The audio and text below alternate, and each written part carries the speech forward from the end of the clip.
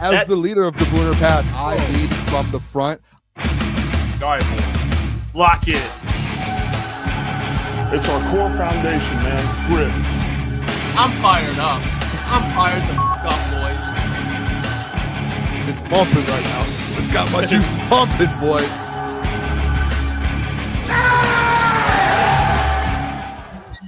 Welcome to Crunch Time Sports Free Agency Frenzy, Day 2. We're just looking for Detroit Lions signings, and we have one as of a couple of minutes ago. Appreciate you guys for tuning in. Yesterday, we went live for almost 9 hours, and we are running it back. So let me show you what the Lions just did. Two things happened in the past 2 hours or so. I see the people that are in the chat. I appreciate you all for tuning in. Let's get to what just happened as of a couple of minutes ago, actually like 5 minutes ago. The Detroit Lions have made a signing, and an actual pretty good signing, to be honest with you. I absolutely love this. They're signing running back Isaiah Pacheco per Tom Pelissero. They are bringing in the former Kansas City Chiefs running back to replace David Montgomery. Now, those who maybe aren't as familiar with Isaiah Pacheco, I know the last 2 years, he's kind of been battling injuries. But before that, coming into the league, he was a 7th-round pick. He came into the league and averaged basically almost 5 a carry his first 2 seasons, almost 1,000 yards, and looked pretty good. The last 2 years, he's played in 20 games, and he averaged just under 4 a carry. So there is some concerns there, but he showed some of his receiving ability his first 2 years as well. 14 targets, 13 catches, 49 targets his second year, 44 catches. So, I like Pacheco. I think it's an upside signing. He runs very, very hard, but I'm not going to act like I'm not worried about the injury history the last 2 years. I think sharing a backfield will definitely help, but he also shared a backfield last year, to be honest with you, with Kareem Hunt. And the Chiefs had no problem letting him walk, and the Lions get to bring him in. It's kind of probably, I don't know the details yet, but I would assume it's a low risk, low amount of money, high upside, potentially high upside signing. So I like it. I do. I like the Isaiah. He's not better than Dave Montgomery, but I like him. I think him and Jahmyr Gibbs fit really well together. I think he runs extremely hard, and that's kind of what you were lacking with losing David Montgomery. David runs really hard. He wears down defenses, and Isaiah Pacheco can do the exact same thing. He just has to really stay healthy, which I feel like we have this common theme with some of who the Lions sign, but it's just the reality. So what do you guys make of the Isaiah Pacheco signing? I'll get to some comments here. I know people are already talking about defense. I get it. Don't worry. They need to bring in defensive help. They've brought in our new running back, which, again, good signing. A center, Cade Mays, good signing. They brought in Larry Borum, who's a tackle. Good swing tackle, solid, nothing impressive. I'm not going to sit here and pound the table for him, but defense is still the area that needs significant improvement. Gabe says Pacheco is a solid signing, a bit worried about his injury history, but he's not going to be asked to do very much. It's a good perspective there. Definitely, he's probably, David was getting in the ballpark. Let's see. I want to do the comparison between carries. David, his last 2 years in Detroit, got 158 carries this year, which was low, and then 185 carries. And Isaiah Pacheco, his first 2 years, had 170 carries for 830 yards and 205 carries the second year. So he's probably going to be somewhere in between those two numbers, probably about a 170 mark, I think would probably be more realistic.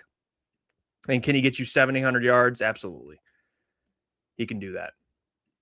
So shout out Mr. Ray as well. I see you in there, bro. Hit the like button, by the way, kind folks. These boys at Crunch Time are working hard and long hours. We appreciate it, man. We appreciate it. Hit that like button. You guys are joining. Lion Stroll, solid backup.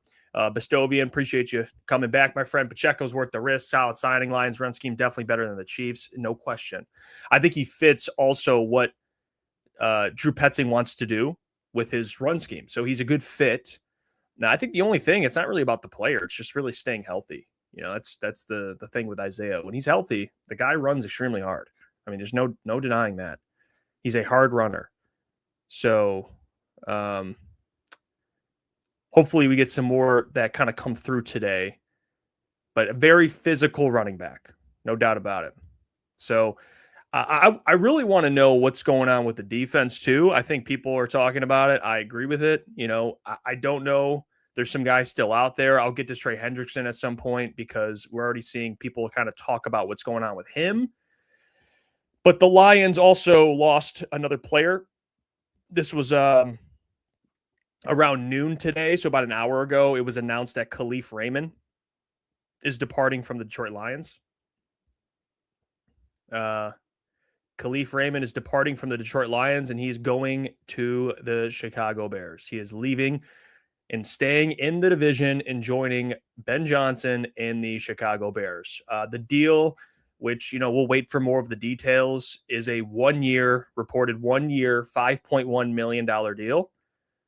So Mike Garofalo and Ian Rappaport reporting on it after 5 seasons in Detroit. Raymond heads to Chicago. $5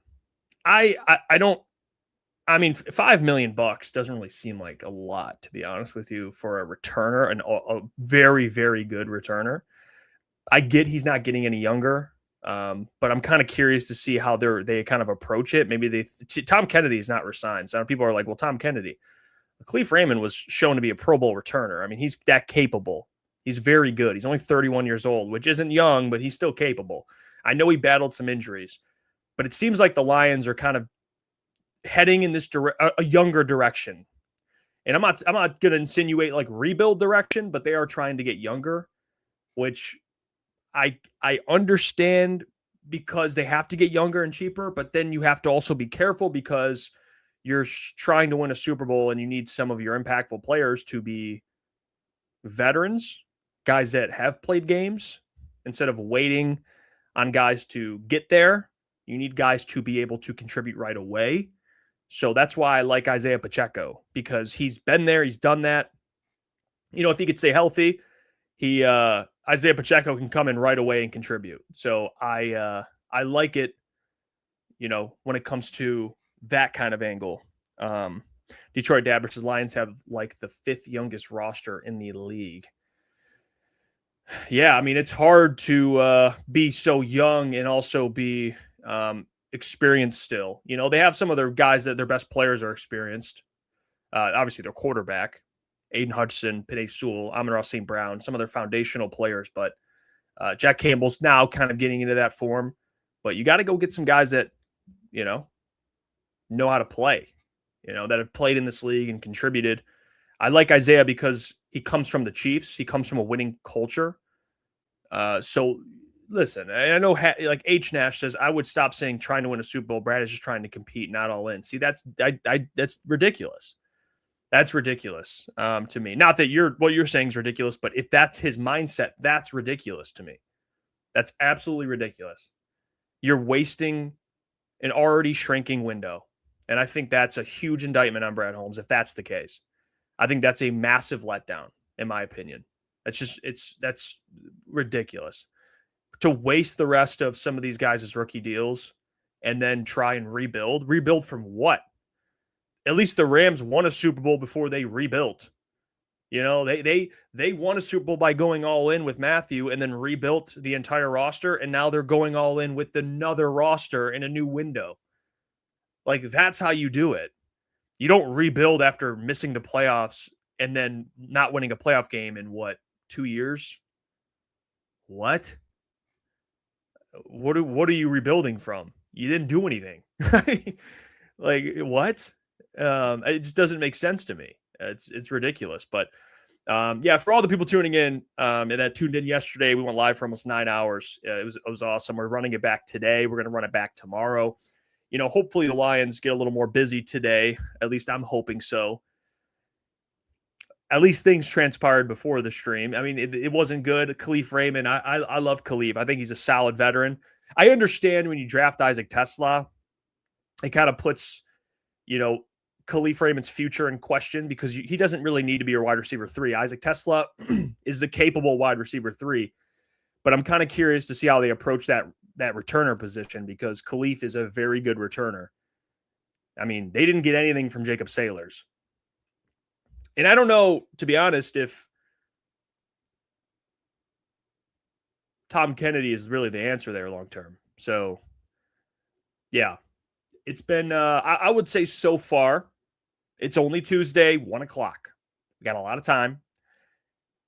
Haven't announced, too much of what's going on. I'm sure they've already agreed upon the restructures. I'm hoping so. I'm still leaning that they have. They just haven't announced it. I think there will be more moves. But just looking at this thing in a vacuum and looking at what they've done, I mean, hasn't really been great, to be honest with you. Isaiah Pacheco's a good signing. Cade Mays, good signing. But your offense wasn't the problem. Like, what does Isaiah Pacheco do for you that David Montgomery didn't do for you? It's like, I mean, doesn't really do anything for me. Cool, you replaced him. I'm happy. I miss David Montgomery, but you replaced him. That's awesome. But Cade Mays, I like it. You improved the center position. But it's like, dude, your defense couldn't stop a nosebleed. It's like, what are we doing on defense? That's really my big question. And Dominic Lovett, I see in there. Lovett is capable for sure. He's a 4-4 guy. And maybe he can turn into that. So, yeah, maybe you guys are right. Getting younger there. Still hasn't been proven, though. So, you kind of got to see that. Last year, they had Tom Kennedy doing it. But, yeah, the defense to me is a massive concern. Like, what the hell's going on with the defense? Like, really? Marcus Newsom, Pacheco has 29 career kickoff return attempts. That's interesting. Maybe he can help out in some of those areas. But he's going to take so much wear and tear through the season, though. I don't know. Well, maybe not. Maybe if they use him like Dave Montgomery, he won't. So, this last year. So maybe he won't. But, yeah, the defense is a big concern to me. It's like that was the side of the ball that you needed to address. I think from a coordinator standpoint, but they did not do that. But you brought back your whole defensive staff, fine. But what are you doing with this roster on defense? I don't know. That defensive line room looks very thin. You lost Roy Lopez. You're not going to probably re-sign DJ Reader, which, whatever. I understand Roy Lopez left for a race, and he's going to start probably in Arizona, and he gets to go back home. So I get it. I'm not mad at that one. But the edge position, it's like, what do you got at edge? That's what I'm waiting on. Really, the trenches, which you did get some guys on the O-line, but what about the D-line? I think that's what Brad should be locking in today with, is trying to find some defensive players. You probably still need another safety. Okay, you probably need another corner. You lost Amik Robertson. He's the only really nickel you had, besides Brian Branch, who tore his Achilles. And Amik Robertson's not a world beater. I'm not saying, again, like that's another player I'm upset that he left, but we got to find replacements. It's not about the guys leaving. It's about who's replacing these players. Like, I mean, seriously, who's replacing these guys? So that's what I want to see, to be honest, is some defensive players get signed and see what Brad can kind of cook up there. Terry, he says, Pacheco got a long list of injuries, a Holmes type of player. Yeah. Listen, I love Isaiah Pacheco. I like watching Isaiah Pacheco. I talked about it before many people started joining here. I think he runs extremely hard. I do. I think he runs extremely hard, and I love the idea of what Isaiah Pacheco can be, healthy in this offense. I'm not sure he's not a better running back than David, but he's a good running back. I don't know what the contract is either. I doubt it's anything. I mean, the last 2 years for him, he can't really command anything, to be honest. He's been injured the last 2 years. He's played in 20 games the last 2 years, and he's totaled about 700 yards. So, he hasn't really done anything the last 2 years, but his first 2 years showed he could be an RB1 and be really solid. So, if he can stay healthy, which I'm sure the incentive would be to stay healthy, considering it's probably more of a prove-it deal for him. I don't think the Lions would give this man like a 2-3 year deal. But I would guess it's more of a 1 year deal for him. He gets to go to the Lions and, back up Jahmyr Gibbs and not have as much wear and tear, but really show he can contribute in the backfield. Maybe it's 2 years at most, but it's probably 1 year. But I think in the role he's in with the Lions, the way they want to run the ball, the way they prioritize running the ball, I think he can benefit in this offense. Again, the biggest question is just, can you stay healthy? But, man, you watch him in the playoffs with the Chiefs. You watch him in some of those big games that the Chiefs had where they're running the ball and Isaiah Pacheco's getting like 5-6 a carry and running his ass off. He's a fun player to watch. He's a fun player to watch. Let's see. Xavier, you better be cheaper than Monty or it makes no sense. Yeah, he's definitely going to be cheaper than Monty. I can't imagine. I mean, the last 2 years for him has not been good. Monty was a top 12 paid back. He ain't getting that. No, he ain't getting that, man. He's probably getting a 1 year, couple $1 million. I can't see him. I would be shocked. I mean, that would be a whole nother discussion if it's more. I don't think it would be, though. Andrew Jones, losing Khalif hurts. Nobody else on the team is a TD threat on punts and kicks. Well, you're right. Maybe Dominic Lovett can show that he can be, but they don't have it. That's why I was saying, I wonder if they'll maybe address it and maybe sign a returner out there. You never know. Maybe they bring in a younger returner and this thing looks better. But as of right now, they don't really have anyone. Going back to what we were discussing earlier, they got to find guys that can replace guys. The biggest really concern for me, and it's not really, I guess, it's a concern right now, and it could very well change the next day, considering there's going to be more things that happen, is you don't want to go into the draft and bank on all these guys contributing for you.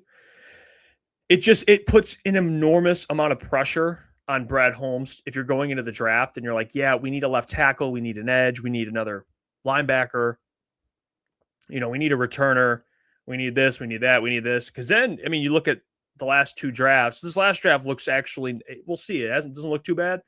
But 2 years ago, if you have a draft like that, you are boned. You are screwed. So you want to get these things ironed out right now, sign some players on defense, fill out some of these positions, and then go into the draft, go BPA, factor in need a little bit. You got to factor in need a little bit. But if it lines up and you get a BPA, then yeah, you draft a tackle. I think they're done with tackle. I think they're going to go into this draft basically like, I hope one of these dudes fall. I think that's what they're going to have to think to themselves. I really do. I think they're going to have to pray that Monroe Freeling falls. I really do.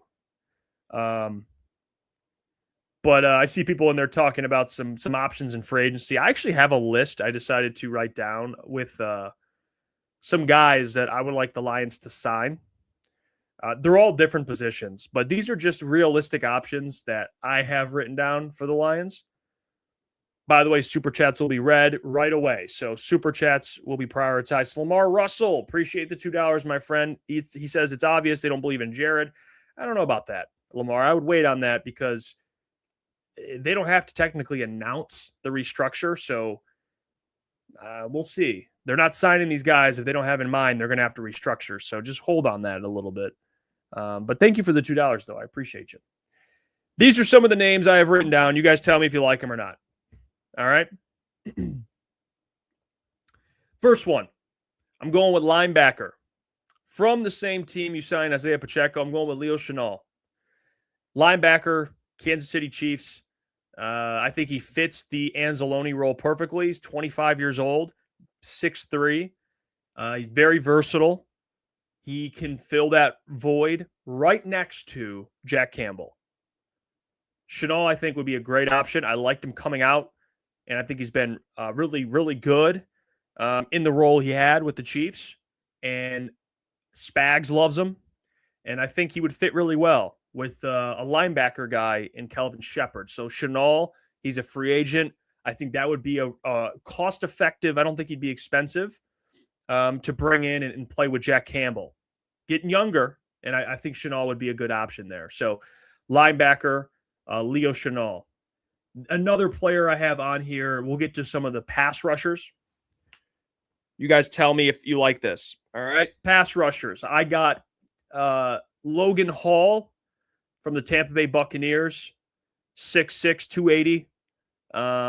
And he's not going to be your edge 2, but as an edge 3, as basically depth, Logan Hall, I think, would be a good depth piece that could come in and play some edge for you. He's not the answer, obviously, but as just depth, they need depth at edge, and he's a capable player, couple sack a year guy, nothing special. Jadeveon Clowney definitely could come in and play some starter reps for you. 8.5 sacks last year with the Dallas Cowboys. I like Jadeveon Clowney, even at his age, very solid. He means the guy's getting 8.5 sacks a year the last couple of years. And I don't think he'd be expensive either. I think he'd be a good fit and could play the run. Another option, Cam Jordan. Cam Jordan, he's 36 years old, but very productive still, can play the run and a good vet to have in the locker room. And I think he'd want to play with Dan Campbell as well. Was under Dan Campbell when he was with the New Orleans Saints. Quarterback, I have Jimmy G as a backup. I think he'd be a good backup, to be honest with you. A good backup quarterback to have. And he's an experienced, if Jared Goff goes down, I think Jimmy Garoppolo or someone in that, he might have, I don't know if he got signed yet, but someone in that kind of realm, backup veteran, better than Kyle Allen. I think you could probably get Jimmy G. He might be too expensive though, but someone in that tier. There's a couple backups out there that are pretty capable. And then safety, I have Andre Cisco, was with the Jags, went to the Jets as safety depth. Andre Cisco, Taylor Rapp from the Bills, safety depth, another option. And then the corner, I have Tariq Woolen, who I think could be basically a number one corner, at least play the role. I don't know if he's not good enough to be a number one corner, but he's got the height and size that you can put on some tough matchups. You know, you could throw on a guy like some big receivers. So Tariq Woolen would be worth a 1-year deal, in my opinion. Just like hey, come and play, and he can match up with some big receivers. So those are my guys here. I have written down. You know, there's some names, cost-effective names. And, at least running back 2 has been addressed. I know people are talking about Pacheco, which, again, I kind of addressed it. I like the signing. I do. I don't, love the signing as in, this is a layup signing. There is some risk involved. That's why you're probably able to get him for cheap. But I like him as a hard runner, and I think he fits what the Lions want to do very well. And actually, there's some stats being tweeted out about Isaiah Pacheco, and I'm going to show you guys this. Let me see. Let me show you guys this stat about him. You tell me what you think. Dave Richard put this out. Pacheco was 8 for 8 last year in converting downs of 1 yard to go. He was 13 of 15. Converting downs of 1 or 2 yards to go. A positive is if he's replacing David Montgomery, but the Chiefs gave him 0 carries inside the 5 last year, none. In 2024, they gave him 3. He converted 1 for a TD, 5 TDs on 9 carries in 2023, 4 TDs on 10 carries in 2022. Will Detroit give him those chances? I believe so. So he's a very good, especially very good in those short yardage situations, which, let's be honest, guys, being objective here, that's why Dave Montgomery was so valuable. Jahmyr Gibbs, as great as he is, he wasn't very good in the short yardage situations. He wasn't. And now you have a guy who was very, very good in those short yardage situations. So I like this tweet. Jeremy Reisman reposted it.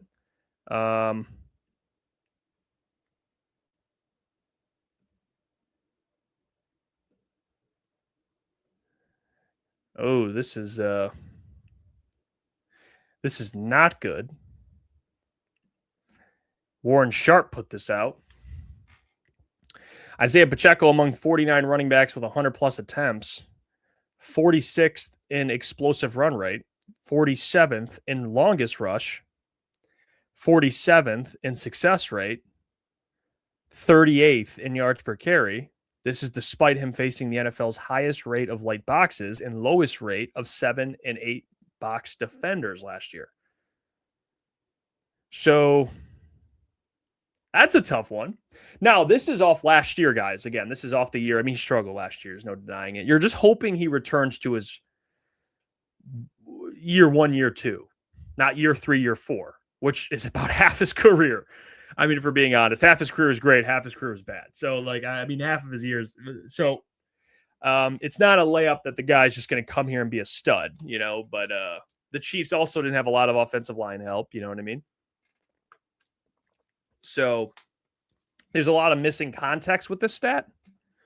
But, Warren Sharp just trying to crap on everybody.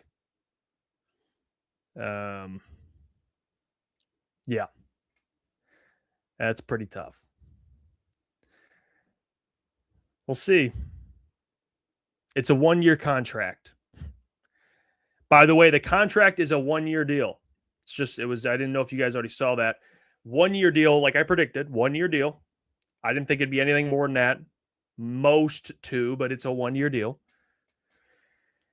And if he could stay healthy, I think it looks a lot better, but I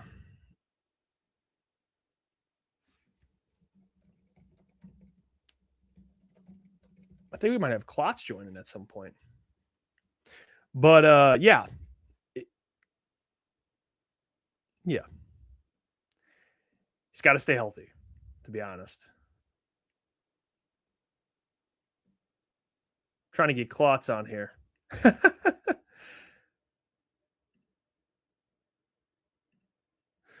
Let's see. H. Nash. Brad is famous for 1-year deals. Yeah. I mean, sometimes there is upside in it, for sure. Sometimes there is upside in signing a guy to a 1-year deal. When you repeatedly do it, that's where the bargain Brad stuff comes in. Where you're trying to get cheap guys you're trying to just dance around it and try and get these cheap guys on 1-year deals. And there's a reason why they're on 1-year deals. Like Davenport, there's a reason why he was on a 1-year deal, right? You knew he wasn't good. It's like, well, if we get anything, great. It's just how it is. Isaiah Pacheco has, I think, legit upside, but there's risk, man. There's risk. I think his situation's much better in Detroit, though. I do. I will stand on that. I think his situation's better in Detroit. It's really just staying healthy. I think he'll be fine if he's healthy. If he stays healthy, there's a big if, but his circumstances are better. I think there's better offensive weapons. I think it's a better O-line. I think it's a better run scheme. He's playing with a very good back in Jahmyr Gibbs. He won't be asked to do as much. So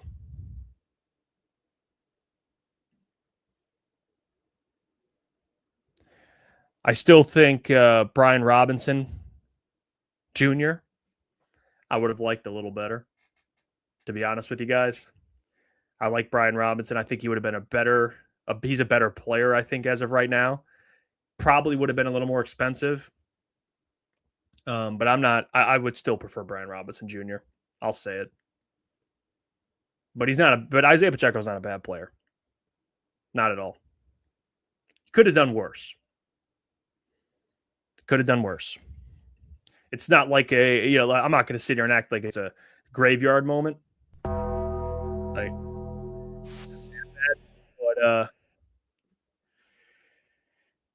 yeah.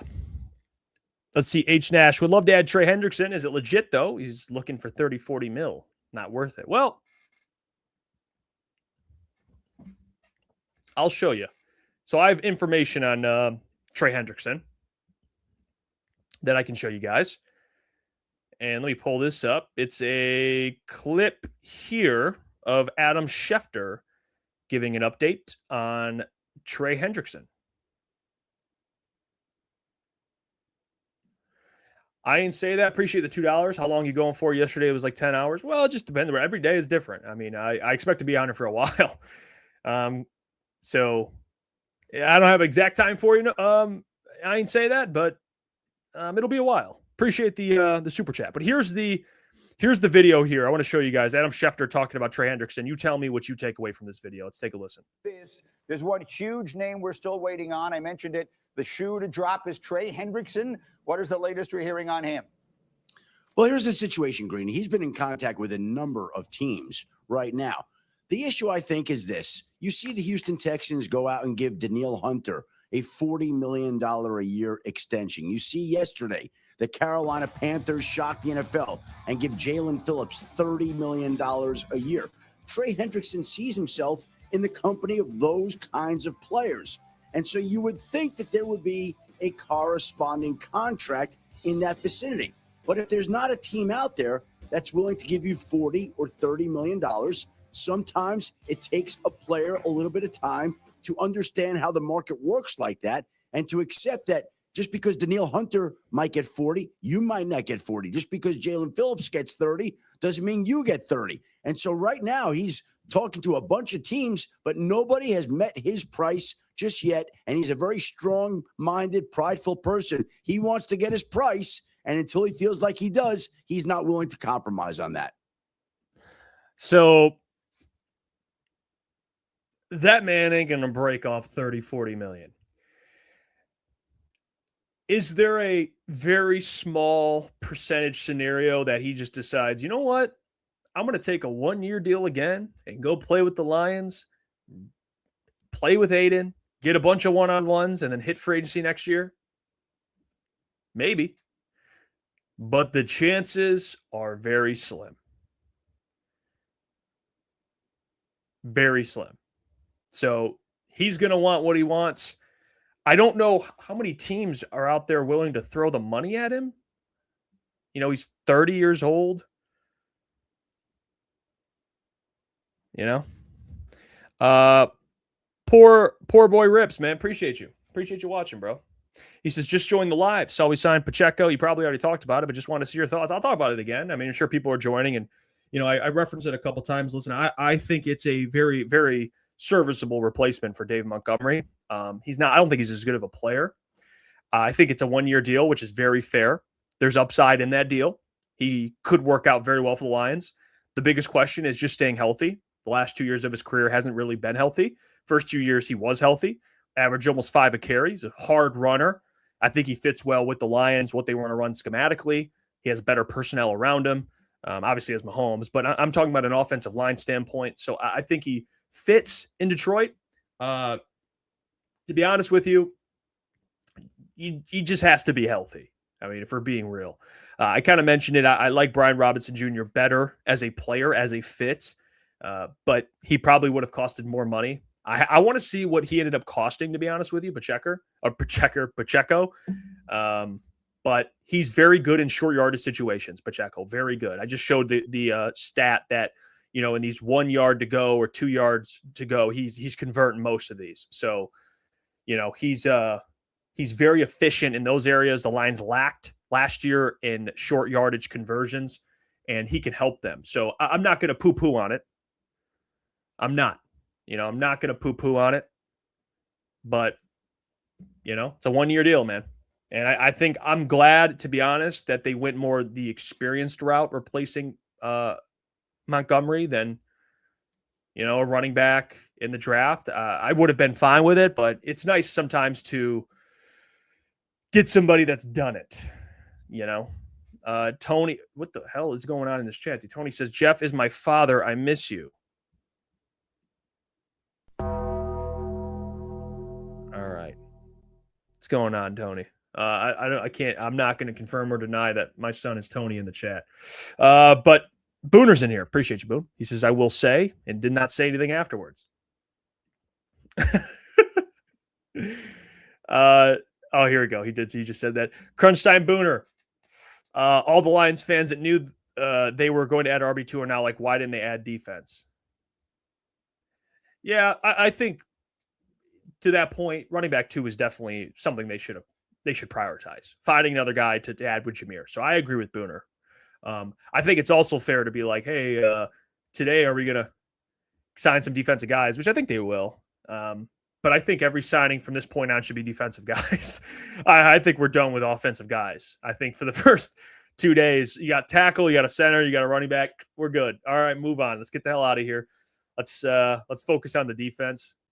But yeah, I like Pacheco. I think he's a good fit there. Cold Clots. Jeff, come home. The kids miss you. All right. Just gonna move on from that one too. Shout out Evan. Apparently I have multiple families that are just scattered around the country. All right. Benji says, I'm taking down names of those hating on Pacheco. Well, I can't imagine why you'd hate on him from a skill set standpoint. I think if you want to bring up the injuries and hate on that, you know, if you want to hate on the injury concerns, fine. But I think Isaiah Pacheco, man, I wish I could play highlights. I really do. I wish I could play Isaiah Pacheco highlights and not get copyright strike, because I'd want you guys to see how hard this guy runs. I really would. I would love you guys. I would love to watch it with you. He runs his ass off. He really does. He's a fun player to watch, man. He really does. It's hard to tackle him, which that's where he kind of does fit the Montgomery role. You know what I mean? He does fit that role. That's what he brings to the table. He runs his ass off.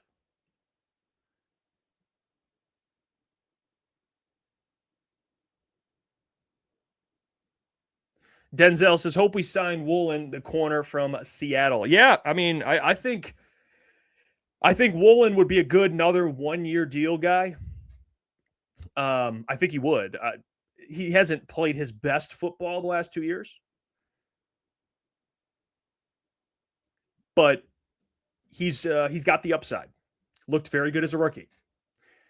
But if he takes a 1-year deal, then we can talk. If he wants more than that, and no, I'm good. I'm all right. I'm straight. I'm good. Hunter, do you think there's going to be any defensive signings today? I do. I think for Lions fans' sanity, there has to be, right? I think for Lions fans, it's hard for me to sit here and be like, nah. I'll say yes. I'm confident in that. I feel good about it. Benji, that's the main compliment to Gibbs. Excuse me. Power runner, who's always going to fall forward. Spot on, Benji. Montgomery was hated on prior to his time in Detroit, but it was all about style fit. That's true. Benji is correct. I think the thing that Montgomery brought to the table that Isaiah Pacheco at this point does not really have, he hasn't proven, is Montgomery in Chicago through 4 years only missed a couple games. He played, he was relatively healthy. Now, the thing I will defend Benji on is the yards per carry. He had 2 years in Chicago where Montgomery averaged 3.7 and 3.8 yards a carry. So the yards per carry thing, I really don't. I think there's a lot of context involved with that. That's why I'm not going to sit here and be like, well, Pacheco the last 2 years averaged. Like, I think there's context for sure. But the injury side of it is where I think it's fair to be maybe a little skeptical. But to Benji's point, like, you can't question the skill set, the fit, how he'd play with Gibbs, because, you know, he fits. I mean, he fits really well. Dark Cash says, what's the price on Pacheco? I don't have that right now, to be honest, price point. I'm going to get that for you guys as soon as it gets released. Maybe I just missed it. I'm going to keep looking for you so I can find it. But yeah, Brian Warren, appreciate the $2. Brian Warren. The trade for Kayvon Thibodeau is on the way. I don't know if it is. I don't know if it is. I don't think he's a fit with the Lions. I don't. And to be honest, that would be more of a rental because he's going to have to get paid very soon. And I don't think the Lions want to pay him or bring him in.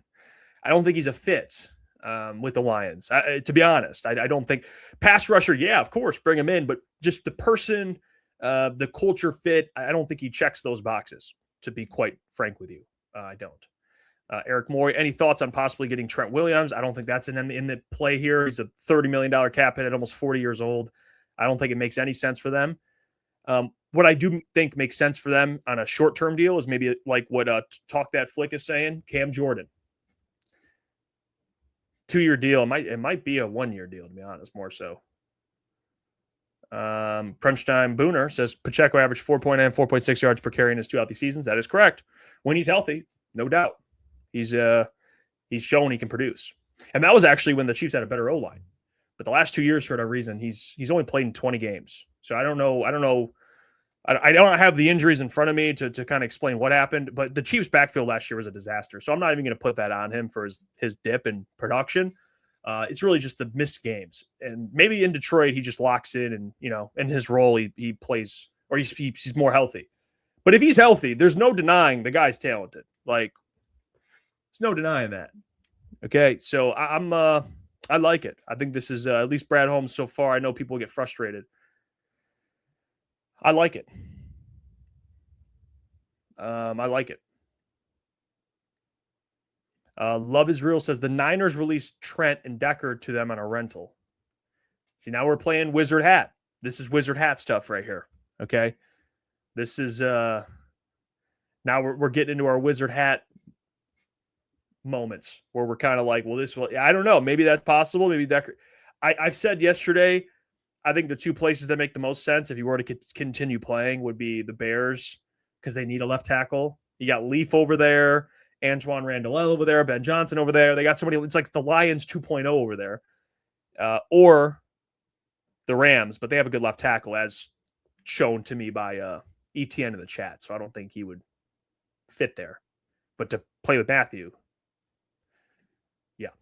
Jason Pacheco younger than David Montgomery. That is true. He is younger, a little more banged up so far, but maybe he can turn that around.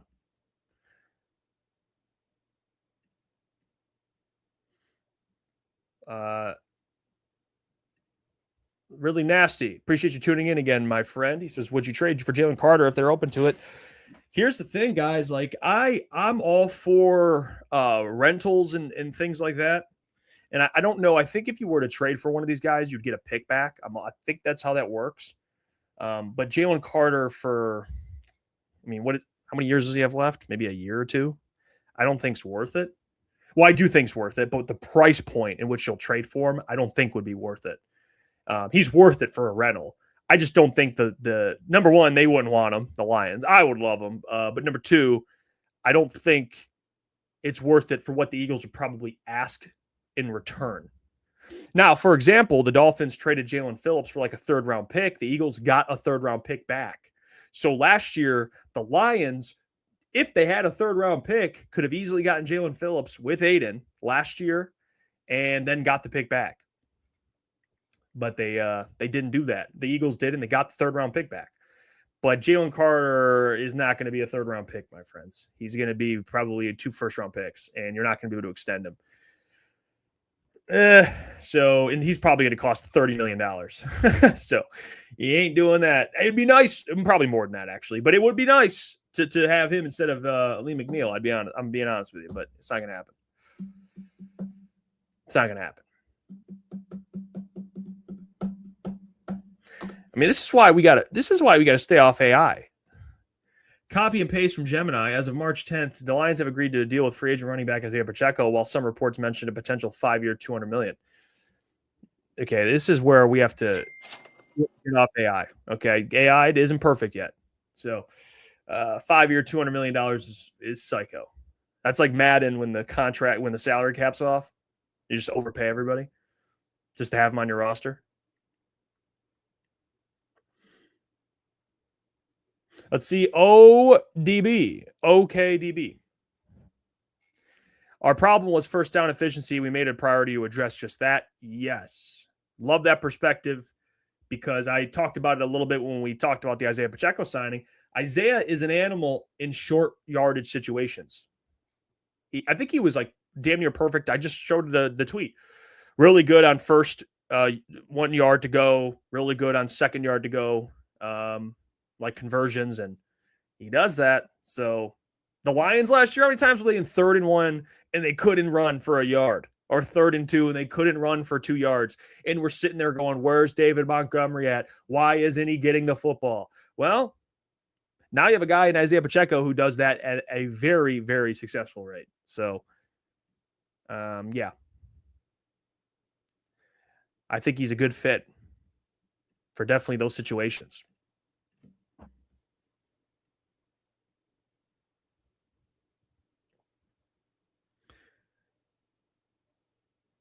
And honestly, I would like to ask the people that are frustrated with the Isaiah Pacheco signing, and to all the people that are listening, number one, I appreciate you.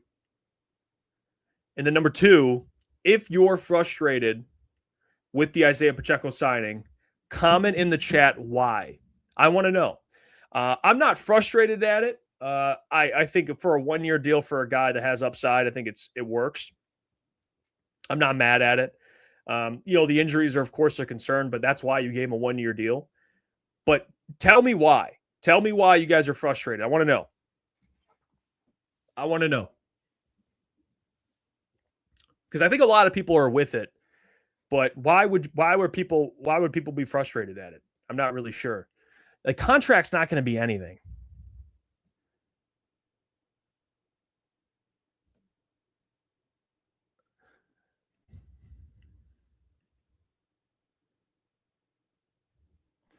Superfan Hutch says, just unball knowers, Jeff.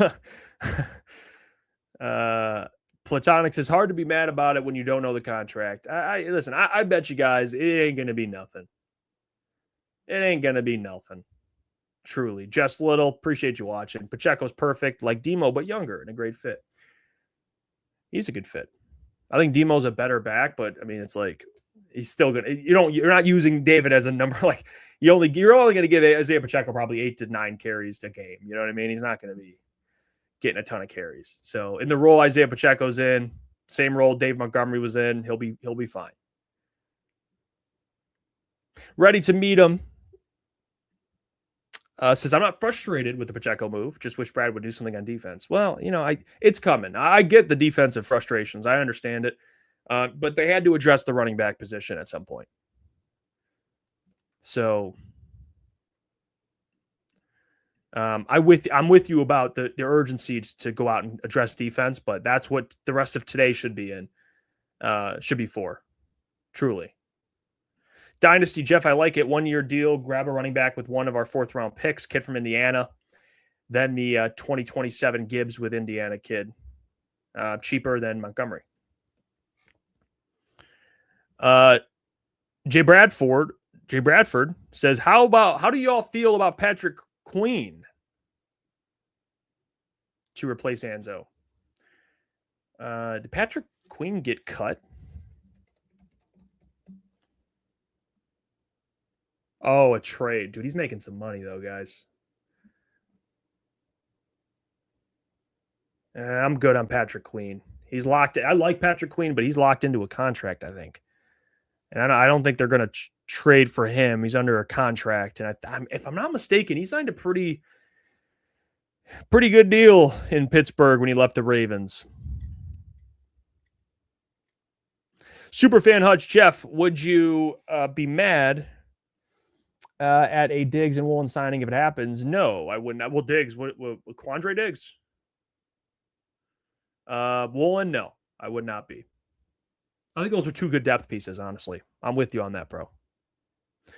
Jazz Funk Sensation, thank you for the $10. I appreciate you. It reads, I think the biggest reason why Aleem was so bad last year, not just because of his injury, but also because they were playing him a lot on the edge for a stretch out of nowhere. Oh, well, yeah. They played him on the edge, which was irresponsible. But that's your defensive coordinator, right? They got to put him inside. I agree with that. And the injury, of course, I think they kind of mismanaged him a little bit. I think this year's make or break for Aleem, though, if I'm being honest. I think this year's make or break. If he doesn't show at least flashes of what he was before the injury, you're cooked. You got to move on from him. You can't sit here and eat up money. I know he doesn't have a lot of guaranteed money left, but maybe that's the case. Maybe this year they don't use him on the edge. I don't know what the hell they were thinking with that. I think it's because they were trying to get cute there and be like, well, you can defend the run.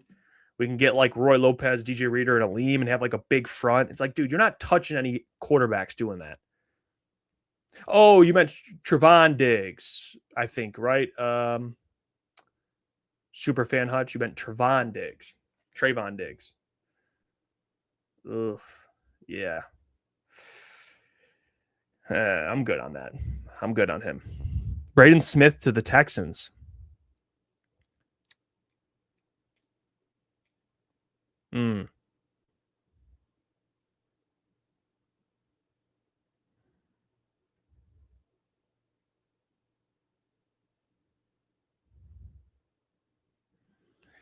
Yeah, it's a good signing for them.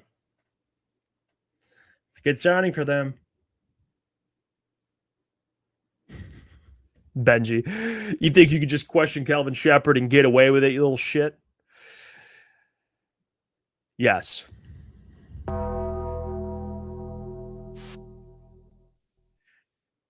Send Calvin Shepard to the gulag. Braden Smith to the Texans. That's a really good signing, actually, for them. I think they traded the right tackle to the Browns, and they got younger and better.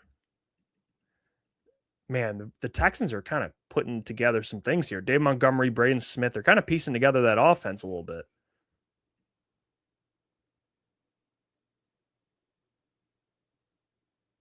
It's really if CJ Stroud can play football. I mean, that's really let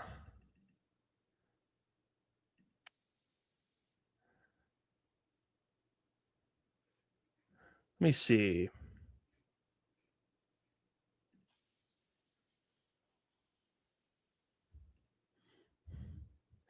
You guys want to see? This is Lukas Klotz crashing out over what happened today. Let's take a listen to Lukas Klotz. I'm here on my run, trying to get some fucking work in, and my Siri chimes in and goes, "The Chicago Bears have signed Khalif Raymond to a 1-year, $5 million deal." What the fuck? What? I mean, I'm not freaking out because like, oh my god, Khalif Raymond's leaving, the world's ending. No, it's just like, leave. Even he's going. Who the fuck? Okay, he brought in Cade Mays, who's a good center, like him. Bring in the tackle from Miami, who I don't think any of us knew who the fuck he was. And you're like, well, he started 11 games for the Dolphins last year. The Dolphins' offense line fucking sucked. Hang your hat on that one. Go for it. And defensively, Anzo, Amik, gone. DJ Reader, probably gone. Notorious Davenport's still out there. AQM hasn't been re-signed. But it's like, the Lions are almost like selling. And for a team that's in win now mode, they're acting like they're fucking tanking. Yeah, well, that's true, Clots. For a team that's in win now mode, they did some of these some of the guys departing and not really. I mean, I haven't seen anything yet besides Pacheco and Cade Mays, which is fine. But that defense, you're treating that defense like a rebuild. But we'll see. Maybe there's some moves to be made today on defense. Let's see. Someone just said Cam Jordan updates.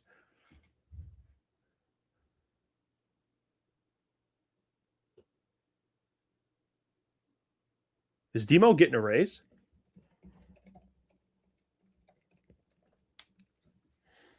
Is he really?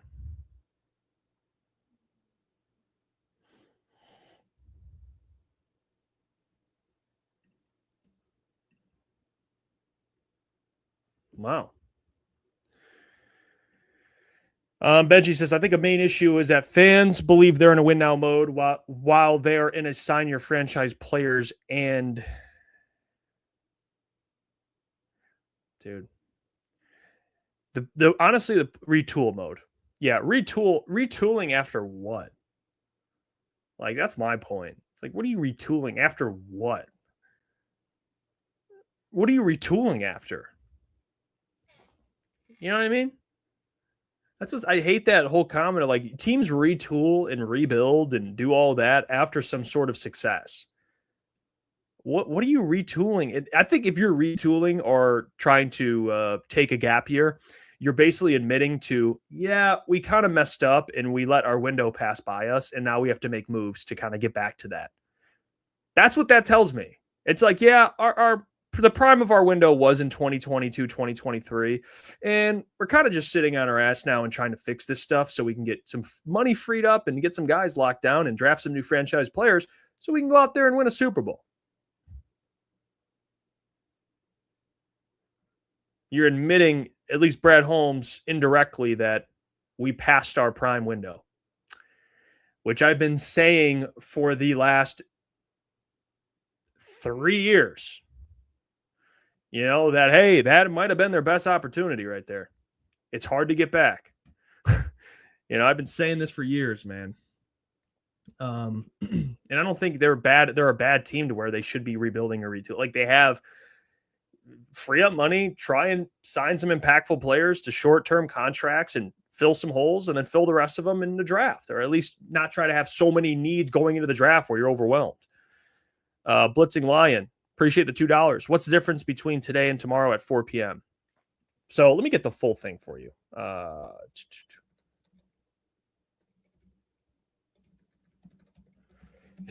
So tomorrow at 4 p.m.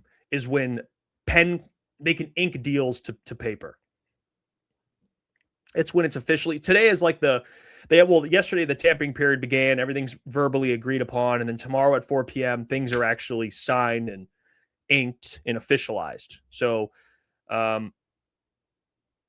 that's what that basically means. So all these are more verbal agreements, and then everything's officialized tomorrow. 4 p.m. is when things can be officialized. So that's what that means. So, I mean, very rarely you'll see deals fall through, but that could happen because everything's verbally agreed upon. But you get what I'm saying. Dio, appreciate the $2. Dio tuning in. Any news? I've been at work all day. Well, Isaiah Pacheco signed with the Lions. A lot of people seem to like the deal, and I don't think it's a bad deal at all. And then Khalif Raymond went to the Chicago Bears on a 1-year, $5 million deal. So Khalif is in Chicago, and Isaiah Pacheco is David Montgomery's replacement. So that's the news for you, Dio. Appreciate you tuning in again, my friend. And yes, he says, STFU, we have Pacheco. Yes. The Lions have Pacheco. Well, I don't know how much they're paying him yet. That's what I got to find out. I know it's a 1-year deal. Let me see.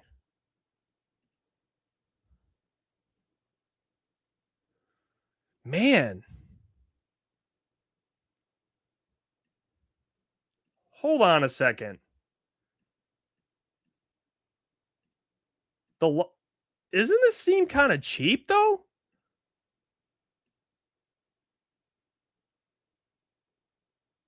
Oh, Dio's a female. You know what? I take that back. My bad, Dio. My bad. Thanks for the clarification there. Calling you bro. 2-year, $20 million for Braden Smith, dude. $10 million for Braden Smith, starting right tackle. Wow.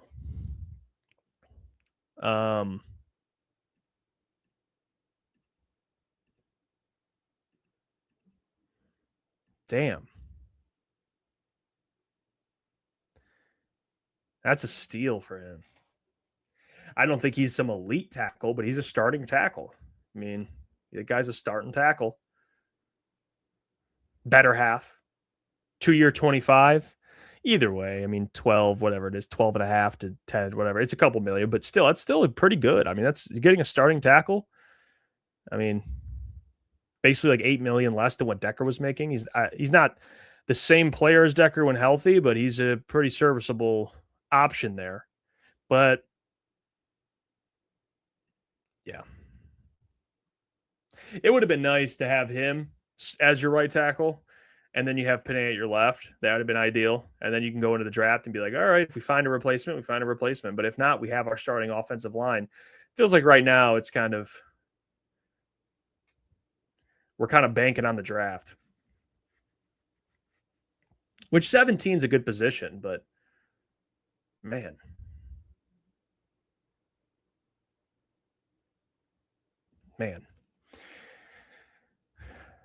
Jess Little, I think they're seeing what they need, then restructuring only what they need as to not screw the future or necessary smart. Yeah, that is true. They're not gonna. They're kind of waiting to see what they spend, what they have to free up. So that's what that all means. So, I mean, could you afford Braden Smith? Probably. 10, 12 million bucks? Probably. That's probably what you would have had Taylor Decker restructure down to. You're probably trying to shave off like 10 million bucks off it. I'm just making things up, but I think they could have afforded a starting tackle for basically probably triple what Larry Borum makes. But whatever.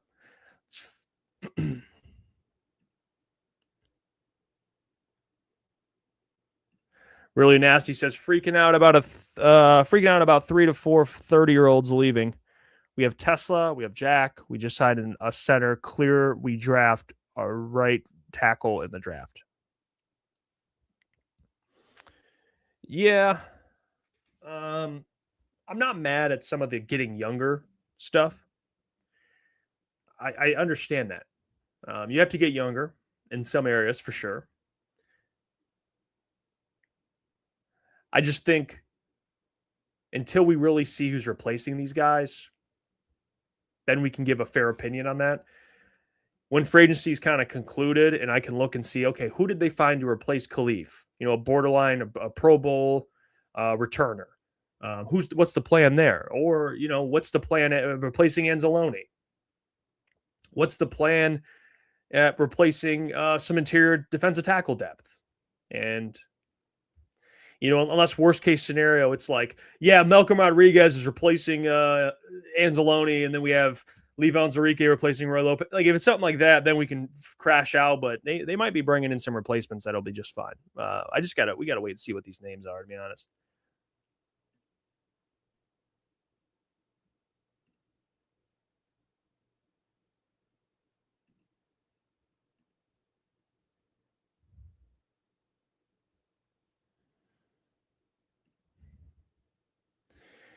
Jesse Adams. By the way, this is a great memory by you, Jesse. For those who are watching that actually forgot this happened,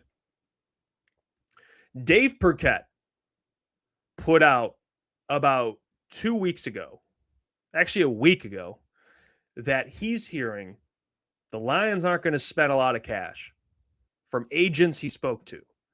The information he was gathering was suggesting that the Lions were not going to spend a lot of cash. And it looks to kind of be that.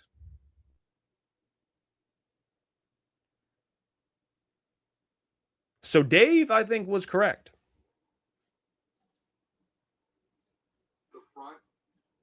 I think Dave was spot on.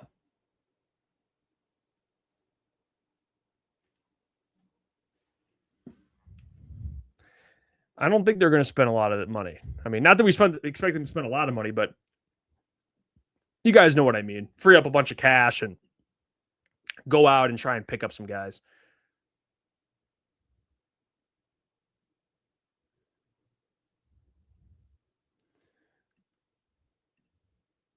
Lions Troll said anything after Pacheco. Nothing after Pacheco. Nothing Lions related after Pacheco. I'll keep looking. But no. Actually, I do have.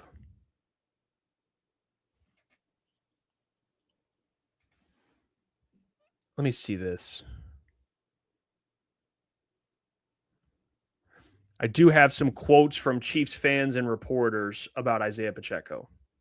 Let me see if I can.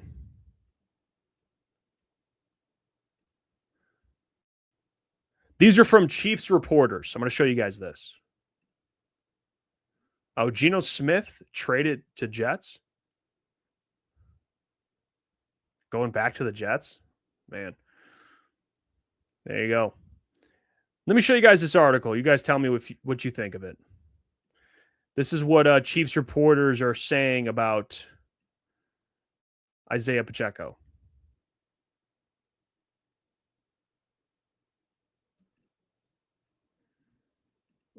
It says right here, here's what Arrowhead Addict, this is Pride of Detroit, which is like a Chiefs outlet, is saying about the move. Now at 26, Pacheco brings an encouraging history with Super Bowl rings to show for it, while also facing injury concerns about his effectiveness. The Lions will love Pacheco's violent running style, and Dan Campbell feels like an ideal fit as the new head coach. This is what The Athletic said. Here, NFL Next Gen Stats provide some evidence. In 2023, Pacheco hit 15 miles per hour or more on 29 of his 205 carries. During the next 2 years combined, he had just 15 mile per hour spurts, all on an almost identical number of rushing attempts. Pacheco once vaunted speed hasn't helped him create big runs lately. Pacheco ranked 4th worst among 49 qualified running backs in explosive run percentage last season. And he was also one of only 4 rushers with 100 carries who failed to break free for a 20-plus yard gain. Man. And Chiefs fans obviously love the guy.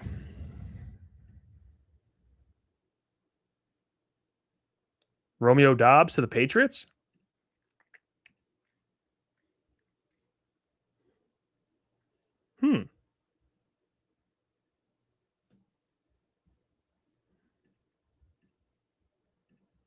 It's actually a pretty good move for them.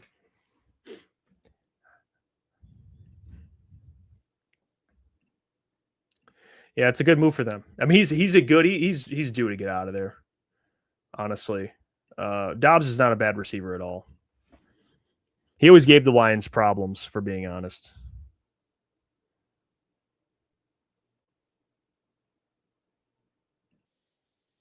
But the Packers are getting ready for something. I don't know what they're doing. I don't know if they're trying. I don't know what they're trying to do. But they traded Dobbs. They traded Rashawn Gary.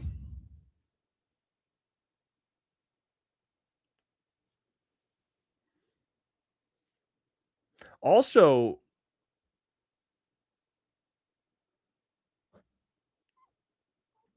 no, he wasn't. Never mind.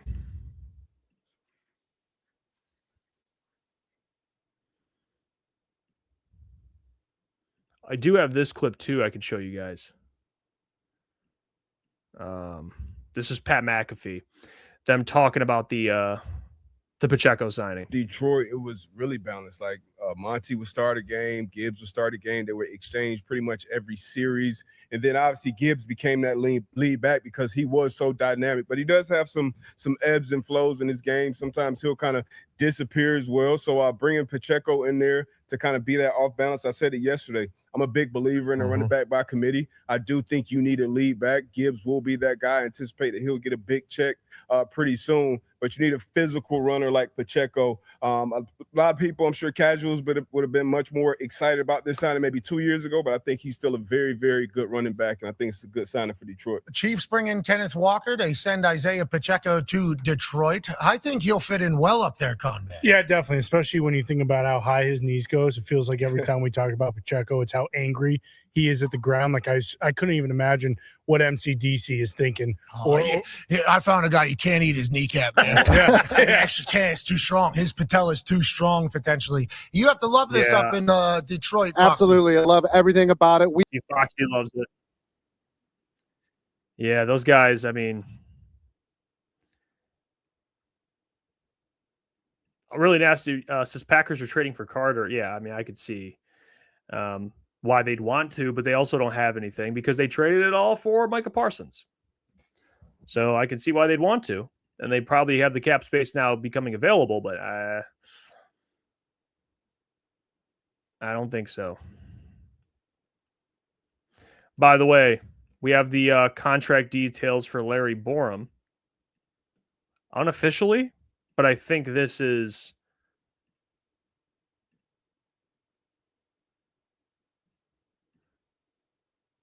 reputable. Larry Borum is getting a 1-year deal worth $5 million, which honestly makes this whole thing a little more freaking confusing because like Braden Smith just signed for double that. So Larry Borum gets 5. I don't know. It doesn't really make sense. But I guess he's playing the Dan Skipper role. But if Braden Smith got 10, 12 million, how did Larry Borum get half that? Larry Borum's probably worth like $2 million. I mean, if we're talking Braden Smith, the starting tackle's 12. I mean, I don't understand. I really don't. Let's talk to the man, the king of crash outs. Lukas Klotz. How we doing, Klotz? Pepe, you hear and see me good? Everything good comms wise? You sound good. You look good. You have some beef with the Isaiah Pacheco signing. Is that what I'm hearing? It's I'm not. Hearing that Okay. So this is gonna go down as one of those like, oh, he fucking hates the player. He hates Brad Holmes. Like, no, dude. Okay, I put a video up on my Twitter. Had an early day work wise. I was like, I'm gonna go for a little run. Good weather out. It's like 70 degrees out. I did play the video. On it's like I get the notification about Khalif Raymond signing with the fucking Bears. And let's just start there. It's not even like I think Khalif Raymond's the best returner in the league. And he's like some guy that you have to have or you're fucked. Like, no, Khalif Raymond I view as a guy that to keep him around is going to cost, what, $3 $4 million a year. His family's already here. He'd probably rather stay in Detroit. Whatever. Even if it's $5 million, you let him leave. But he's one of those guys where he was like a culture. Like he's like Leaf, like he was like one of those guys that you expected to stay around for a while. Same with Enzo. Taylor Decker's leaving and he wanted to stay. So it's one of those things where it's just like these little red flags all around. And I'm like, all right, that sucks. What the hell is going on there? And 10 minutes later, the Siri, same AirPods. The Detroit Lions have signed Isaiah Pacheco, former Chiefs running back. And I go, what the fuck again? I'm like, what are we doing? Because I think Isaiah Pacheco, if you were to line up the free agent running backs that I would have thought, he would have been like number 17. Because if we're talking about Isaiah Pacheco 2 years ago, different story. Different story. He was a stud. He still runs hard. But it's like, I think a perfect example, maybe not as extreme because Nick Chubb was insane in Cleveland. But it's like watching Cleveland Nick Chubb versus watching Houston Nick Chubb. Like, it's just a different player. And I'm going to ask you this. Is Isaiah Pacheco, both of these guys, current day, is Isaiah Pacheco on the same level as David Montgomery, do you think? No, he's not. I said that earlier. He's not. Do you think he's better? No, I think Dave Montgomery's better. Okay, do you think Isaiah Pacheco is like a smidge worse? Like, because I look at the other guys. Like, I look at like a Brian Robinson. I'm like, he's not D-Mont, but he's not like way far off. I did say earlier, I like Isaiah Pacheco. I would still take Brian Robinson Jr. over him. I would take Brian Robinson Jr. over him. So it's just the point of you're paying to get worse instead of investing in that position, which you bring up all the time in the draft. And you're doing it to a guy that's got 186,000 miles and 2 blown transmissions already. And he's your RB2. Great. I'm happy he's not your RB1. He's going to get hurt. And he's paid for it. It's just the principle of it all. I don't think he's the worst running back in the league, even though people's favorite database PFF, he was ranked like 47 out of 47th in running backs last year. They got over X amount of snaps. And I just don't see, I think Spenny said it best in the chat a little bit ago. He's a Jamal Williams 2.0 without Frank Ragnow, without Taylor Decker, and a lot of those guys. And if you're really asking me, do you just want another guy that's going to be a goal line merchant? Fine, get him in the draft. What do you think Malcolm Rodriguez would have cost in free agency right now? Because he still isn't signed. Probably like $2 million. Probably a little bit less, honestly, than Isaiah Pacheco. And you still need another linebacker.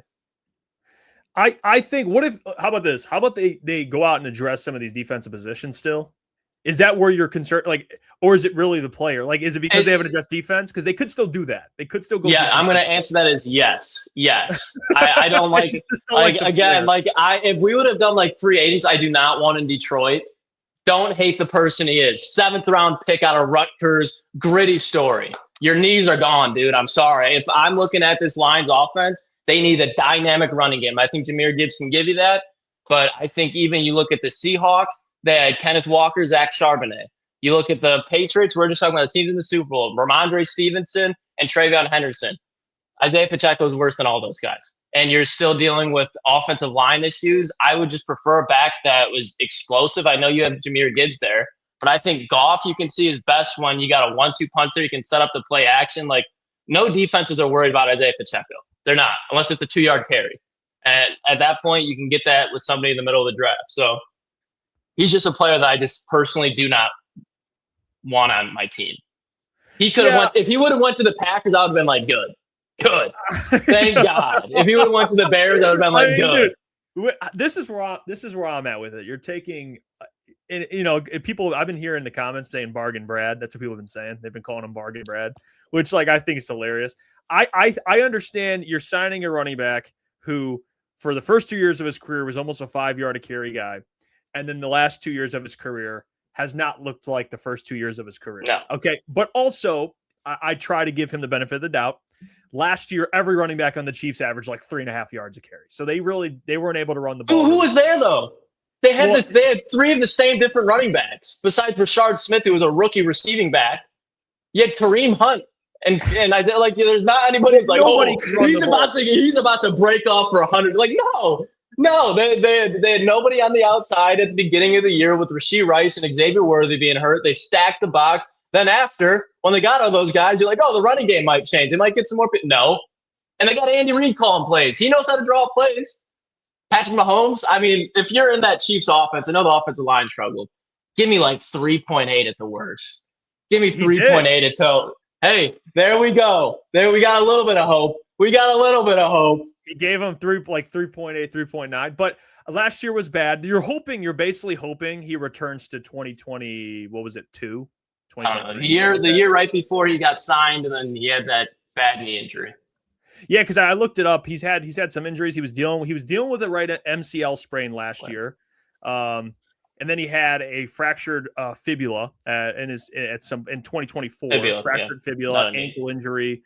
So he's been banged up. Now these guys are always going to get banged up, but he has had some injuries. So I would say the only thing for me, Clots, I like he runs hard. Like I think he would be fine in like what world they'll use him. I don't even think it's that much. Probably like a 1 year, like $2 million or whatever. Yeah, it's probably like a 3. It's the principle. It's the Derek Barnes thing for me again. It's the principle of the signing.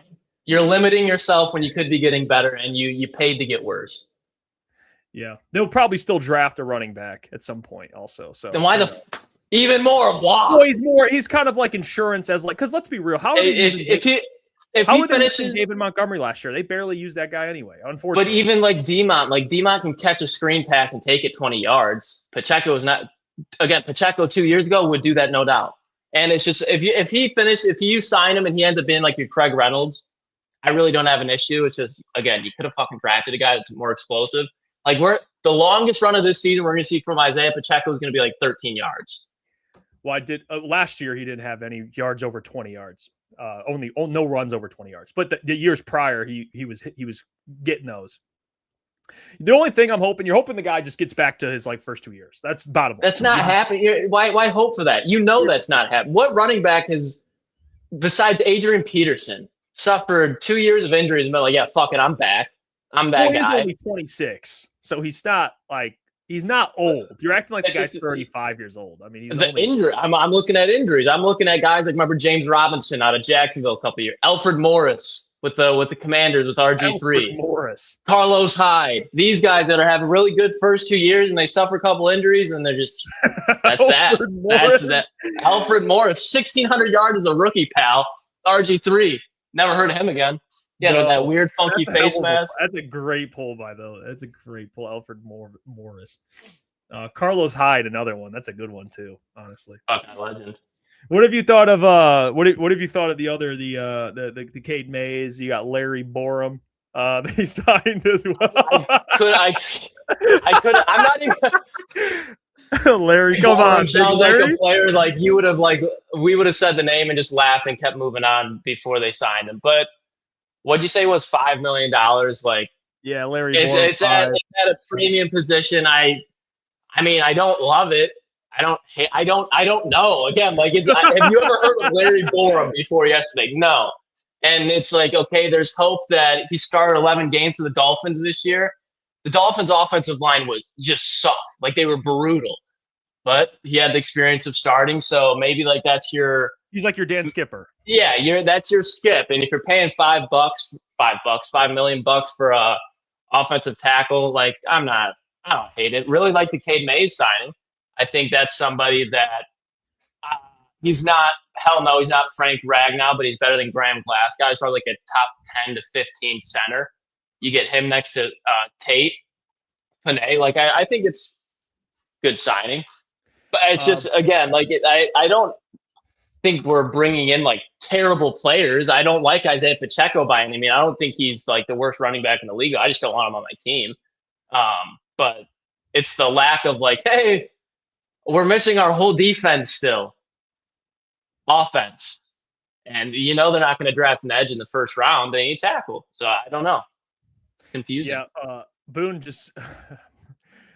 just said he's a bridge RB2. It's not bad. Clots, stop. D Barnes got a 4-year deal. Use your brain, Clots. I remember I will be fighting this hill forever, where it's the principle of you could go out and do better and you're just settling for a good deal money wise. You're like, well, he doesn't cost much. He'll do the job. Like, no, bro. Obviously, they're two different players. I'm saying Barnes to Pacheco. You're basically saying that you think they're settling. on Isaiah Pacheco. Yes, you're settling for there's 10 better options staring you directly at the face that you might have to pay $2 million a little bit more for, but you pay for what you get. It's not obviously they're I'm not see how much they're paying him. I don't know how much. I don't think it'd be that much. It's going to be $2 to $4 million, but it's just again, Malcolm Rodriguez would cost you $2 million. Bring him back and go get Nick Singleton. They'll probably bring him back. They'll probably still bring. They don't have any linebackers besides D Barnes and Nowoski. And that's my point. If you can like that $2 million, whatever it is for Pacheco, like that's another body on defense. Yeah, I am mad. I'm upset that right now you don't have a starting tackle. Brad always says it. You do. Free agency is about needs. And Larry Borum at $5 million, who's not a starter, and Braden Smith just went for $10 million. 12 million, like basically double Larry Borum. I thought it was 20. Oh, is it 25 total? Yeah, 2 for 20 or 2 for 25. Yeah, like you couldn't come up with $10 million. Like you restructure Jared, you probably free up $40 million. Yeah, that's the other thing. I don't know what's going on with the contract. Like no one, not a soul, not a soul has restructured. Like, ask every Lions fan, would you pay double Larry Borum's contract for a starting caliber right tackle who's played for the Colts? Yes. Hey, yes. Was that a Budweiser? Yeah, I cracked open a little bud. You got a little. I get like if I drink one after run, I had a little cucumber salad earlier. Got my blood sugar up. Gonna go ahead and drink a beer, make some food here in a little bit. Clots is sick of this shit, man.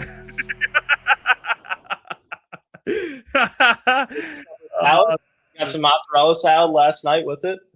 Hey, good for you. See, Geno Smith went to the Jets. Aaron Glenn gets his quarterback. I don't know what if I'm Geno, man, I would have forced my way into Minnesota. Minnesota would have. People can call me dumb for it. Minnesota, I think Kyler goes to Minnesota, but I would be as a Lions fan. Geno would scare me more in Minnesota than Kyler would, because Kyler's going to do that 5'10" dance around behind the line of scrimmage. 10 times he's going to make a great throw. 12 times it's going to be an interception. Geno's accurate. Like even last year, he was an accurate quarterback. Threw a lot of picks, but his completion percentage was high. Shit O-line. Gentry came on last season, and his best wide receiver was Tyquan Thornton. And so he didn't have anybody to throw to. They traded away Jacoby. You put him in Minnesota, which is 10x that situation, he would have been close to like Seattle Geno, I think. Yeah, I just saw the Patriots gave a bag to Romeo Doubs. You see that? How much? They gave, I guess a bag for his standards. It's not actually in the wide receiver market. It's not bad, but Romeo Doubs and the Patriots reached an agreement on a 4-year, $80 million. The Guardian cap got fucking paid, man. Yeah, 20 mil for him is crazy. This is a receiver who had a career high in yards this year at 724. Yeah, I don't. Good for Romeo. Get that guap, man. Good for him. He got $20 million to play. That's insane, dude. He's like a poor man's Cortland Sutton. That's their number one receiver now, I guess, right? They cut Stephon Diggs. So I'm thinking they're gonna have to go on the draft. Like if they get Omar Cooper. Yeah, they're gonna have to go on the draft for sure. Silent said Lukas Goff has hit his ceiling. Clots. Is this true? I mean, what do you think? What else is Goff you're gonna watch him turn into a mobile quarterback? Like the dude had 2 crazy years last 2 seasons. Oh, that's you funny. Tell me the next level for Jared Goff. Bostonian says that JMO deal looking good. Yeah, I don't think the deal is bad for JMO. No. I just say it doesn't make sense that you pay Jamison Williams $28 million or whatever with 2 years left of control, and then you trade up and draft Isaac Tesla. That's where it doesn't make sense to me. You do one or the other. Or maybe if Tesla fall, like the fact that you're going into this draft, I think this is probably the most important year to have a 3rd round pick because you're close to winning a Super Bowl. You're not a year or 2 away. Like I think you are right on the cusp, and you don't have a 3rd round pick because you gave it up for a receiver. That's going to be practically a wide receiver 3 for his rookie contract here at least. Booner just said if Lukas was the GM, we would have Clayton Tune and a bunch of practice squad guys. Yeah, and if Booner was the GM, Matthew Betts would be starting on the other side of Aiden Hutchinson next to Levi Onwuzurike and every other fucking project here. You'd have Giovanni Manu as offensive tackle. Hey, Sorry, I'm not jumping up and down wild. for fucking Isaiah Pacheco, bro. Not doing tricks on it. I would have Hendon Hooker and Giovanni Manu as my tackle. That would be mine. And it's your Hendon Hooker and Gio stage. I thought I could crack you. Yeah, no, it's over. Pause. Those are tough. Yeah, hold on. Yeah. Pause. Wait, hold the phone here, Clots. Hold the phone. That was Every time I hear that, I think Caleb's coming in now. Yeah, I just love hitting it, dude. It's like, oh no. Yeah, good one. Good end one. it there. Dynasty says these crazy wide receiver contracts does this set us into place to trade J-Mo next year, first and second round. These contracts are crazy. Well, I don't know. I don't think so. I don't think so. I think they're keeping them. I'm surprised. I mean, I would have thought, you would have thought, Clots, the last couple of days, like before free agency, you would have thought, man, restructurings are coming. We're about to have 30-40 million available. We're about to have 30-40 million available. It's like, guess what's about that? And that boy Gibbs is about to get signed before anybody even thinks about restructuring. hit the fucking thumb. Yeah, signing. I feel like they're, say the Rams are like the 1A of the NFC right now. No, this isn't going to make any sense. They're closer to the Steelers. They're heading closer to the Steelers than they are to like the Rams and the other like top contender teams, in my opinion. Well, that's like the Lions, they definitely don't suck. Like there's no way you could say the Lions suck. Like the Lions on paper should be able to win the division. Then you really start like looking, you're like, No, they don't suck, but people are like, well, they're retooling or they're taking a year off. Taking a year off from what? Playoffs, not winning a playoff game. What are you taking? They took a year off last year, brother. Like, I understand the Rams and the 49ers. 49ers make a Super Bowl. They don't win it, but they make a Super Bowl and then they take a year off because they're injured and then they come back. The Rams win a Super Bowl, restart, But it's like, what? Ridiculous. No, you're taking a year off from what? Taking a year off from taking a year off? I mean, taking a year off from going to Cancun? You're going to Cancun now? What's going on? What are you taking a year off for? Booner says, hey, Jeff, Clots wants to re-sign Gibbs, but is mad we have the cheap 1-year running back because we're about to pay a running back $20 million. You can't have it all. Is Booner just like so stuck on he's a cheap deal versus I said multiple times, like I just don't like if the Packers signed Isaiah Pacheco, I would say good. Like Isaiah Pacheco is just not a player I would have wanted the Lions to sign. He could be signed for $500,000. It's just a player that he's cooked, he's past his prime. You could have done better. Who would you rather have? Brian Robinson. Rico Dowdle. I agree with that. Rico Dowdle. Did he sign? Did Rico Dowdle? Yeah, $6 million with the Steelers. $6 million? 1 year? Mm-hmm. Kenneth Gainwell, another name, would have loved. All these guys that would have been in the $5-6 million range that aren't coming off clear regression because of injury. Is it 2 years, $12 million? That's still really good though. $6 million for Rico Dowdle. He's 1,000-yard back, dude. He's a good back. Bring in Pacheco. I would understand. I would understand like trying to get better if they were if Pacheco's, let's say, $4 million. Then I can see like, okay, $2 more million, you could get Rico Dowdle. I'd be like, that's my point. Yeah. Like if they'd bring in like Rico Dowdle for $6 million versus Pacheco, let's just say it's $3 million. Which like there's a difference of like I would be thrilled if you bring in that. Like I don't care if you got to pay a little bit more. Like $6 million, not a lot of money. You still bring in Gibbs on extension for that money. Yeah, like listen, I like Pacheco when healthy. When he's healthy, I think he he's a fine back. I do. But I can't hate the take, to be honest. Of like if I got to know what Brian Robinson Jr. would have costed, but if he signed somewhere for like $6 million, let's say again, you can't say like, No, that it's both just backs would be that you would have to say they're better at if the price if point. God forbid Gibbs goes down for a month of the season because of a high ankle sprain or something, like that's when it's like, oh yeah, we probably should have paid a little bit more in free agency for a veteran running back, like a guy that can actually stretch the field and make dynamic plays at this point in his career. Yeah, and I guess you could see Rico Dowdle's going to play with Jalen Warren.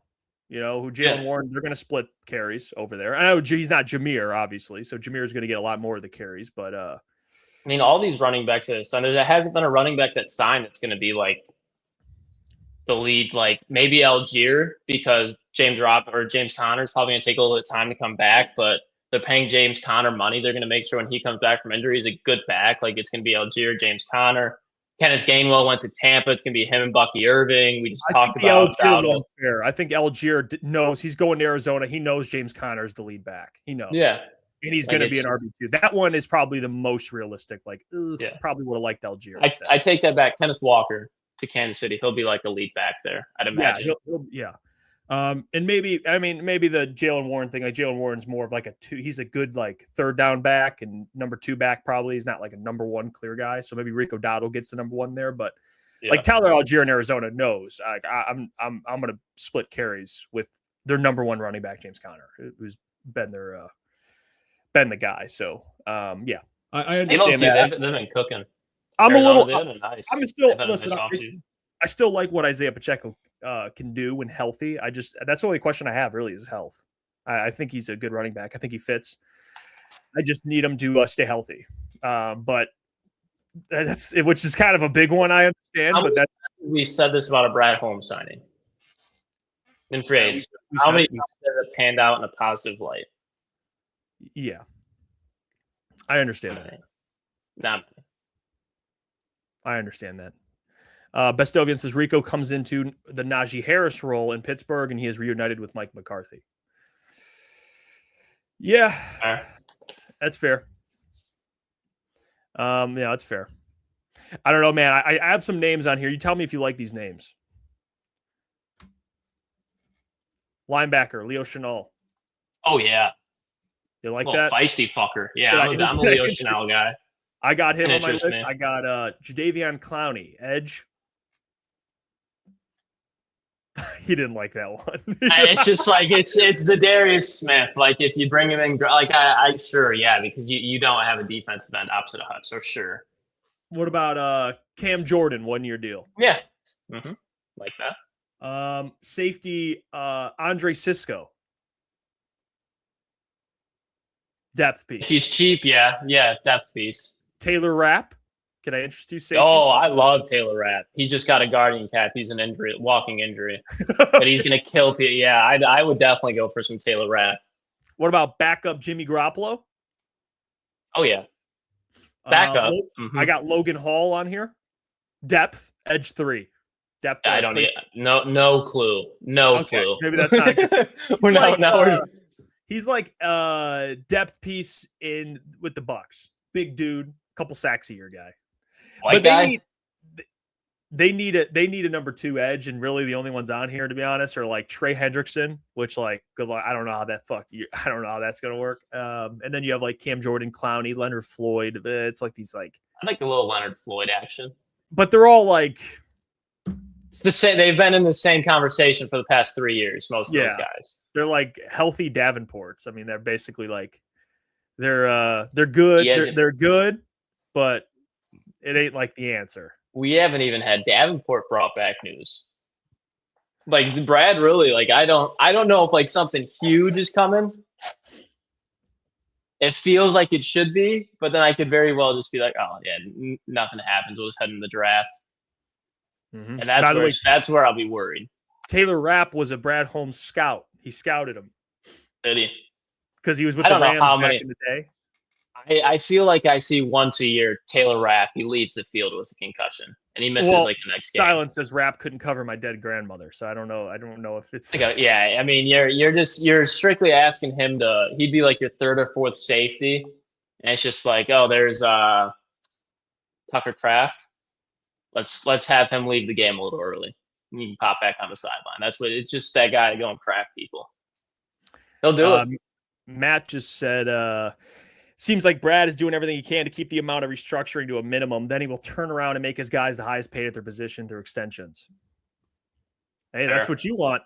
Jahmyr Gibbs, man, get ready for that one. And Jack Campbell. I'm not letting a top 10 player in the NFL walk out of my building. Then you better get used to the Isaiah Pacheco deals. Then you got to. You know what? We should draft your boy Nick Singleton.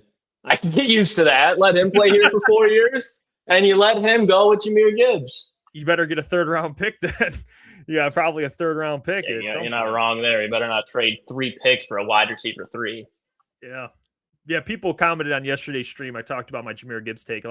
Some people didn't like it, but really? Hey, fair. If you don't like the take, that's fine. I did. Hey, you saw Kenneth Walker, Super Bowl MVP. Though, like that's like 3 levels from Jahmyr Gibbs. The Seahawks said, "See you later." Do you think if that was Jahmyr Gibbs on the Seahawks, they're letting him walk, or do you think John Schneider's making sure, hey, we got a top 5 running back? We had one in Marshawn Lynch. He did really well for us for close to a decade. Hey, we kept him around. What about the Chiefs? What about the Chiefs with Trent McDuffie, one of the best corners? They said, "Yeah, see you later." Who traded for him? The Rams. What did the Rams do? Did they extend the running back Kyron Williams? Oh, they were able to do both of those. They were able to do both. No, extend the running back, draft one, and Blake Corum, and go ahead and get a corner, and draft their edges, and bring in Devontae Adams. Oh, and they extended Stafford too. Yeah, but guess what? Blake Corum? Blake, you got him. You got him there. Yeah. But we need our Blake Corum. That's what we need. Imagine they draft Singleton and he's a good back. Great. You got a great situation. You got a great 1-2 punch for the next 4 years. You let Singleton walk, you trade him, you keep Gibbs until there's like a regression, and it's not coming in the next 3-4 years. If I'm just saying, you guys, and I understand you don't want, it sounds mean, I understand, Booner, he's in there, he agrees with you. I understand it sounds mean if you don't want to extend Jahmyr, you're a meanie. It's not mean. It's just it's dumb. It's dumb. It's just you know what I'm doing? I'm franchise tagging him. I got him for 3 more years. Bang. Someone else pay. What do you think it would cost to franchise tag him? $14 million. So again, you'd rather pay $14 million for a top 3 running back for 1 more year instead of paying $20 for the next 3, 4. Yeah, I would. If you're the Falcons, are you letting Bijan Robinson walk? Well, no, because I think he's already proved it. No. Like when you bring that up, who had more rushing yards between Bijan and Gibbs this year? No, listen. If I'm the Falcons, tell me Gibbs. If I'm the Falcons, if I had a quarterback, I would be like, yeah, we'll just replace him. We'll find another running back. They do. They got 2 of them now, both lefties. But the Falcons are in a position where they don't have anything, so they're probably just going to pay him. But here's where I'm at with it. All right. We just played a clip from the Pat McAfee show, and Darius Butler, he's on the Pat McAfee show. Shout out DB. You know what he said when he was talking about Jahmyr? He said, he was a little inconsistent when it comes to being a number 1 back. So it's nice they got Pacheco. He was talking about Pacheco. Why is it that everyone's talking about Jahmyr not being able to handle his RB1 responsibilities yet? I don't know, because you could say the same thing about Saquon this year. The same thing about his guy, Jonathan Taylor. 2,000 in the league in rushing. So okay, you think that if you swap positions, Jahmyr Gibbs isn't getting, let's not say even 2,000. You don't think he's getting 1,800 yards behind that offensive line? Has he shown he can have the wear and tear? I haven't seen it yet. Has Christian McCaffrey ever rushed for 2,000 yards? No. But he's doing a lot of he's pretty much on pace, Jahmyr Gibbs is, for what Christian McCaffrey has done in his first 4 years in the NFL. In fact, he scored more touchdowns than anybody in NFL history. And are their touches similar? Probably not. But you know what? When the touches aren't there and the production is, guess what happens if you give Jahmyr Gibbs the ball a little bit more? Also, by the way, he's going to probably produce a little bit more. By the way, the problem with Christian, though, to be honest, with the Panthers, he's a great player, but they gave him a lot of touches early on. He couldn't stay healthy. So they kind of were like, he's a great player. Yeah, Jonathan Stewart. And he wasn't ever the clear guy, and he was getting a little banged up. That's why the Niners were able to take him. Niners get him, and then what happens? They extend him, and he's been the best player running back wise probably for the past 5 years. And I'll tell you what, Jahmyr Gibbs has stayed healthy, but he hasn't shown he can handle number 1 running back responsibilities, like heavy workload. rookie year against the Las Vegas Raiders, Sunday, Monday night, whatever that was. What the hell happened then? Did he do it 17 There's times? No running back in the NFL has ever done it 17 times. There's been Or at least games this year. 16? James Cook led the NFL in rushing this year. There was multiple games where James Cook had like 30 yards. Oh, James Cook. How much is he getting paid? He's going to be getting paid less than Gibbs because he can't catch the ball like Gibbs. He's not as quick as Gibbs. He's not as good as Gibbs. And I'm pretty sure the Bills are happy they extended him. They'd be fucked this year if they didn't have James Cook. And he's not even what Gibbs is. Let's look. Actually, let's see this. Hold on. James Cook contract. James Cook is making a 4-year, $48 million. So it's about 12 a year. So you're going to pay Jameer double James Cook, who just led the league in rushing. I would pay Jameer 20 a year. And again, if he wants 22, fucking take it, dude. Dude, I mean, what are we doing? Dude, yeah, you're going to give this guy to, if we go from like Jameer Gibbs to, our defense can't stop a nosebleed, but we're going to give him 20+ mil. Yeah, our defense can't stop a nosebleed. So let's take our most dynamic player on offense out of the way. Let's go try to replace him with a rookie out of Oklahoma State. Let's go do that. I'll tell you what, man. Running back, shortest shelf life in the NFL. You have an offense. Yeah, so when you have an elite one, keep him around. No. Mr. Racist, keep this man away from the guy. Jameer would walk out being paid like a wide receiver if I was the one making the negotiations. He could have whatever he wants. Just saying, he has to prove it to me, man. He has to prove it to me. He does to handle number one running back responsibilities. To even be considered being paid, I still wouldn't spend 20+ million. To be considered to be paid. You guys are like, just back up the Brinks truck. Let's give this guy 20+ million. He's an all-pro running back, and he's done it in year 3. Last 2 years, the guy's been a top 5 running back in the NFL. Okay. What more do you have to prove? Amon-Ra St. Brown. Has Amon-Ra St. Brown not proved it? Yeah, but what does Amon-Ra St. Brown prove that catches 100 balls a year and he's proven Jameer's giving you more touches and more production each year. Yeah, but Amon-Ra, and you're gonna have to pay him less. Wide receivers at that caliber. I know what you can find wide receivers. You can say all you want, but you know in your heart, Clots, running back is a easier to change up position, easier to replace position. I think if you have Jameer Gibbs, you can just keep drafting wide receivers and you'd be okay. You would rather have Jameer Gibbs than Amon-Ra St. Brown. Yeah. Maybe not in 10 years, but for the meantime, if you're like, hey, yeah, dude, at 30, how about at age 34? Who would you rather? At age 34, Amon-Ra St. Brown might be on the fucking Texans for all I care. I don't know, but I'm saying the next, like in our window, if you're asking me, hey, you got 2 really good wide receivers, one All-Pro, one Pro Bowl. You got an All-Pro running back. Which one are you going to keep out of the 3? I'm probably going to go. J-Mo is going to go first, obviously, and then be Amon-Ra. You got one wide receiver that's already really good. I can go find me an Omar Cooper in the first round. I can go find me a Puka. I can do it. I'll turn that around now. Can do it. It's like, now, dude, can Brad Holmes live up to my expertise? I don't know, but I can tell you. It's like, okay, I'll turn it around. It's third down. It's like, okay, third down. Who we going to? 85% of the time, it's number 14. That's who it's going to. Who's the defense worried about? Amon-Ra St. Brown or Jameer Gibbs? 14. I'll tell you that because guess what? Gibbs they couldn't convert. That's why they got Pacheco. They can't even find Gibbs. They can't convert 3rd and 1s with Gibbs. Well, Isaiah Pacheco is just going to come in. He's just going to be the Demont role. Gibbs is just going to be the workhorse again. Get better O-line. First down. Amon-Ra first down. Big play Gibbs. Big play Gibbs. I want the big play over the first down.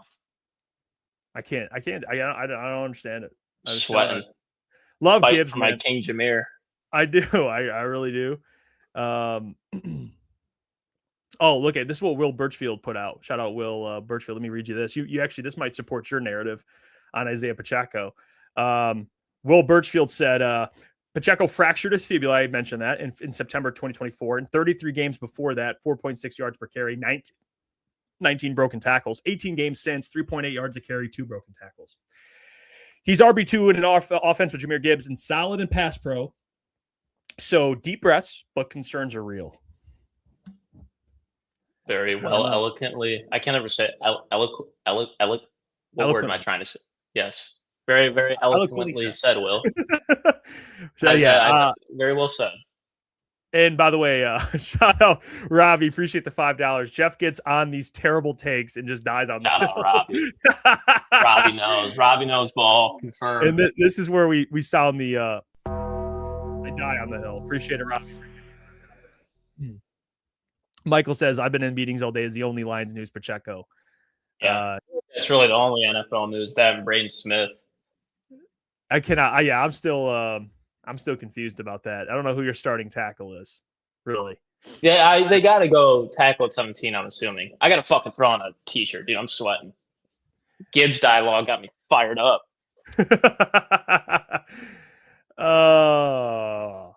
Like this is on the Rams shirt I got. I'm going to throw on my LA Rams shirt. Can we stop this, though? And I'll play it. I'll show it in a second.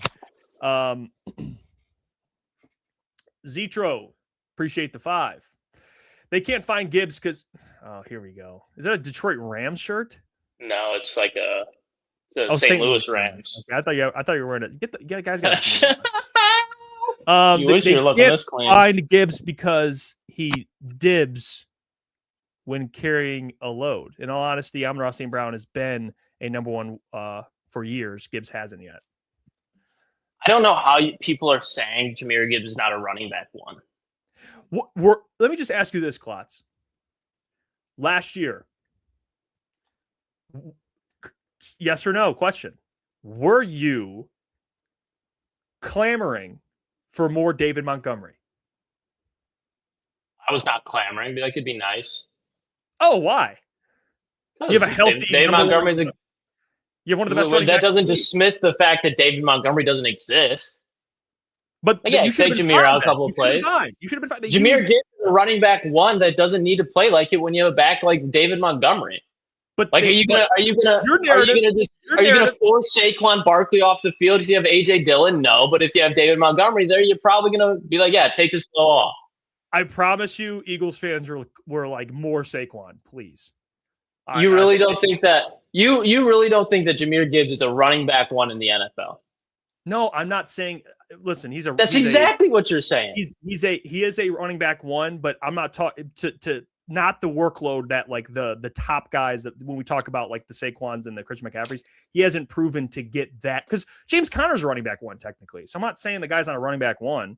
I'm saying he's a very good running back one. He's just not one of those guys you're like sign a blank check, extend him. He's proven he can handle the workload of these top I don't know what else he has to do. Like in the situations he's been able to control, like he's went out there and balled out. Yeah, there was games where he rushed for 30, 40 yards. But then in that same game, he's giving you 6 or 7 catches and the same production out of the backfield, which most of those other RB1s aren't giving you. It's like all the comps that when Jahmyr Gibbs was drafted, the whole reason that it was okay in people's eyes, some people's eyes, is because he can be Alvin Kamara, Christian McCaffrey. And those are guys that you draft in the first round, should draft in the first round, and you can extend. He's lived up to every bit of Christian McCaffrey, and he's made Alvin Kamara look like a bum compared to when he stepped in the NFL. And Alvin Kamara was a dog.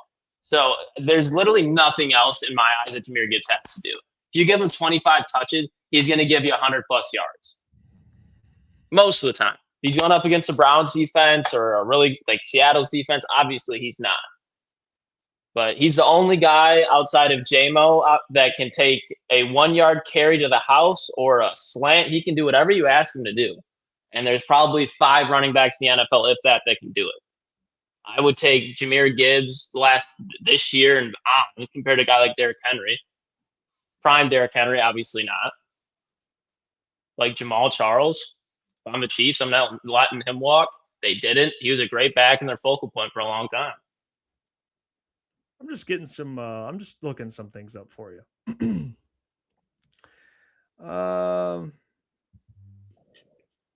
I just gathering data, crunching numbers. No, I got something for you. I'll tell you in a second, and then we could talk about it. But this is what I actually. This is where Lions fans need to be better. We're already trying to make this Sonic and Knuckles thing already a thing. I mean, we got us. Yeah, I won't go there. I've been cut off at that point. This this is where we have to chill the hell out. All right, this is where we have to chill the hell out. This is where we got to chill the hell out. With this, this is where I will back the people up that are like, all right, chill the hell out. We're not doing the Sonic and Knuckles thing again. That thing died. Okay. Yeah. I thought the whole Sonic and Knuckles things, like I thought it was kind of goofy as is, but you can't do that with Isaiah Pacheco. Can't. Jahmyr Gibbs backfield. It's what it is. Get ready, Hefe. Yeah, no, I agree. The amount of times in the season you extend that guy as Jahmyr's breaking a 70-yard touchdown. Off-season hits, we forget about it all. Yeah. Let me see. 100%. 100%. No, I'm with you, brother. Let me see something real quick though. I'm just, you got my brain working a little bit here. So I wanted to bring up something. I know you're going to absolutely hate this, but I think it's very important that we do it. Let me see. So we're going to go the last. Can we go the last 2 years? So 5. Okay, so we got. Let me see this. So I'm going to compare. Can I compare two players for you? Can we do that? Absolutely. 10.6 divided by 2, 4.3. Bro thinks he's about to be Einstein. No. The Jahmyr Gibbs theory. No, I really just want to. Let me see something. So this is why I'm talking about the price point thing. You guys are talking about you give Jahmyr Gibbs $20+ million, which like, how much did Romeo Dobbs just get paid? $20 million. Okay. Which is too much. Just want to make sure. Which is too much. So I'm gonna give you two players here. Just we're gonna do 2 running backs, rushing yards. Okay. The first running back, you're gonna hate this. It's gonna be like, hey, and then the running back 2 is Travis Etienne. I'm waiting for. Okay, I got 2 running backs. The first one, 516 carries. Okay. 2,630 yards, which is about 5 a carry. So 516 carries, 2,630 yards, 28 touchdowns. That's the first running back. So it's about 5 a carry the last 2 years. So, over 500 carries the last 2 years, over 2,600 yards, 28 touchdowns. The second running back, 499 carries, a little over 2,600 yards, 29 touchdowns. So 1 more touchdown, 5.3 yards a carry. The running back who got 516 carries is James Cook. Okay. And the running back that got 499 is Jahmyr Gibbs. They have almost the same amount of carries, almost the same amount of yards, and almost the same amount of touchdowns. And James Cook is making like 12, 13 million. So why? And you're going to bring up, well, what about the receiving? James Cook, the last 2 years, he's had about 300 yards receiving this year, about 250. So he hasn't really been a big, he hasn't been involved as much as Gibbs. So Gibbs has more receiving yards. So that's fine. You can have the touches, but when it comes that's to fine. But when it running, give me that. I want this. I want you. You brought up the running guy. We're talking about a running back, right? We're talking about a number one running back. Again, you're gonna be like running back. That's exactly why Jahmyr Gibbs, Christian McCaffrey, Bijan Robinson, Saquon Barkley, like they're running backs, but they're more like they're not the running. They're not James Connors. No. But Jahmyr, he actually, and by the way, another note, James Cook played in one last game, so I have to factor that in as well. So. Maybe. But okay. He's played one last game. But the point I'm saying is Gibbs is a better receiving back than James Cook, no question. But as a running back, and by the way, James Cook, when the carries, he has a little more carries. But Jahmyr Gibbs, my point being is like for a guy that you guys are arguing $10 more million than James Cook. It's like, really? Really? $10 more million? If James Cook was a free agent this year, I'd give him $18 million from the Bills. The dude just led the NFL in rushing. He led the NFL in rushing. Give me the list of the guys who have led the NFL in rushing over the last 5 years. It's probably all just like bona fide fucking dudes. Jonathan Taylor, Derrick Henry, Saquon Barkley, James Cook. I don't think he's those guys, but he's like the Like with the quarterback tiers, you got Mahomes, Burrow. He's like the Herbert of like running backs. Gibbs, he's in that Burrow, Mahomes, Lamar running backs. So yeah, I mean, I would extend both those guys. When they extended them last year, you were appalled, and I was like, no, what else? Are you gonna throw Ray Davis out there? Ty Johnson? That gonna be the focal point? Just saying. Kyle Monangai? Oh, Monangai might be nice. Is he leading the NFL in rushing? No, he's not. But all right, we can get off of there. We can get off of that conversation. I just want to know your thoughts. I just want to. That was an attempted step back, and it floated in the air and bricked off. Zaza Pachulia got the board, and he's running the break. Just saying, 2 running backs, similar numbers on the ground, and you want to pay him $10 more million. That's all I'm saying. Whatever he wants. Whatever he wants. Whatever he wants. Quote, Jameer, what do you want, man? All right. You staying around? Cool. All right. Who do you want gone? We'll trade him now. Yeah. No, that's for sure. No, for sure. You know what? Shout out. By the way, it's just breaking news. We have a re-signing. The Detroit Lions are bringing back linebacker Malcolm Rodriguez. Come on. There we go. Malcolm Rodriguez agreed to a 1-year deal. Rodrigo, a locker room favorite, stays in Detroit. There you go, Clots. I hate it. How can we do that? No, great. There we go. See? Love to see that. Rodrigo, something happens. If he's got to start for a couple games, I'm most confident. 1-year deal. I'd honestly rather he be here for 2 to 3. I like him as a player, but he stays. I like Mr. Ray, the defense just got a massive retooling are the Lions. Yeah, that I can't believe Roy Lopez left. That was one where that was like a big red flag to me. You're going back, and I know he's from there. I know, and I heard you guys talk about it. Like he's from there. You're going to you're an NFL player, and you're with a team that's a Super Bowl contender. And you're going back to Arizona where they're probably going to win 3 games again this year. And when I look at that's where I get concerned. Little red flags. The culture is fading, I feel like. Whatever culture was there, the different culture going on right now, I feel. Let's see. Matt says all these 1-year deals means we're going to be in serious deja vu next offseason. By the way, what'd you think of the Lopez signing? Going to Arizona, them losing Lopez. I just talking to a wall for like the last. Sorry, I'm trying to make this graphic. I didn't hear you. I pretty much just said it's a sign that the culture is like different. Like I can't like the fact he's going back to the Cardinals of all team. If he would have went from there too, actually. I know, like I understand all that. Like cool, but that's something like if he was on the Browns and went back to the Cardinals, I get it. But if you're an NFL player, I feel like. If you have a chance to win a Super Bowl, you truly feel like you got a chance to win a Super Bowl, you're going to stay there, especially when he hasn't won anything his whole career. He's been in Arizona and I think Houston. He hasn't won much, and he's going to a situation where if he just wanted to go home, fine, but it's just, again, like you would think a player like that would stay in Detroit.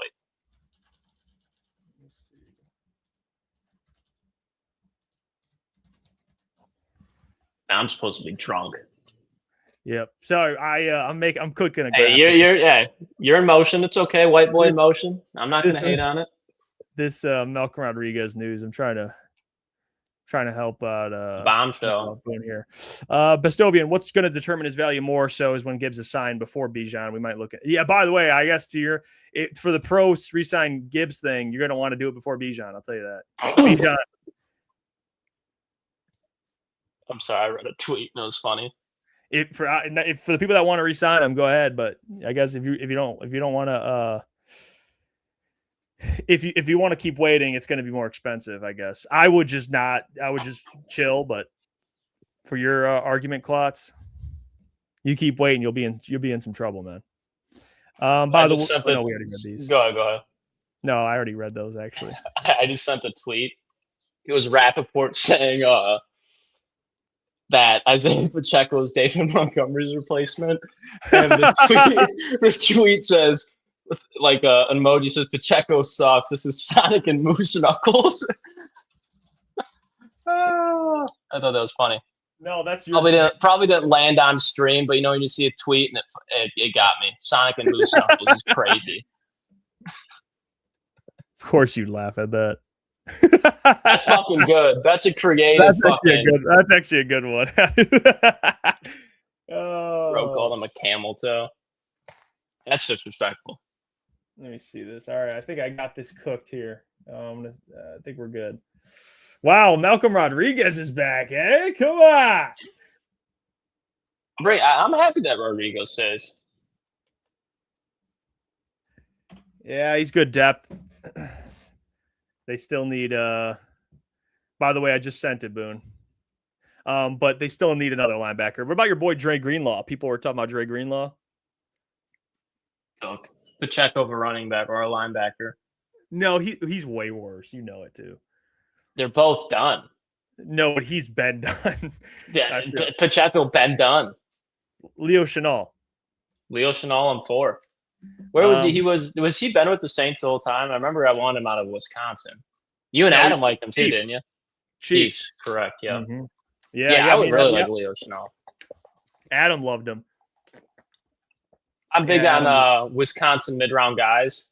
Yeah, big white linebacker. That's what Adam. He's like this. Keanu Benton, Steelers got him. Big D tackle, take him. Oh, we got to change this. Hold up. Hold on, Boone. I got it.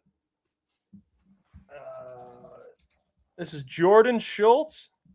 Yeah, Schultz report.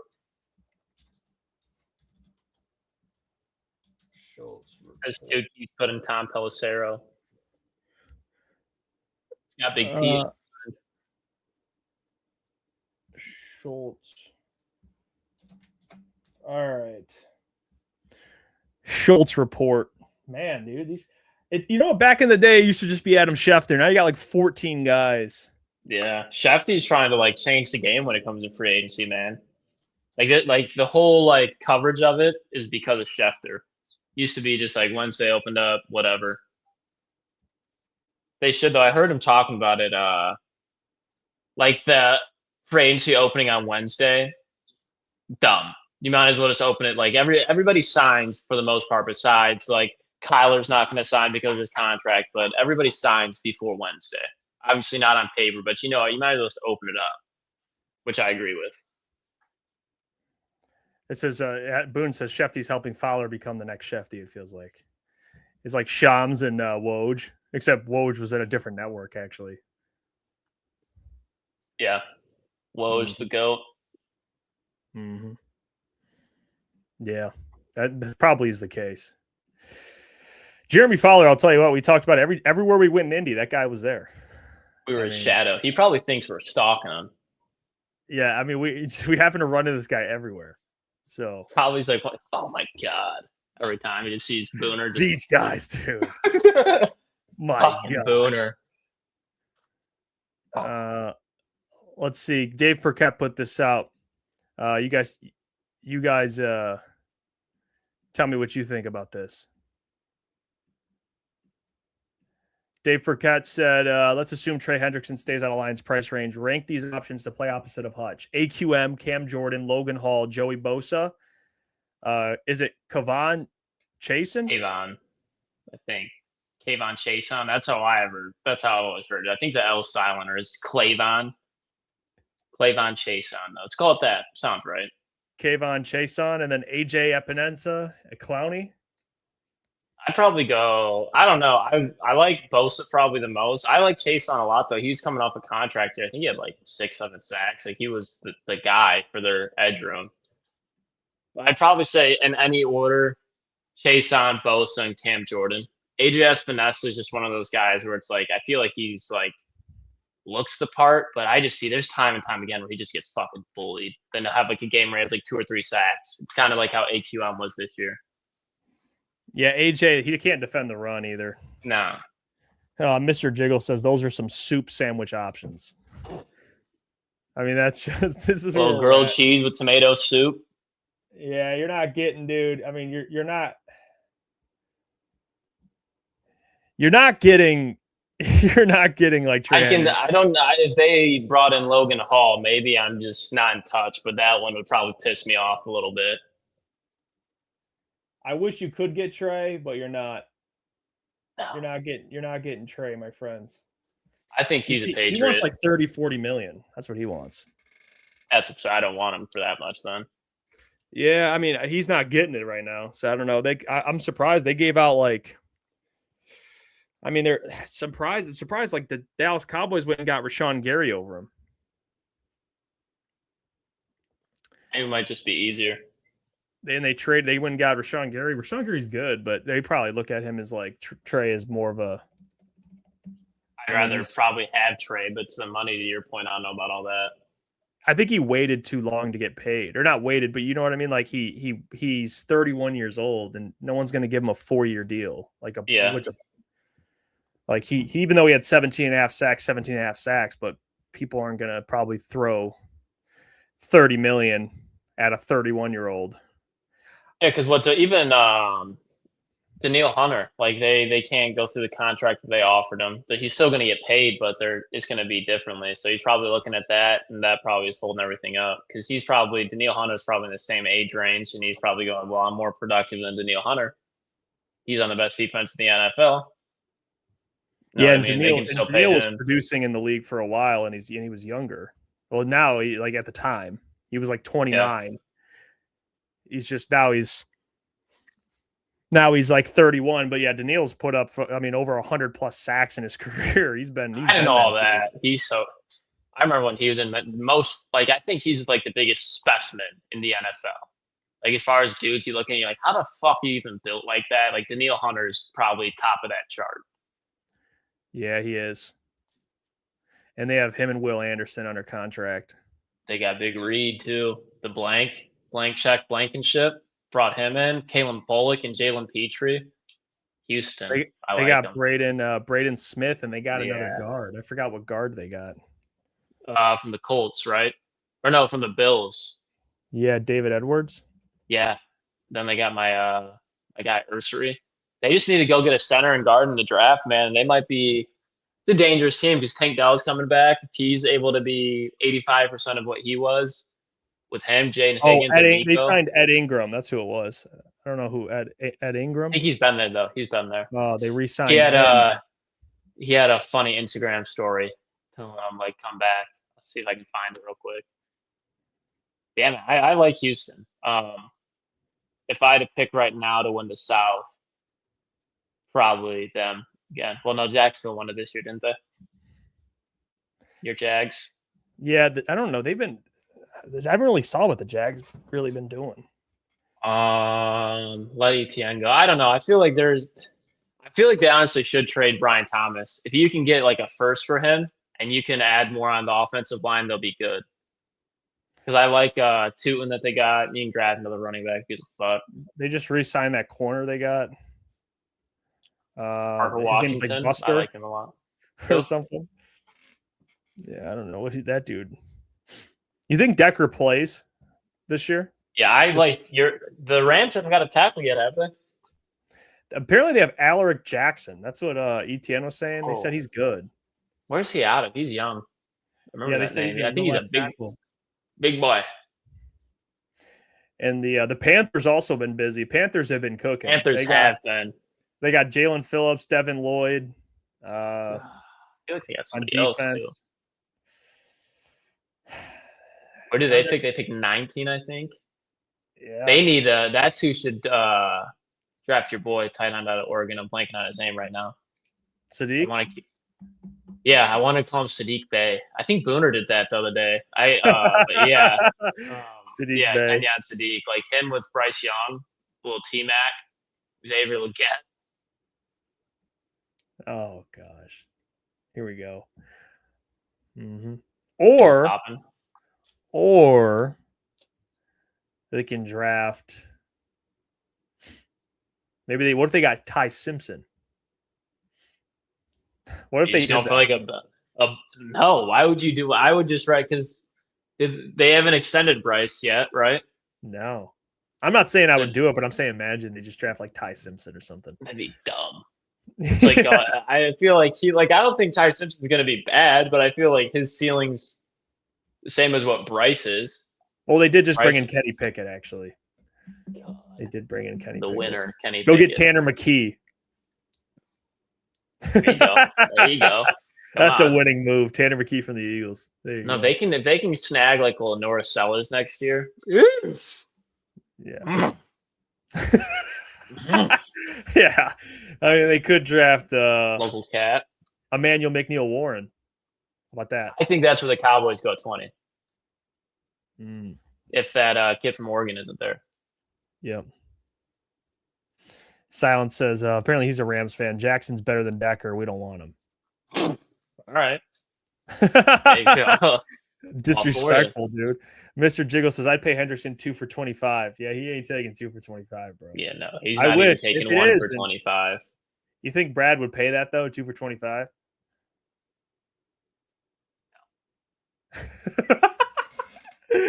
No, that'd be. I would hope so. I would really hope so. He wouldn't.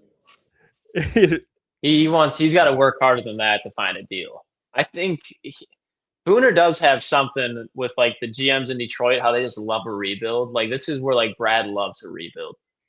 Like he wants this offseason to be painful. He wants it to be all the Lions fans stressing out. So he has that potential to be like, y'all doubted me at the end of the year when they're holding up the Lombardi Trophy, which is not going to happen. But I feel like he just loves that rebuild.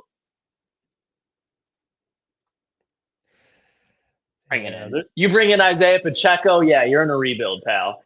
You're in a rebuild. Principle of it. A lot of people are split on this Isaiah Pacheco stuff on Twitter, dude. I see like Chiefs I just think it's so funny because he's just such like Tony Allen of a player. It really doesn't matter. It's just like I think there's people like me who are just like, yeah, I watch Isaiah Pacheco. I want nothing to do with him. Like, yeah, he's cheap. I'm sure. No, like it's someone else. Like I don't just someone else. Like the deal's not going to be bad. It's not going to be like he's complete ass again. He's not 2026 Miles Sanders or I don't know Trey Sermon, but he ain't good. What do you think about Detroit supremacy? He says Clots wouldn't get off the line against me. I'd jam his ass to hell. You'd be touching the fucking turf, pal. Touching turf. He said, I don't know, man. And if you weren't, I was setting it up. Off the line against him. I don't know. I kind of believe him, if I'm being honest. I kind of tend to believe him. Yeah, I have the Adam Thielen release package just drilled into this brain. Yeah. I don't know. At least they made a defensive move today. Malcolm Rodriguez. Congrats, everybody. At least we got started. They're back. At least we got started. I mean, I don't know. Free agents, they still have DJ Reader out there. Rocky Sin. He's not coming back. I don't feel like. I feel like Reader's gone. But like he's out. I'm just naming guys that they could re-sign. They got Rocky Sin, Avonte Maddox, DJ Reader. I would like to see Rocky Sin come back. He was the best corner last year. It transferred from Meek Robertson to Rocky Sin. Yeah, Meek Robertson, who just went to the Commanders. The Durs. You must be upset about that. I wasn't happy, but the best corner left the team. It's again like it. You could have picked any corner. He was their best and worst corner at the same time. Like I think the Lions, like Terrion and Amik Robinson, I think were both in like top 10 in yards allowed. I think top 5 in yards allowed. So it's like, who's got the best chance of getting me a pick or a forced fumble? I'll go with that guy. 2025 was Amik. This year was Rocky Sin. Put AJ Brown in a cylinder on prime time. Give me him back. Well, yeah. That's what made he closed on Sundays. He might. Terrion Arnold closed on Sundays. The bank's open for Terrion Arnold on Sundays. Yeah, Boy can't cover a cold. TA's been open on Sundays. I don't think there's been one weekend where it's been closed. What you munching on? A gummy bear.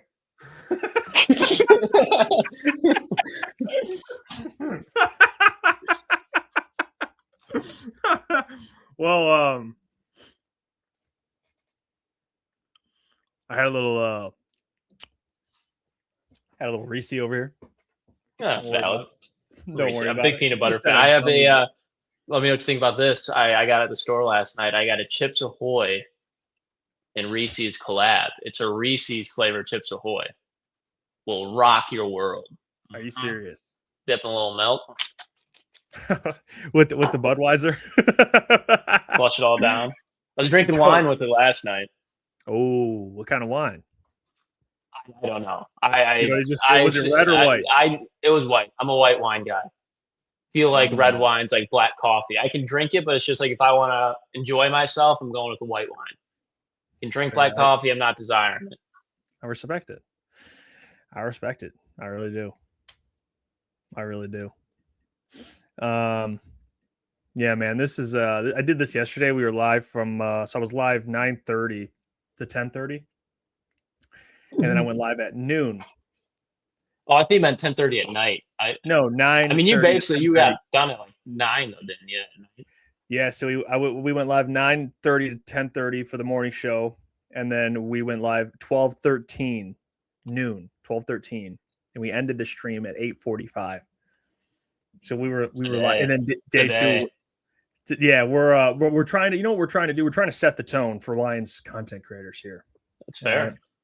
Range frenzy. You know what I did? We streamed, and then Booner joined. As soon as he got home around 6 o'clock, and we basically sat through an entire day to get Larry Borum and Cade Mays.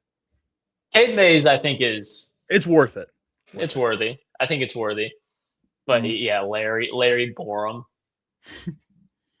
Just it sounds like a creative player, a guard, not a Duke.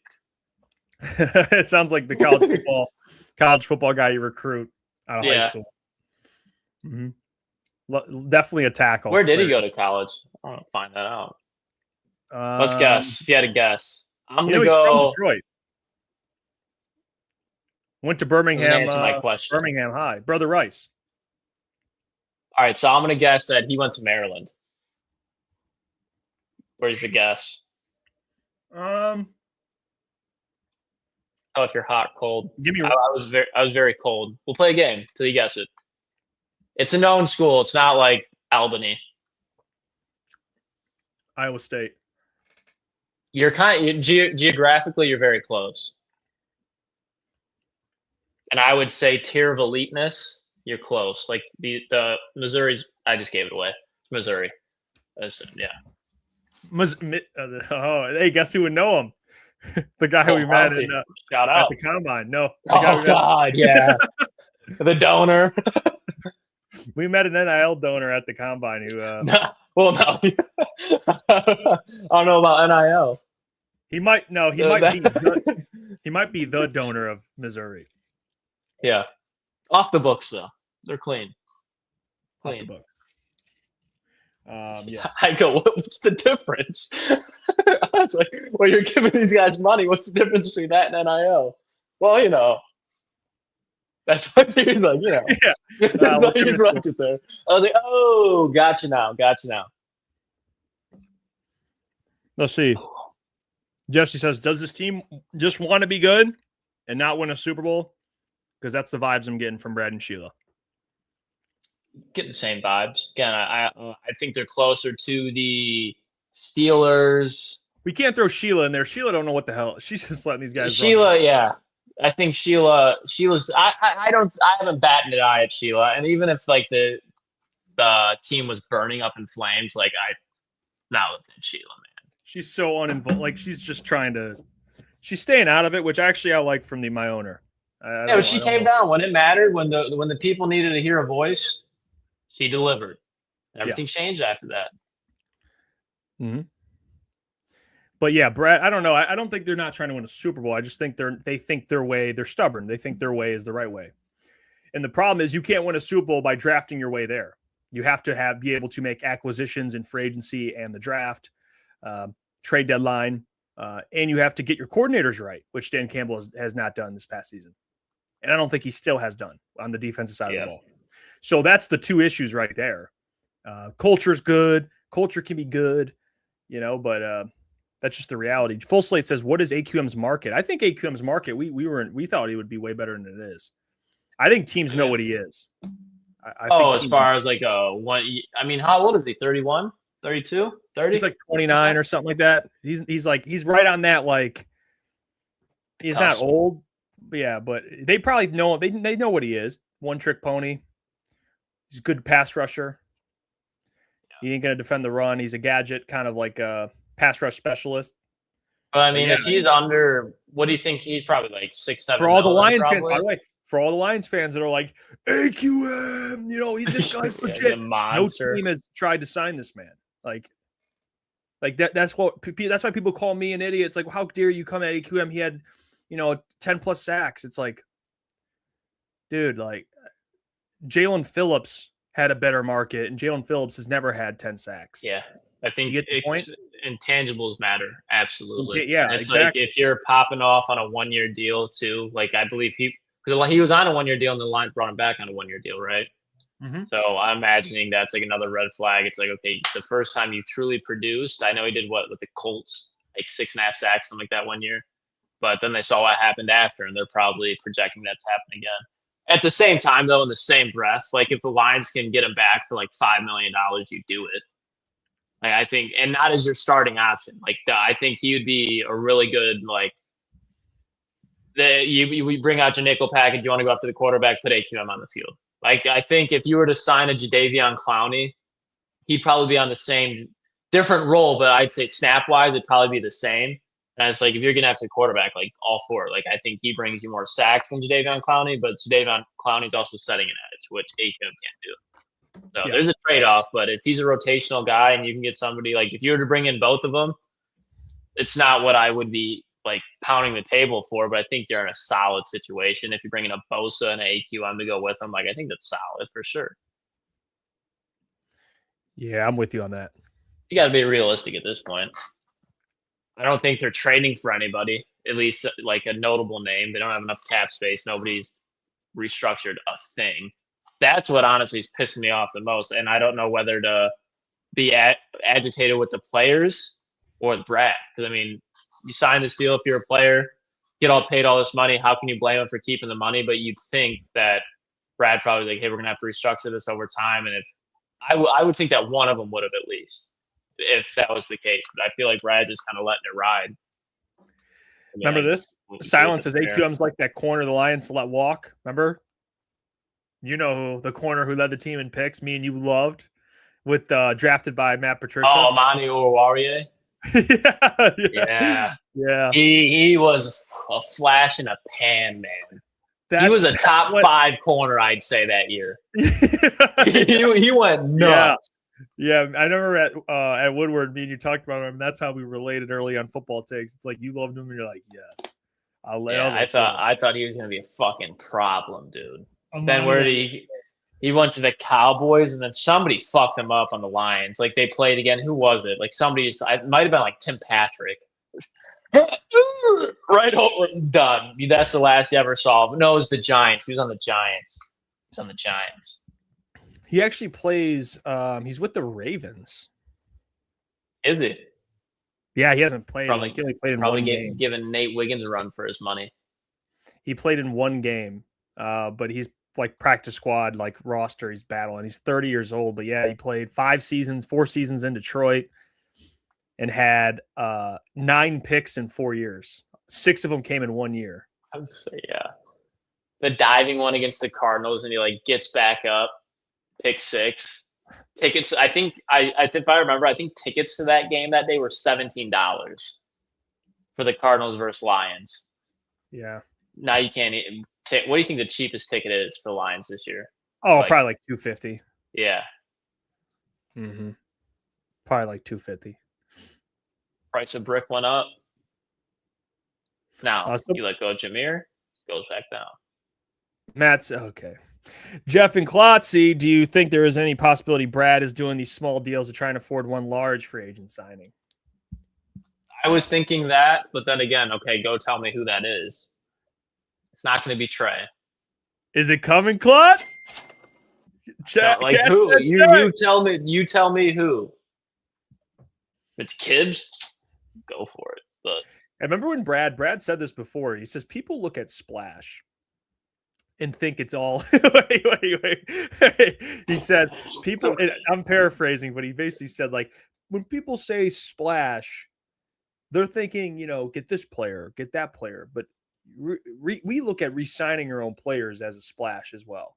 Like, that is a splash signing, re-signing your own guys, because it's you're keeping that player. That's what so if you want Gibbs and Jack, that's technically 2 splashes right there, according to Brad Holmes. I'm just saying. Splash. So that's what he says. I can't. That's where it's just, I think Brad, like if we were in 2008, I feel like Brad would have 2 Super Bowls already. You got to be able to evolve with the game. You just watched the guy whose tree you came from in Les Snead. He was trading for Jalen Ramsey and OBJ, Von Miller, signing him, bringing all these guys in, and that's how they got to the Super Bowl. And you are quite literally taking like his blueprint and let's build around Jared Goff and let's put these guys around him, and you're stopping there. You saw what he had to do to win a Super Bowl. I think you can win a Super Bowl, hopefully, with Goff. I think it's a possibility. Now, how confident in that, I truly don't know. But, like, I think even the same, like the Eagles this year, it's like, what the fuck are you guys doing? Like, if I was an Eagles fan, I'd be pissed right now. Like, but Eagles and Lions fans should be pissed off, I think it's fair. And the Eagles fans, it's just with Howie, at least you've been to 2 Super Bowls in the last 5 years. So you can be like, all right, fine for once. But the coordinator out there going down, like, I think the Eagles are acting goofy as hell too. Yeah. I wish we could be mad like Eagles fans and be like, man, we've been to 3 Super Bowls since 2018 and won 2 of them. It's like, damn, dude, I'm mad. I'm upset. Yeah. And we're over here just trying to make an appearance. Shout out Easy, by the way. He says Lucas. Shout out landlord. I did there was something I wanted to bring up actually that I forgot. It's a good one. Oh, I've said before the window thing. I don't know if you agree with this or not. I think the Lions' best chance to win a Super Bowl is past. I think that was 2023. I think it was the NFC Championship. Yeah. I think that was their best chance of winning a Super Bowl. I think that Brad made a massive mistake not being more aggressive at that trade deadline and the season after that, to be honest with you. I do understand that that year they had a bunch of injuries. So I can understand that and sympathize with that. I think injuries definitely played a factor. No doubt. They had Jamal Adams on their defense. Like, I'm not saying that. But before that, you know what I mean? Like, understanding your window when you had all their best players on rookie deals. Jared was making $30 million. You had Ben Johnson, Aaron Glenn. Your offense was humming. Your defense never was good. So that's part of it. I think that was the time. Jahmyr Gibbs had a fumble in the NFC Championship game. But I think the big thing we can understand, though, from that era is Brad fumbled not being more aggressive.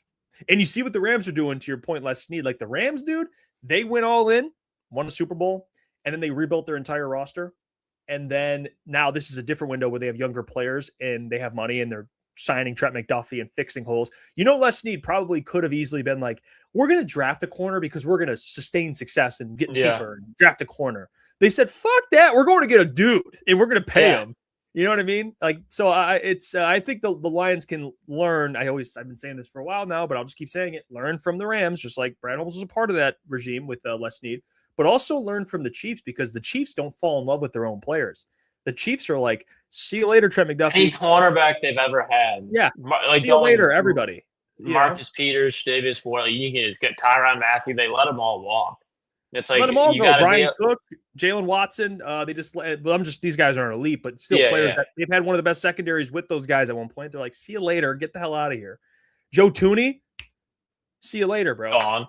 Yeah, like, and now they missed some, obviously, but they're not afraid to be like, we're going to draft these guys as replacements. And it's just the Lions kind of do the opposite. They fall in love with their own players and they're not aggressive enough. And they don't understand, in my opinion, Brad doesn't understand the window thing and capitalizing on that opportunity, which that's where people question, like, Brad Holmes is great at finding talent in the draft. And he's a great GM when it comes to finding talent in the draft. And, sometimes he signs some guys that are worth some good value, like David or Anzalone, but he doesn't know how to get a team from here to here. That's where people extra are like 10%. Yeah, you get it. You get the team from the rebuild to here, where it's like, wow, Brad's the man. Lions sucked forever, but it's like, can you get the expectations change now? It's like, you know what I mean? Can you get the team over the top? And in the meantime, I mean, just look at the division. I think the Packers, they've gotten better. They bring in Micah Parsons. You go back 2023 in the NFC Championship game, the Bears were probably 5-11, 5-12, whatever the hell they were, with Justin Fields at quarterback. Okay, flash forward 3 years. They now have your offensive coordinator. They have Caleb Williams. They're improving on defense. I really like Dennis Allen. They probably need a defensive line. Like the Bears, if you had to ask me right now, as we stand today, I know a lot draft range. If you had to ask me who's winning the NFC North right now, I'd probably go Chicago Bears. I think the last 2 to 3 years, it's been the Lions, and I think that again is sitting on your hands at all these meaningful deadlines. And the Bears, I think, I don't know. They got Montez Sweat. I feel like they traded for an offensive tackle that I'm not thinking of right now. Made a move for one. But they've got, I know he just retired, but like Dalton, they're making these moves. Ryan Poles is aggressive in these times, and it's allowed him to catch up with the Lions, with the Packers, with the Vikings, who were 15-2 with Darnold. Now it's just, they passed it. Like the Bears are probably a better team on paper heading into this year, depending on how the draft goes. Now, I want to, by the way, Indiana Bears now. I've been telling you about those Bears, man. You have been. I'm not, and people call me a Bears fan, it's fine, but Ben Johnson year one, I knew they'd be legit, dude. Hey, by the way, this is what I hate. Can we address that? I have no problem with this man or female. I'm not sure. I can't tell by your name, Crash Out Syndicate, but I appreciate you joining. I hate this comment because I hate this point of view. The people that say we're a laughing stock.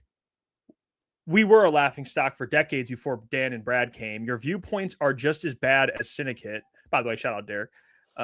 In his nut job of a fan base, let's release all the talent that Brad drafted and suck again. See, here's where the confusion comes in, okay? I'm not saying Brad should be fired right now. I'm not saying that, okay? I'm not saying fire. I don't know if someone is saying that. I disagree. I wouldn't fire Brad Holmes right now. I would not do that. I'm not saying Brad is a terrible GM. I think he's a good GM. But the question is, you need great right now if you want to win a Super Bowl. You know what I compare it to? It's like being in a relationship for a long time. And maybe, worst case scenario, it's an abusive relationship verbally or whatever. It's escalated very quickly. No, but that's like the Lions franchise for the longest time. It's a verbal abusive, domestic violence, verbally abusive, maybe domestically abusive relationship. And then you find a new partner. And that partner is better, but they're not quite. It's like this person's not the one that I'm gonna. They're not the greatest thing since sliced bread. They're just better than bridge. It's a bridge. Yeah. Bridge piece. But it's like that person being like a friend of that person being like, dude, you were in that crappy relationship for all that time. Like you should be happy. And it's like, no, this relationship doesn't suck as bad. But I mean, why should I accept this shit? Because my last one was worse. Like, that's where I don't understand the people that are like, just suck it up because it was worse before. No, actually, we're at a different time now. You're not in the depths of hell of the NFL. You are now a franchise that has won games, and Brad has taken you there, and it's been amazing. But you can't sit here and just take what Brad feeds you because of it was so bad before. I feel bad for people that had Stockholm syndrome. I think that's what it's called, Stockholm syndrome. You get just... look it up. It's a real thing. It's like when you get abused a certain way or something. I don't know the exact definition. You read it. Do you have the definition? Yeah, I'll pull it up right now. I think Stockholm syndrome. Yeah. According to Bing's Copilot search, is a psychological response in which victims develop positive feelings or empathy towards their captors or abusers, often as a survival mechanism. It's like you've been beat down the Lions for so long. You're like, wait, it's not that bad. It's fine. It's like, no, man, it's okay to be like, wait, I expect a little more. What the hell are we doing? Yeah, I think if you look at the Lions, at least going into last year, this year, I think you're on the same, like the Lions and Eagles fans, again, we just brought it up, like how he's been sitting on his hands, like, no, relax. It's the default browser on my computer. Okay. I'm sorry. I don't have a fucking Mac. I got a different computer. All right. It's Bing. Okay. Learn ball. Either way, Like Lions and Eagles fans should be pissed. But you look historically, Howie Roseman's been dicking down the league the last probably 5-10 years. And it's like, all right, now we're at the same tier. Let's act like we're on the same tier. Like if I'm a Browns fan, yeah, I'm not mad.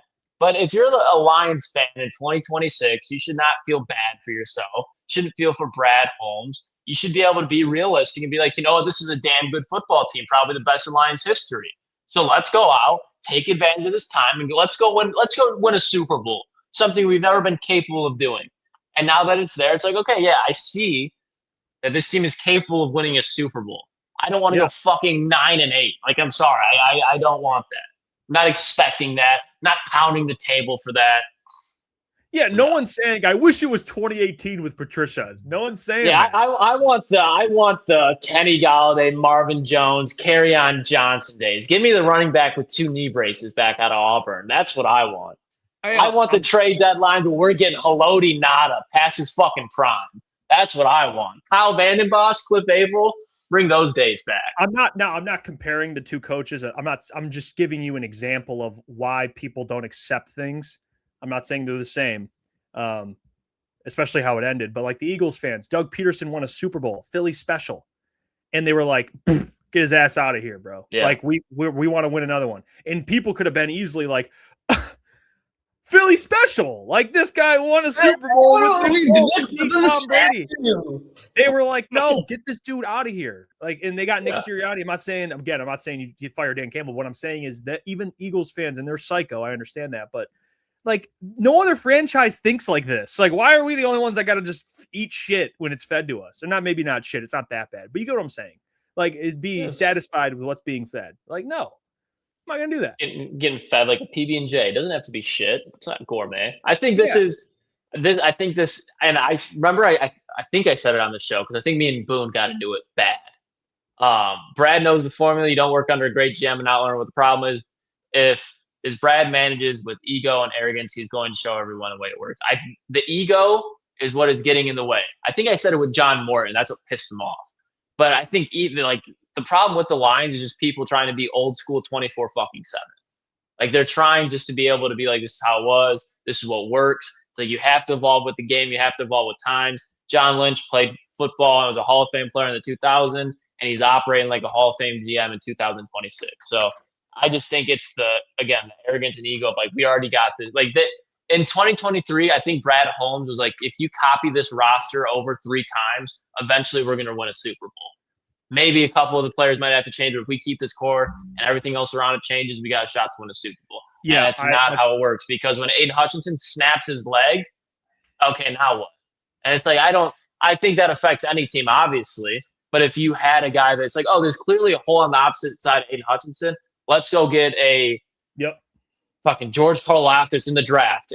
Like I'm saying, somebody that's like, okay, he's not a superstar, but he can hold his own, instead of drafting the Broderick Martins because you could have thought you could develop them. The Giovanni Manus, trading up to get these guys, by the way, giving up draft capital for unproven talent. If they would have just filled all those spots with guys that can win now, you're probably at least in the Super Bowl. Maybe. Can't call it, but you give yourself a better shot for sure. But I think when I look at Broderick Martin, Giovanni Manu, the Levi Arms, like all these guys coming off injuries, the Emmanuel Mosley re-signings, like that's just like, hey, I'm good enough to turn these guys' career around in this situation, and it's ignoring the facts of like, hey, these guys are not going to work out. It's like, oh yeah, I can do it. If anybody can do it, it's me. It's like, nobody. It took Aiden snapping his leg to get Zadarius Smith. Like Zadarius should have been on the 2023 team, like something like that. Like you should have tried and got a player like that year. Already there. Would they have like Josh Pascal rushing the passer? Yeah, because eventually, like, there's going to be a time where all those guys might be healthy, and that's when you're looking at a defensive line like Seattle Seahawks, where it's just we have 7 guys. They might not all be as good as Leonard Williams, but fucking Drake Jackson, I forget, the 2nd-round pick out of USC who had character issues coming out of the draft. He was like a clear fucking stud. And it's like if you draft those guys, they're going to give you 5-6 sacks a year. If Hutch goes down, if you have 2 or 3 of those guys, that's Hutch's production. So Sione Bakis, I like the pick at the time, but it's like Julian and Romeo Okwara. Sorry. Those were the days. Julian Okwara, Booner's favorite brothers, the Okwara brothers. Oh, he hates the Brad keeping those guys, man. out, Nate, Nate. by the way, Nate, shout out Nate, man. Much love. He says, I'm sure you guys already covered Pacheco, but I don't love it. Liked 5 more guys for that slot at least. If they had another and Pacheco was an RB1 insurance policy, fine, but he's mid to me. I literally said, like, it's not even like it's going to be a cheap contract. I'll keep saying it because I think it's easier. If the Green Bay Packers would have signed Isaiah Pacheco out of clapped and cheered out of like enjoyment as being a Lions fan, like he's cooked. He's probably a top 35 to 40 running back. And again, if you go out and you draft a Nick Singleton, a running back in general, and he's your RB3, like I think that's a really good RB3. It's the point of, okay, let's look at what's happened this offseason. You've let all these guys go, Enzo, Amik Robertson. You're probably going to regress in a couple of those spots. Going from David Montgomery to Isaiah Pacheco is like 3 levels. Like, yes, David Montgomery was a backup running back, was the RB2, but he wasn't a backup running back or an RB2. Like, he's going to go to Houston, probably going to get like 10 to 12 touchdowns and close to 1,000 yards. Isaiah Pacheco, he's probably going to give the Lions 400 yards. He might get like 10 touchdowns to be a Jamal Williams goal line merchant, but he's not in the passing game. He can catch, but it's going for 3 yards. In the run game, he can run, but it's going for 3 yards. I just prefer a guy, if you're going to go out and spend money, somebody that can add a little bit more juice. You're not going to upgrade from David Montgomery most likely, but I think you can stay in like that. Tyler Algier, Brian Robinson, I'm sure there's some back, Rico Dowdle, Kenneth Gainwell. Like there's those guys where you could have still been like, oh, that's a nice 1-2 punch. Right now it's a jab with Jahmyr Gibbs. Hey, Sean Tucker, great one. By the way, this just happened. The Jets are signing former Bears Pro Bowl cornerback Nashawn Wright to a 1-year deal worth up to $5.5 million. Wright had a massive season last year: 5 picks, 11 pass breakups, 2 forced fumbles, 3 fumble recoveries, and 80 tackles. Jeremy mentioned him as a possible fit in Detroit. He could have been. I just think he's kind of like a Trayvon Diggs, where it's just like he's creating turnovers, but he's also like, I think he gave up like some of the most yards in the NFL. Now he's playing on the other side of blanking on the name, Bears corner. Can't believe I'm forgetting this right now. Oh, Jalen Johnson. Yeah. Yeah, and he's playing on the other side of him, but he was hurt. Like he was really productive, but that's not something like $5.5 million is probably a good price for him. And if you look at his stats, you're probably thinking that guy's getting paid 10 to 12 mil, but there's a reason he's getting paid 5.5. Yeah. But, I mean, for the Jets, they had 0 interceptions. He's probably going to give you a forced fumble or a pick at some point during the year.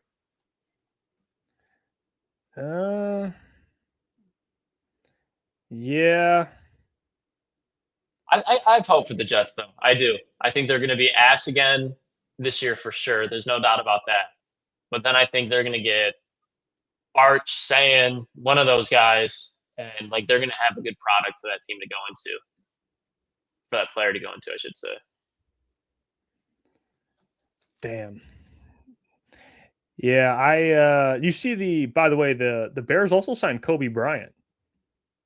Yeah, I like that for them. Kind of an underrated signing to me. He's the same level as like a Jaquan Brisker, just minus the concussions. Kobe Bryant's good. Yeah. Yeah, I don't know what they're going to do at corner. They have Rakestraw, TA, and DJ Reed. That's it. Yeah. And they're all like the Carlton Davis thing still pisses me off a little bit. Because I just think if you had Carlton for 14 games, if that, like that's such a difference than like DJ Reed. Like that's another one where it's like you're paying the same price for him, but you regressed. Like DJ Reed has never been a cornerback 1. I think he's like a solid cornerback 2. He's probably best like in the nickel. When you got Brian Branch, that's not going to fit. Maybe they assumed that TA would take the jump right away. Yeah, I'm telling you, there's a curse. The curse of Darius Slay, or maybe it's the curse of Amani Uwarie. Like I think if you line up on the sideline for the Detroit Lions and you're dressed in Honolulu blue or white, you can't cover a soul on the outside. You can go on the nickel and but you are cooked. Like they could put Pat Surtain in that jersey, bro. He's getting routed up for 300 fucking yards. Does not matter. Yeah. I mean, that's that's funny. The Dre Bly curse. The curse of Anthony Lynn. Yeah, that's touchdown or interception. Yeah. Yeah, it's it's tough, fair, though, man. That's why I just want to see this team get a legitimate number front one seven. corner. Not even that. I know. I don't want to see a nut. Bring Jerry Jacobs and fucking Kindle Vildor back. I don't care. Bring me back Cam Sutton for a vet minimum. I don't care. They're not. You could invest every pick in this draft at the cornerback spot. They're not going to hit. It's not going to work. Just go front seven. Safeties and front seven. Let the corners burn. They're already cooked. Yeah. Uphill battle. I mean, Yeah, Wan'Dale Robinson had 200 fucking yards basically in the first half this year. Wan'Dale Robinson. Yeah, Wan'Dale Robinson. Yeah. Yeah, no, that's Rashad Bateman caught a touchdown. I mean, there's just some gross things that happen. Yeah, he got a bag. He actually got a bag in Tennessee too. Do you think? Okay, I was doing a mock draft last night. If you're Tennessee, you're sitting at 4. I don't think I've been having Arizona take Jeremiah Love, but I think bringing Algier back at James Conner, they'll probably go offensive line, take Francis. Would you take, if you're Tennessee? I'd imagine it'd be Jeremiah Love, Sonny Styles, Caleb Downs, Ruben Bain, David Bailey. Who are you taking? Or take a receiver? But who do you think Tennessee should take? Think so?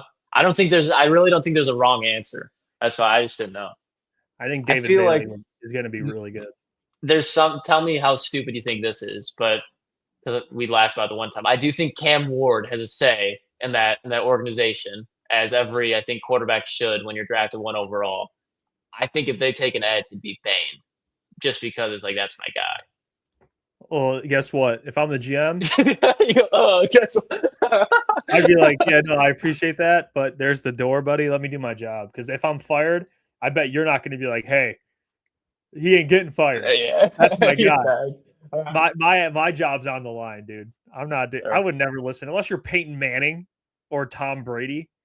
Then you'll. You think you gotta be? Are you? But Joe Burrow, are you listening to Joe Burrow?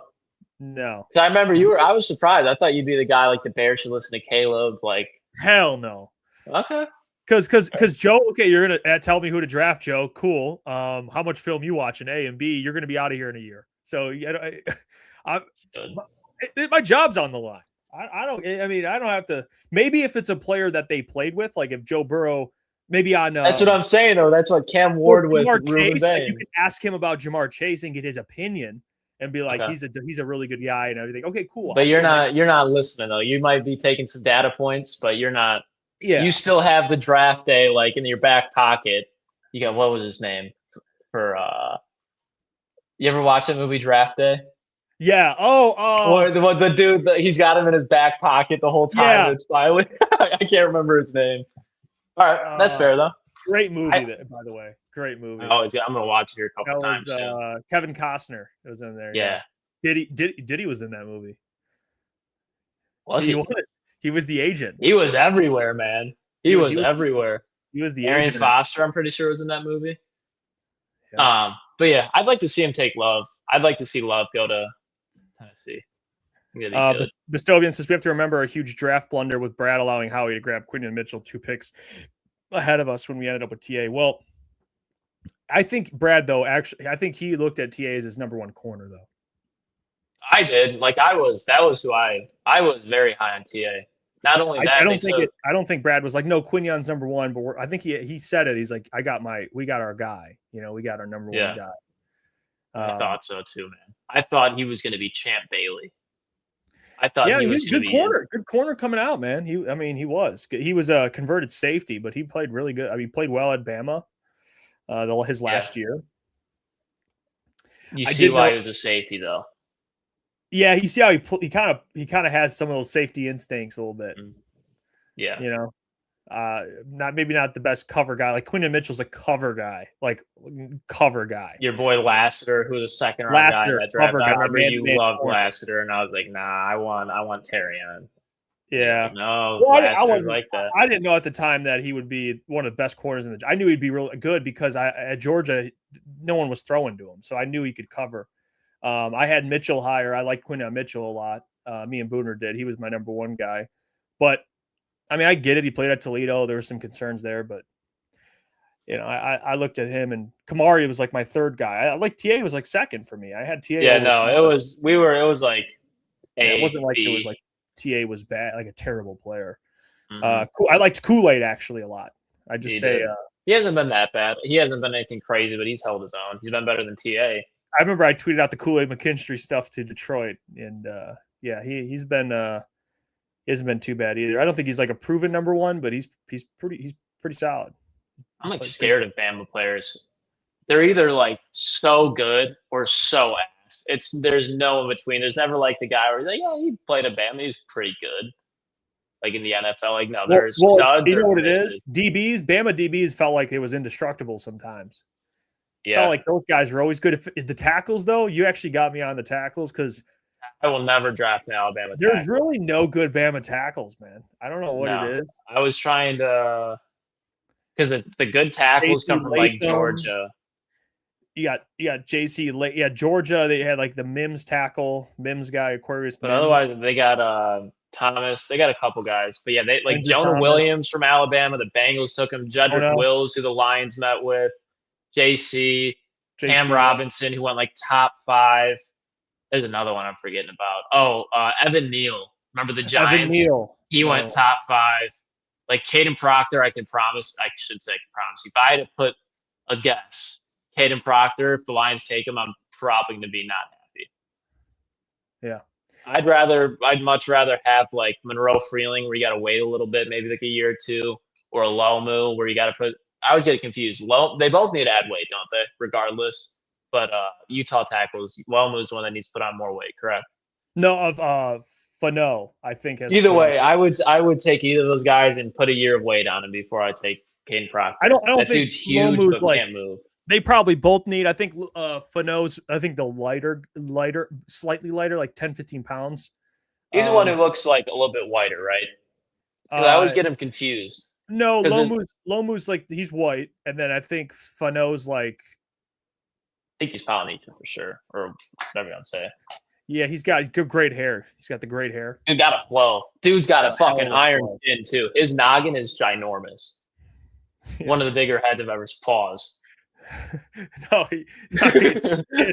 he does. He's athletic. Like he's the guy in space. Spencer, he's a big dude, bro. Yeah, specimen. Because he's got the athleticism, but he probably needs to put on a little more weight. Tim says, I prefer my tackles from Hawaii and my guard centers from the cornfields of Iowa. I think that's an accurate take. Yeah, maybe there's a GM. Some Georgia boys too. Yeah. Spencer Fano has short arms, though. Brandon Peters, he does have pretty short arms.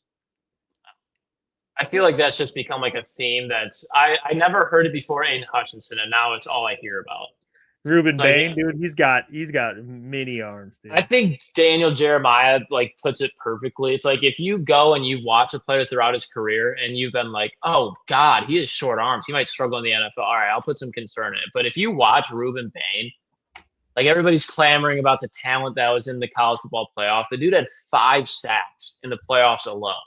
Like he just ragdolling guys. Yeah, he didn't get a sack every play, but he's been playing with the same arm length and dominating at high-level football for pretty much since he stepped foot and started as a true freshman at Miami. Dude's had Jason Taylor, a Hall of Fame defensive end, unanimous, coaching him his whole time at Miami. You don't think that Jason Taylor and all those boys in Miami was like, hey, your arms are probably a little shorter. Use your hands a little bit quicker. Like his hands are better than David Bailey's. David Bailey's going to be a really good tackle or a really good end. I'm not saying he's better. What I'm saying is if you look at their handwork, like Bailey's definitely got a higher upside for sure. Like Ruben Bain should be a top 10 pick without a doubt. Yeah, he will be. Sometimes like it's if he's little sitting there at Cincy and they go corner, I gotta know what to tell you. Yeah. Sometimes it's overblown. I think he'll drop because of it, but I don't think he'll be a bad player. No. That's I think it might stop him from getting to like that Myles Garrett level, because I think when you look at those guys who are just racking up, like even like a TJ Watt, like TJ Watt's not huge, but he's very long and he's athletic. Like I don't think he can get to the TJ Watt levels, but I think when you look at like a Danielle Hunter, like when you look at how they play, and like again, Danielle Hunter's a specimen, but I'm saying like level of pass rusher, I think he could get there. Mm-hmm. Yeah, I just saw someone put out that the Steelers signed Jaquan Brisker, but it's not confirmed yet. I don't know if that's true or not. Brisker, I forgot Brisker's out there. Yeah. That's why he's like a perfect Kobe White's a perfect Jaquan Brisker. Jaquan Brisker is really good at just concussions. That boy needs some the Guardian cap. I remember when he was coming out of Penn State, I wanted him pretty bad. Mm-hmm. Hey, Alvin Kamara could be on the trade block too. I'd say so. I think it'd be good. Send him to a contender. Send him to Seattle. Oof. Oh. Like that. Seattle. Hey, but or if you send him to San Fran, C-Mac. Oh, what do you think about the Mike Evans signing? I haven't talked to you about that yet. I think it's a good signing because they go from Ayuk, who's a head case, to someone that's like the most I don't have to worry about him guy ever. He's just you know what you're getting with Mike Evans. He gets a little banged up, but he's like he checks every character box ever.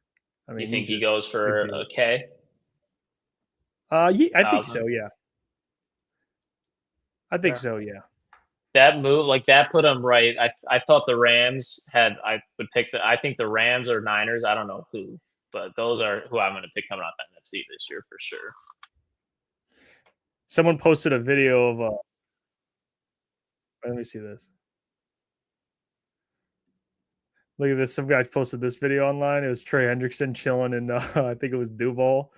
Look at this. Hey, Trey Hendrickson. Yeah. Hey, don't kill Trevor tomorrow. Oh, no. This Trey Hendrickson. Hey, don't That'd kill be Trevor. good for them. That'd be really him and Brian Burns. Or not Brian Burns, Josh Allen. Josh Hines Allen. Josh Hines God, Allen. I get them mixed up every time. And they got Trevon Walker over there. He's come on too. He's been a nice little, not even little. He had like 10 sacks, I think, this year, 11 sacks. Yeah, it really sucked to see him pass touch with that. That'd be like the final straw. Like,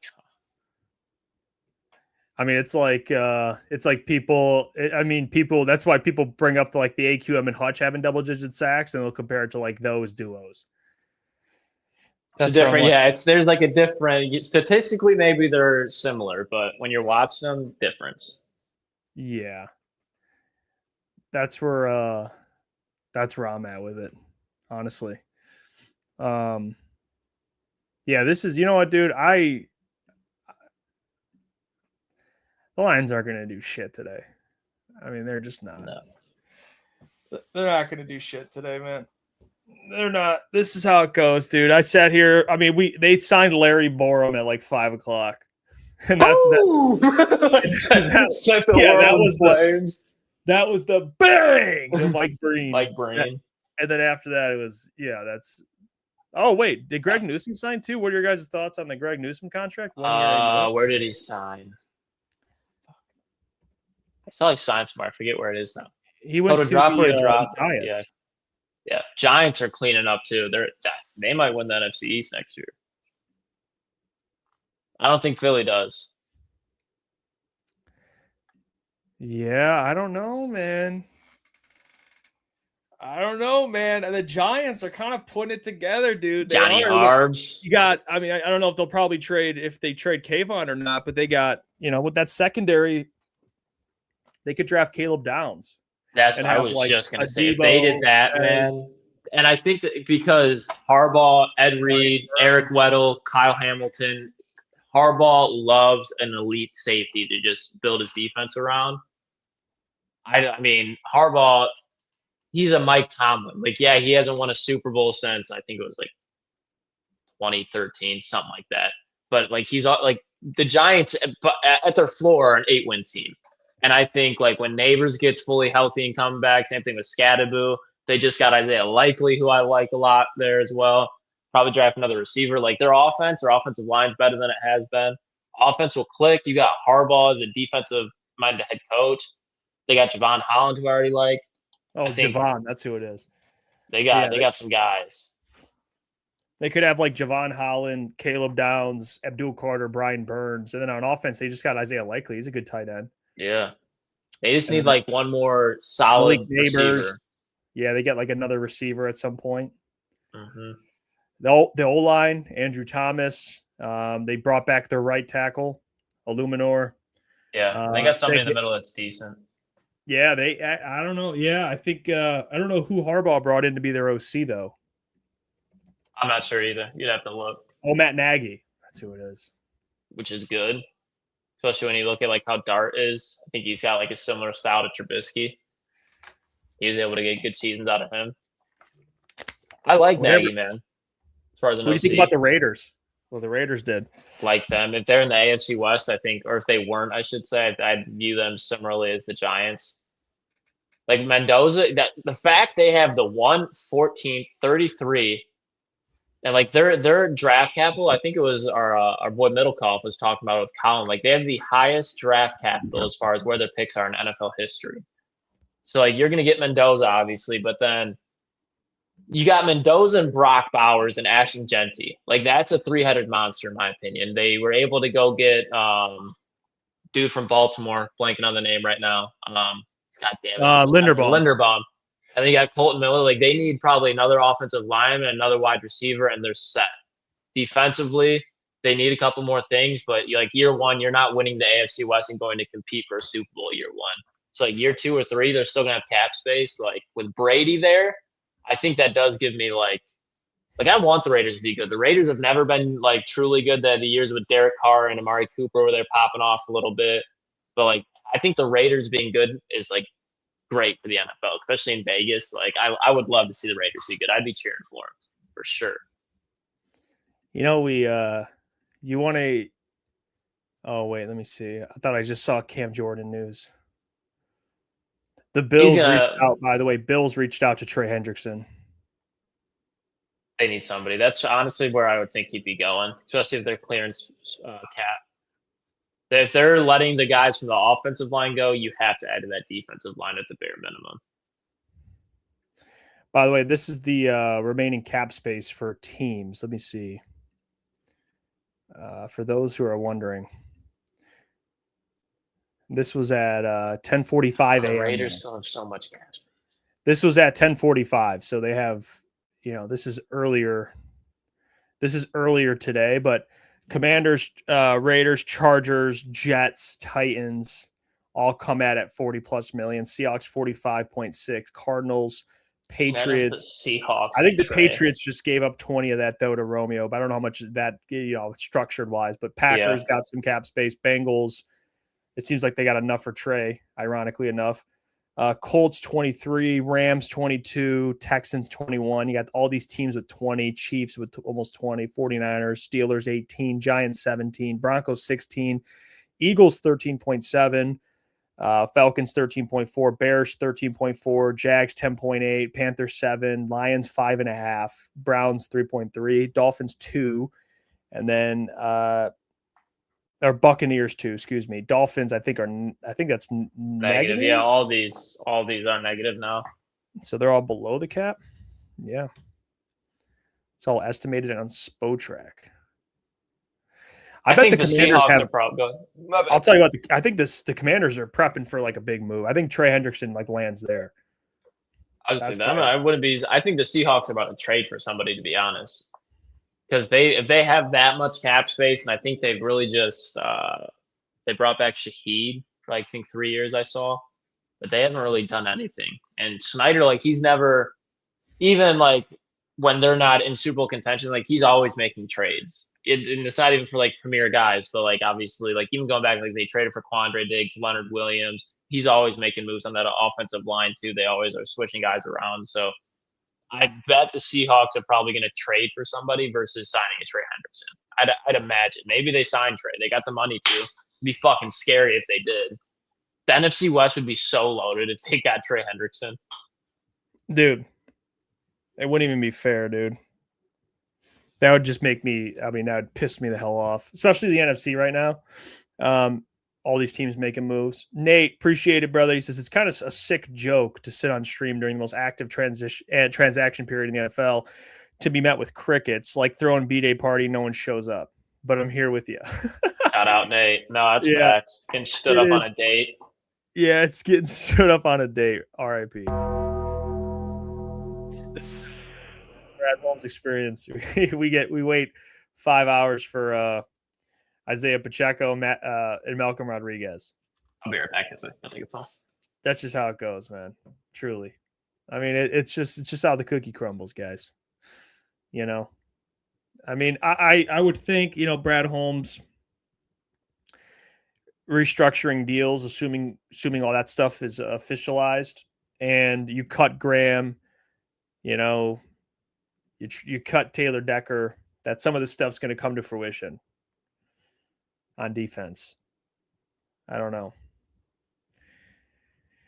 There's some guys still out there. So it's not like all the guys go in the first day or so of free agency, but definitely some really good fits for the Lions are already off the board. So you'd think they're being active. It's kind of like what Brad says about being aggressive. He's like, we're talking to these teams. Nothing actually just gets done, though. Maybe they're having phone calls, but nothing gets done. That's the issue. I bet Brad's calling, but is it closing? Are you closing it out? And you got the St. Louis Rams shirt on, and the Rams are just doing everything. I mean, just like it's just so. Once they traded for Devontae, man, they got a place in my heart. It's obviously they're my side piece.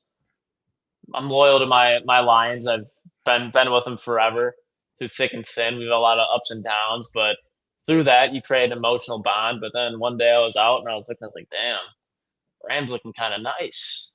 Yeah. Might need to pay a little more attention to them.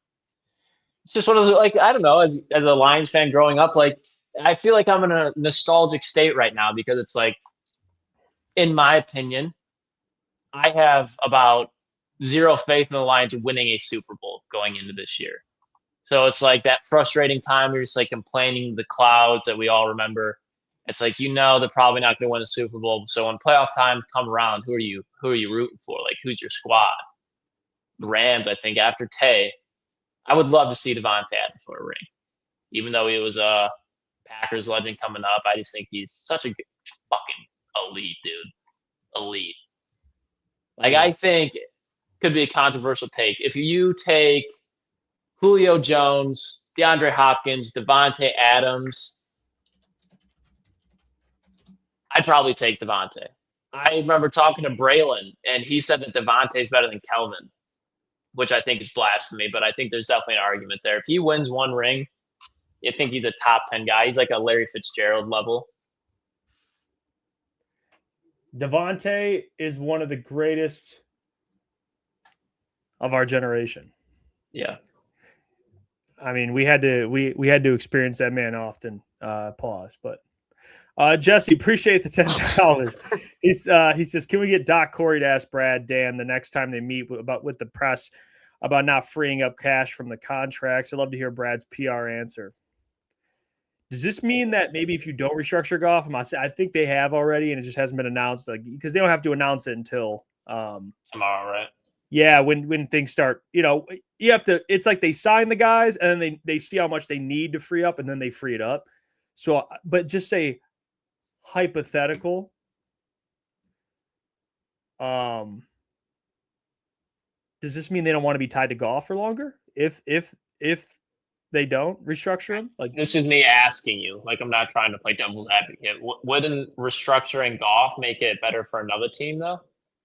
Wouldn't it just overall help, if you're trying to trade for Goff? No, if you restructure a player, pushing the cap back, it basically pushes. It's like Myles Garrett when they were trying to trade for Myles Garrett. The Browns restructured him so much. He had so much shit on the end of that contract, void years. It makes it. Just makes okay. So if you restructure a player, you're tied to him longer because it's a little messier. That's why some people are like, well, we'll just restructure Aleem. He's making too much money. It's like, no, you don't. You have to just eat that. You know what I mean? Yeah, get it out the way. That's why the Dolphins didn't restructure Tua. They just said, we're cutting you. You stink. We want this thing over with, Yeah, okay. So that's – I don't know. I don't ever see the day where, if there was one guy I would think would be untradeable, where don't even try to pick up the phone and call about him, it would be Penei Sewell. That's in my mind, personally. I think that guy, Brad Holmes, is Jared Goff. Jared Goff, I don't think doesn't matter if they restructure, don't restructure. He brought him over from LA to win a Super Bowl with him, in my opinion, or else he would have gotten somebody else and we'd have another quarterback. But I truly think Brad Holmes' quarterback for his time will be Jared Goff until he retires. Like, I think he gets signed again after this contract. Not saying that's what I want. That's just what I think happens. Because I don't think Goff hasn't given anyone a reason where you can like point it out and be like, this is why you need to trade Jared Goff. In LA, there was those games where it's like you put up 3 points in the Super Bowl. But in Detroit, there hasn't been that reason. Like even when he played like shit in the playoffs, there's a lot of other stuff going around. There's the injuries. So you couldn't like point the finger at Jared Goff. And to be honest, I really don't think that time ever comes. Do you want to do a mock draft real quick? You want to fire up? Hey, by the way, Brandon Peters. Hey, appreciate you, Brandon Peters. Thank you for the 20, my friend. He says, this is for Clots. Put this money towards a couple more chains. I want you looking like Max Clark next time you're on here. OH. I know. Shout out to Brandon. Shout out to Brandon. Come on now. I'll never go down that route, though. I think I'll always just be a one chain guy. Do a mock up for sure. I think I got like 15 more minutes and I got a dash. All right, let's do this. Let's do a first round mock with Clots, and then we'll get you out of here. Let's knock out a first round mock, kind of middle of free agency first round mock. You can have the number 1 overall pick, and we'll rotate. All right, so every other, no trades, or we trading? We can do trades. Why not? We'll just all right, yeah, let's go. All right, I'm definitely in. All right, give me Mendoza. I don't think we need we don't need the chime. No, I'll do. You know what? The Jets right here. They just got, you know what, give me you think Sonny Styles goes over Arvell Reese? I don't. I've been having Reese too, and I think I don't know if that's what it is. All right. Arizona, give me Francis. Yeah, I think they go trenches. I think Tennessee. This is I think the pick that controls the draft. Like they can go anywhere. They can go fucking corner if they want to. I'll go David Bailey. All right, fair. All right. Okay.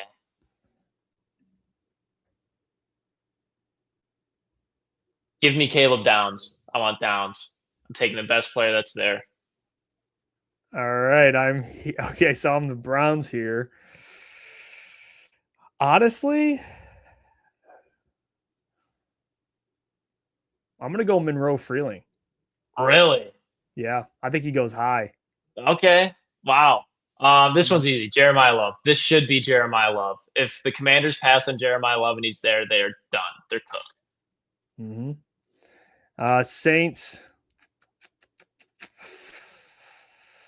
You know what? Give me another wide receiver, Carnell Tate. Wow, this board has fallen different. Yeah, I like this. This is different. Mm-hmm. Give me Sonny Styles here. Bengals. Bengals would take Ruben Bain. That's the one that I've always had. This one's kind of fun. You can go a couple different ways here. Pause. Now, who do you want?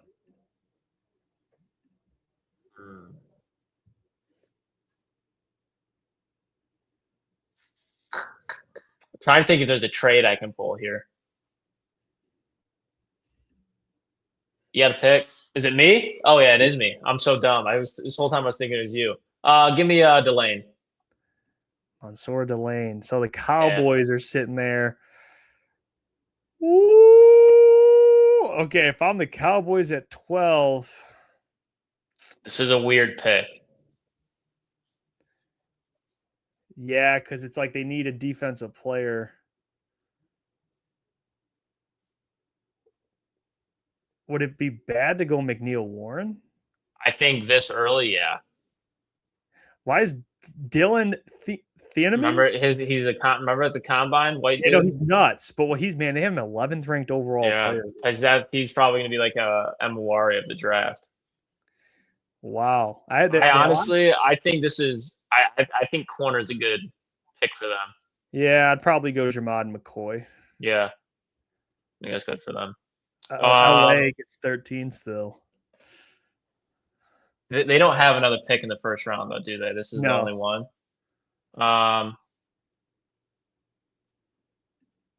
Who's their guard? I literally think they're in a spot where they can do whatever the fuck. Give me Fano. Give me Fano. Walk out of there with Fano. And then I'm the Raiders. Oh, I might take do it. You have to. You have to. If that was like, dude. Okay, now you have Brock Bowers, Mekhi Lemon, Ashton Genty. Like, you're in a good spot to go with Mendoza, and they got a left tackle. This is tricky. I think Keldrick Falk is a Buccaneer, and I think they take him here. I think Falk goes off the board here. Interesting. You know what? He talked about Shaq Barrett a lot. If I'm the Jets, you know what I think the smart pick for the Jets would be? Vega. Yep. Good That's pick. the smart pick. All right, now we're in a pickle here. All right, I'm going to trade. Give me the trade. See if they're offering. You could do 21, 24, 25, and beyond. Yeah, I want to go back with the Browns. Trade me back with the Browns. And you're going to offer 17 and 50 for 24 and 39, and they're going to fucking love it. They're going to love it. Well, you might be able to do like a... No, I want you... No. Oh, yeah, no, see? They're gonna love it. You're going to trade that right there. Yep. All right, back on the clock. We are going to take Jordan Tyson, the wide receiver out of Arizona State. Oh, the Vikings. You know, if I'm the Vikings, I might take Harrison Smith 2.0. Yeah. This is easy. I think the Panthers are running the board naked here. Kenyon Sadiq. Cowboys, just a reliable weapon. They took Jamad. I think they could probably take. I think any of those three. Yeah, any of those three. I think you're good with. Mesidor. All right. Steelers on the clock. This is a tricky one. I feel like they shouldn't take a tackle, but go to offensive tackle. They just lost dude to forget where he went. They need a tackle though. I think fucking that Max kid, I think he goes early. Take him. Dang. Chargers. Safety, Emmanuel McNeil-Warren. Oh, wait, no. Oh, they haven't taken guards here and D linemen. Chargers, yeah, I think you got to go. I don't think that kid from Oregon goes in the second round. I definitely think he can go. Yeah, I'll take Banks. Edge DB. Who'd they lose? They need a linebacker, right? Yeah, CJ Allen. CJ Allen for sure. Yep. And you're in this spot. And it's you.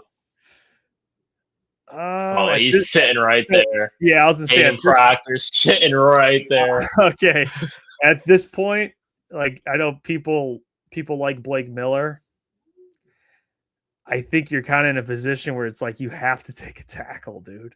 Oh yeah, regardless here. I think like, you just have to take him. Like Lomu though. What about Lomu? Oh yeah, that's true. See, I love. Or even just take Dunker there too if you like him. I would take Lomu and Dunker before any of those, like before Miller or Proctor.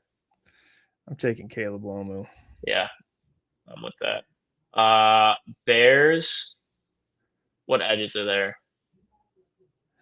Cassius Howell, TJ Parker, Tatum McDonald. We're gonna walk out of here with Tatum McDonald. Yeah.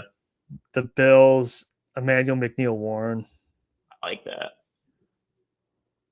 The Niners, give them Avion Terrell.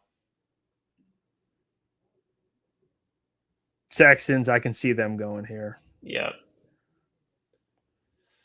The Chiefs, who we haven't taken first? Sonny Styles. Go to D-line, just in general. I think there's something I'm thinking about. Ooh, give me Peter Woods, Chris Jones replacement. Try to be at least. Broncos. Stowers. This is Stowers all day. that tight end out of Vandy. Really? I think. What else do they really need? Yeah, I guess they might need like a linebacker. Another wide Yeah. receiver, a linebacker, whatever. But Stowers isn't going to be there when they pick again. Who did they end up taking? Oh, Anthony Hill, dude. Oh, there you go, your boy. He dropped after he's down there now. 92? Yeah, I don't, and he goes higher than that, but they dropped him after the combine. What? Your boy Fielding was saying that Rodriguez could sneak in the back of the first round. Really? I don't know if I agree with it, but he lit up the combine. Wow. I'm still taking Anthony Hill here, dude. That's fair. He's a Bronco. Patriots, we are going to take Omar Cooper Jr. And the Seahawks. Yeah, I think here. Yeah, you're kind of in a. They probably there's a Texas A&M guard that Blake something that I've been seeing a lot of noise about, or Chase. Yeah, it was Chase. Because they have that Anthony Bradford. Have you ever seen like the Anthony Bradford memes that go around? Yeah, he's so bad. And it's like the other guy. That was the whole thing with like Stowers. If you're the Broncos, like he's not going to be there at pick 60, whatever. I like this AJ Halsey. He's good. AJ Halsey's good. He had a good combine too. He especially with like the ball drills. Yeah, maybe we'll just take. You're going to have to reach on one of these guys if you're taking a position, but Keontae Scott's a dog. Jadarian Price. Not in the first. Hell no. You taking Price in the first? No, not me, but the Seahawks. They reach sometimes too. They just get their guys. All right, I'll take the Chase guy. Oh yeah. I feel like it wasn't that bad. No, it wasn't too bad for a quick little 10-minute mock. Little free agency, middle of free agency mock. The Lions ended up getting Caleb Lomu trading back, and then we got all these other dudes in here mixed around. The only one I'd probably go back and switch, and I think somebody put it in the chat too. I'd probably go back and get the Steelers, Ty Simpson, or the Jets there at 16. Who'd they end up taking instead? A tackle? That tackle from Arizona State. I just think he's like, that's somebody that you're like, oh, he went like it. I could see the Texans taking him. You know what I mean? Just like a team that needs a tackle that's like, fuck it, we love this guy. Yeah. Well, Clots, thanks for coming by and hanging out. Pleasure, Hefe. Hold it down. Right. I'm sure Boone will be getting on soon, but keep crushing. I got Thanks, you. chat, You guys, people. let's give it up for Clotsy, Love man. y'all. Shout out to Lukas Klotz joining the program. There you go. Signing off with his Budweiser and his St. Louis Rams t-shirt. How's everyone doing, man? How's everyone doing? We're hanging in there. We are hanging in there. We got day 2 of free agency going strong. You know what? Things are not happening, but like Combat Sack said, the splash news of the day is we re-signed Rodrigo. Isaiah Pacheco, obviously, was the actual splash, but that's the other on defense. It was re-signing of Rodrigo. That's what the splash was.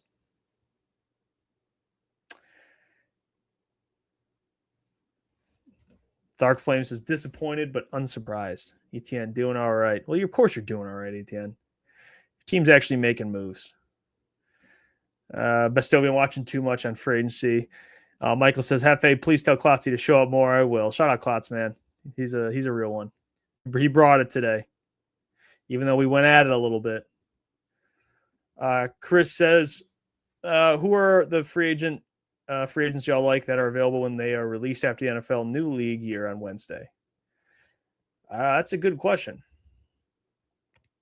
There's always more guys that get cut. There's got to be teams that got to free up some money. So there's going to be some guys that get cut.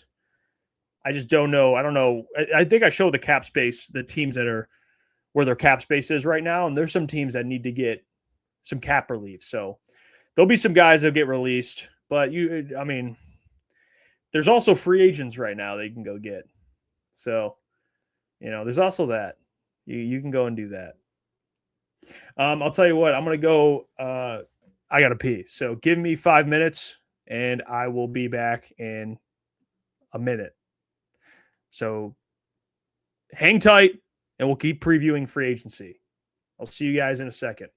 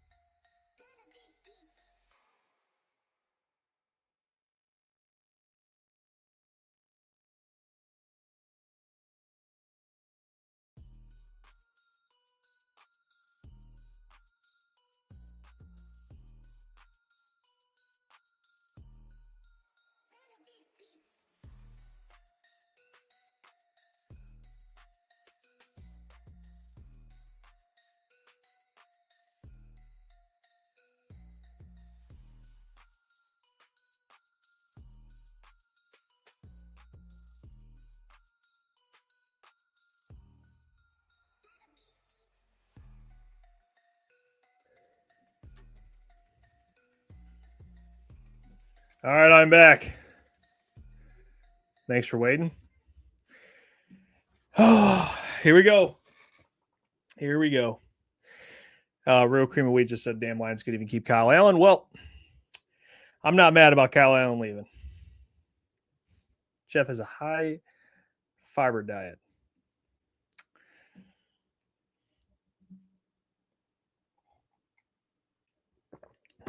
Ryan just said I wish this was true. I really do. I wish I came back and the Lions signed Trey Hendrickson. It would be worth every hour. I would stream every hour for an entire week to get Trey Hendrickson on this team. Truly.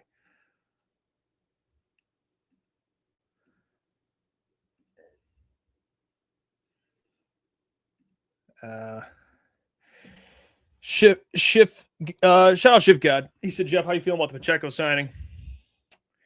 I think the Pacheco signing it's a 1-year deal for a player who suffered a lot of injuries the last 2 years. Hasn't quite played up to the same standard he set when he came into the league with the Chiefs. If he can play like he did coming out, he's going to be he's going to be worth every penny. More, actually. The problem is he just needs to stay healthy. He's not David Montgomery, but he's a good RB2 if he's healthy. The problem is he's just struggled kind of staying healthy. I don't really look at even like the yards per carry last year, but because of I know he was injured, but no one on the Chiefs really ran for anything. So the situation was really brutal. I think he's a good fit with the scheme. He's got better guys around him, better offensive line. He's not going to be asked to do as much. Could they have gotten a better option? Probably. I would, that would have been nice, but I don't think people saying he's like a trash player. I'm not going to say that. Would I prefer Brian Robinson Jr.? We talked about Rico Dowdle sounding for $6 million. Would I prefer these options? Of course, but we don't know if those guys would have wanted to be RB2. So, Pacheco's better than who they have. Better than who they have by a lot. Sailors and Vaki, I don't know if that's saying much, but I don't mind it. I still don't know the price on the deal.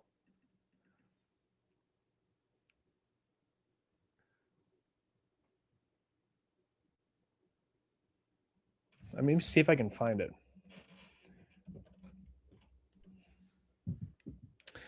Let me see.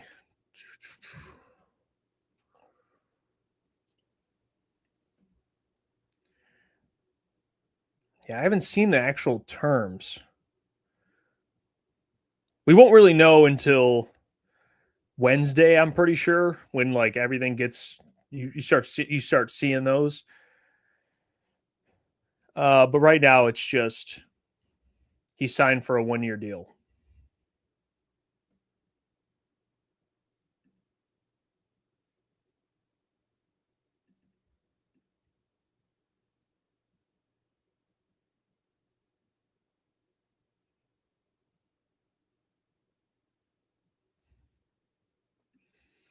NFL Network reporting 1 year, $2.5 million for Borum. Okay, so that's better than the $5 million. If the $5 million was correct and Braden Smith went for $10 million, that's insane. But if it's 1 year, $2.5 million, that's fine. I know it's $2.5 million, but trust me, $2.5 million, $5 million, you're getting closer to like a starting tackle, or at least not a great starting tackle, but like Braden Smith, the starting right tackle, you got paid 10 or like 12 or something like that. So you're starting to get asked that question. Are you half the player Braden Smith is? Probably not. But no, yeah, if it's 2.5, that's fine. He's a swing tackle. He can play in a spot. But as of right now, he's your starting tackle or Giovanni Manu. That's what it looks like right now. Which, yeah, I don't know. I don't know about that. Tony says, why no Rock Ya-Sin's re-sign yet? I feel like that's a no-brainer with our skeleton secondary. Yeah, I'm with you. Maybe he's trying to test the market. I'm not really sure, to be honest.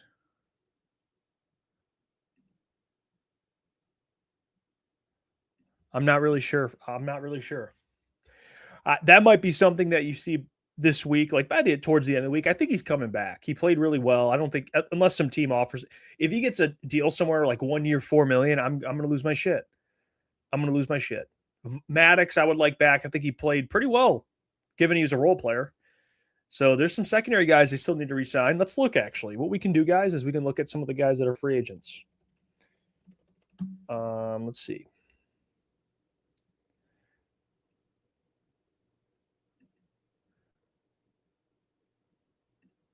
Let me see if Spotrac, I think you can do that. Let's see.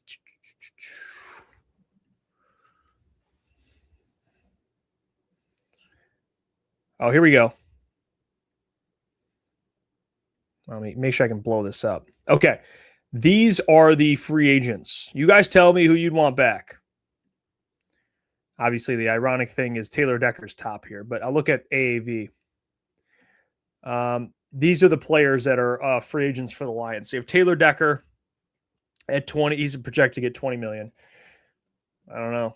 AQM's 8 million. Graham's on there. You're not re-signing Graham either. DJ Reader, Yodi, Daniel Thomas, Ezekiel Turner, Marcus Davenport. Josh Pascal's on here, which is weird because he's coming back. He's coming back. But Avante Maddox, Tristan Colon, Grant Stewart, Rock Yassin, Jalen Mills, Shane Zylstra. You got DiCaprio Boodle. Great. Arthur Millette. Yeah, none of these guys are really worth a damn. It's really these other guys up here. Yeah, to be honest, the only guys I want back, if I'm being real, is probably Maddox, Rock Yassin, and that's about it. Everyone else can hit the road.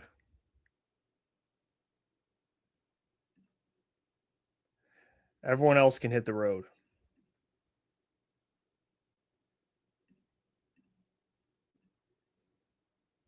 I don't want anyone else signed, dude. I really don't. Get them all out of here. Yeah, I am good. By the way, I think the Packers I didn't realize the Packers got Zaire Franklin. They did. They got Zaire Franklin.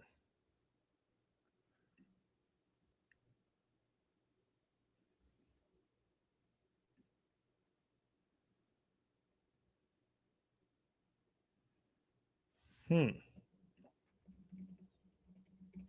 was kind of a quiet move.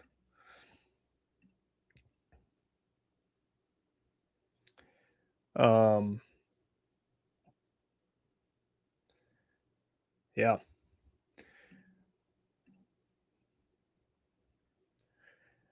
Sting Train says, bruh, Stewart was a captain and he would be cheap. Yeah, I mean, you could bring him back. I'm not going to fight you over that.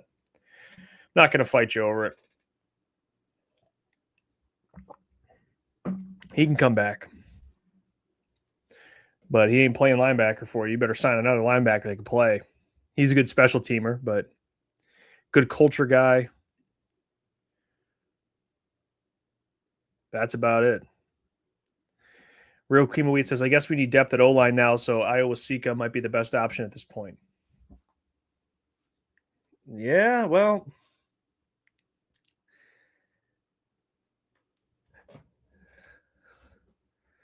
This guy said DiCaprio Boodle. Oh, DiCaprio Boodle. Hey, he's on here, man. DiCaprio Boodle. What a name, dude. That guy was coming out of the draft. I would have swore he'd be a star. DiCaprio Boodle.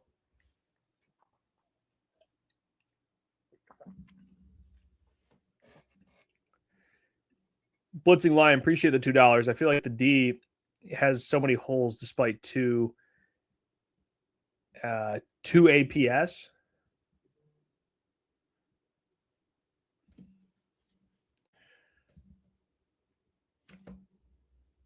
What's APS?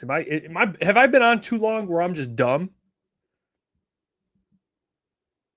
I feel like all pros. Oh yeah. All pros. Got it. I feel like the D has so many holes despite yeah, you're not wrong. It's really depth. Yeah, that's really, yeah. I mean, you have Jack Campbell, Aiden Hutchinson, and then you have technically 3 all pros, but one of those all pros has a knee injury in which you don't know the extent of. And then Brian Branch, on the other hand, is kind of to be determined after his Achilles. So, yeah, you just have Jack and Aiden Hutchinson and everyone else. You don't have a lot of depth. You don't. Thank you for the $2, my friend. It's a tough place to be in. Art says, hey, Jeff, how many draft picks do you think we need to hit on this year, in order to improve from last season? Well,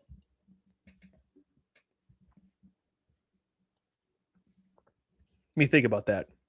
Because they have 2 picks in the top 100. So that's terrifying. It's hard. It's a hard place to be in when you need to hit on picks and you only have 2 picks in the top 118, actually. So you need to hit on a multiple picks. The problem is, okay, first round pick you got to hit, second round pick you got to hit. You don't pick again to the 4th round. Now you're kind of asking Brad, you got to hit 2 more picks of these last 5 picks in the 4th round and lower. So whether it's the 4th round, 5th round, 6th round, 7th round, you got to hit on a couple more players. I mean, you got to have, everyone's saying 4. I agree with that. About 4 at the minimum hits this year to really be in a good position, because you need a tackle, you need an edge, linebacker, safety, maybe another corner, edge. I already said edge. But yeah, you need a lot. I mean, you do, man. You need a lot. So you need to trade up and take some of those picks in rounds 4 and beyond and try and package that to get in the 3rd round. That's what they got to do. Got to have more than 2 picks in the top 100.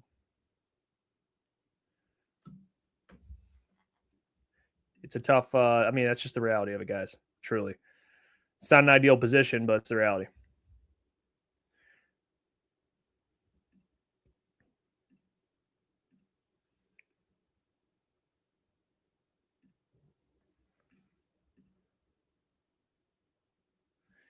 Yeah, like this, Mr. Jiggles, edge, offensive tackle, linebacker, safety, corner, running back. You probably could get another running back, to be honest. Especially Pacheco's only on a 1-year deal. Tight end. Yep. Well, those are the needs. Matt N says, we have a lot of later picks. I could see Brad trading up if we don't do more in free agency. Me too. Yeah, I could see it too. I mean, they don't really have a choice, to be honest.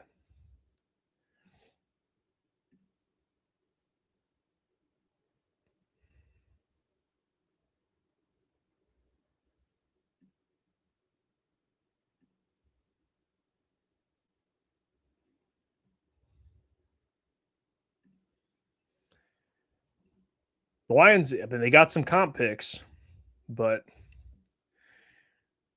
it's just a lot of pressure for Brad. That's why it's not a great spot to be in, where you just have to depend on rookies, basically, for a team that, I know people hate saying this, they are expected to try and contend for a Super Bowl. I mean, that's just the reality.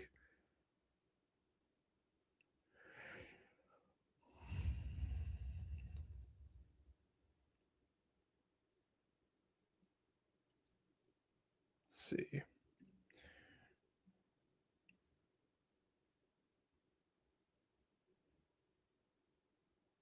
Yeah, there's nothing going on right now, dude.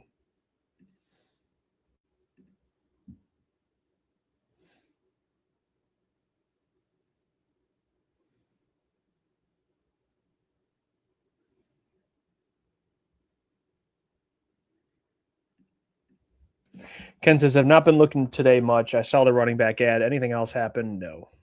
Well, actually, yes. Malcolm Rodriguez re-signed with the team. So there's the other one. But that's the only thing. Malcolm Rodriguez is back, but there hasn't been anything else.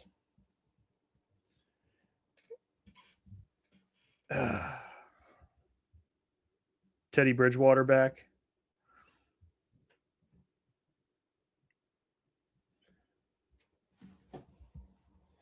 Man, we are almost at 4,000 people watching this stream. If you guys could hit the like button and Super chats will be read as soon as they're sent through. Also, I don't know what the plan is for tonight. I'm going to try and I'm just going to stay live, but if it gets more quiet, I'm debating if we should just end the stream and then go back up for our live show at 8 o'clock, or we just stick it out. I'm trying to see what makes the most sense here. Yesterday, there was more stuff happening. Today, there really hasn't been much to talk about. So, yeah, this is kind of a brutal reality we're in right now. So, let's just see.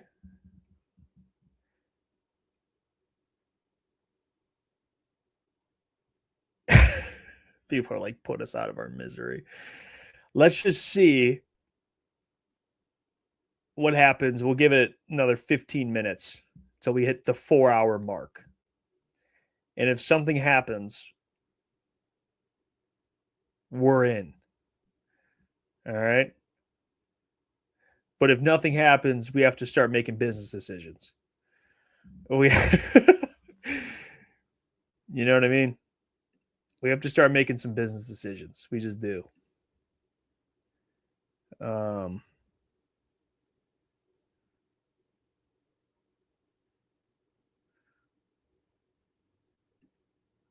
mean, at this point, I could just fire up Madden and do a rebuild on the Lions. I could probably rebuild the Lions and win a Super Bowl on Madden before he signs anybody. I think that's where I'm at right now. Phil says start drinking for cash. You know, this isn't going to end well. It's just not. It's just not. And you know it. You know it's not going to end well.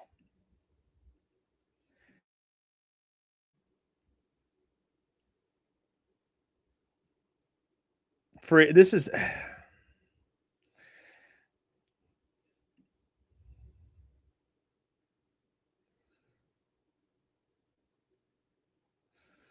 Yeah. Well, I'll tell you what. I'll give it about 14 minutes.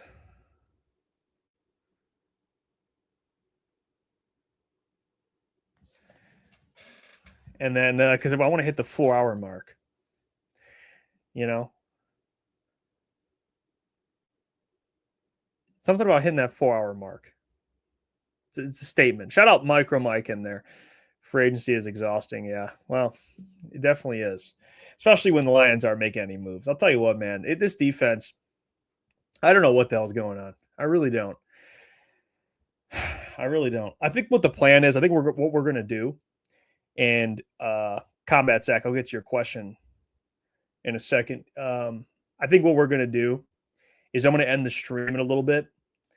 We're going to go live again at 7, and we're going to go from 7 to 9 tonight, just so we get live earlier in case things happen.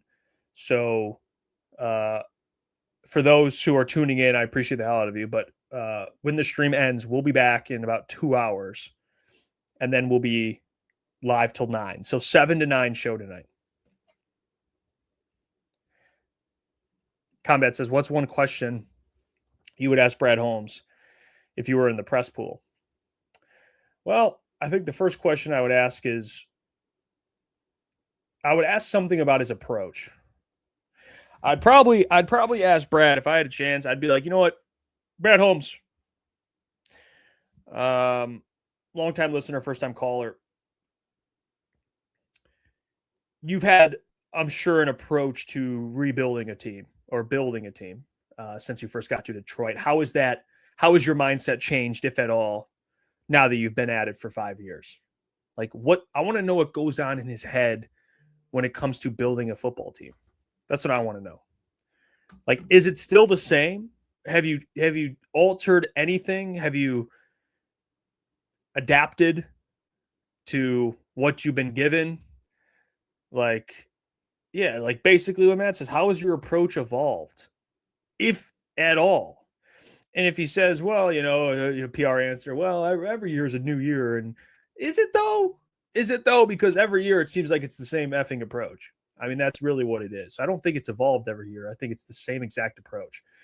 I think since you first got here, what you've wanted to do is draft good players, re-sign them, draft good players, re-sign them. That has been your approach. That's been your approach. And it has not changed, and I don't think it ever will. It's draft players, re-sign them. Draft players, re-sign them. Draft players, re-sign them. Go in free agency, patch this up with a one-year deal, patch this up with a multi-year deal like DJ Reed. You know, like you'll get an occasional DJ Reed or DJ Reader where you bring in a guy, but it's not like anything of significant value, a big-time name. We resign our own. We focus on our own. It's like, all right, dude, well, I don't know.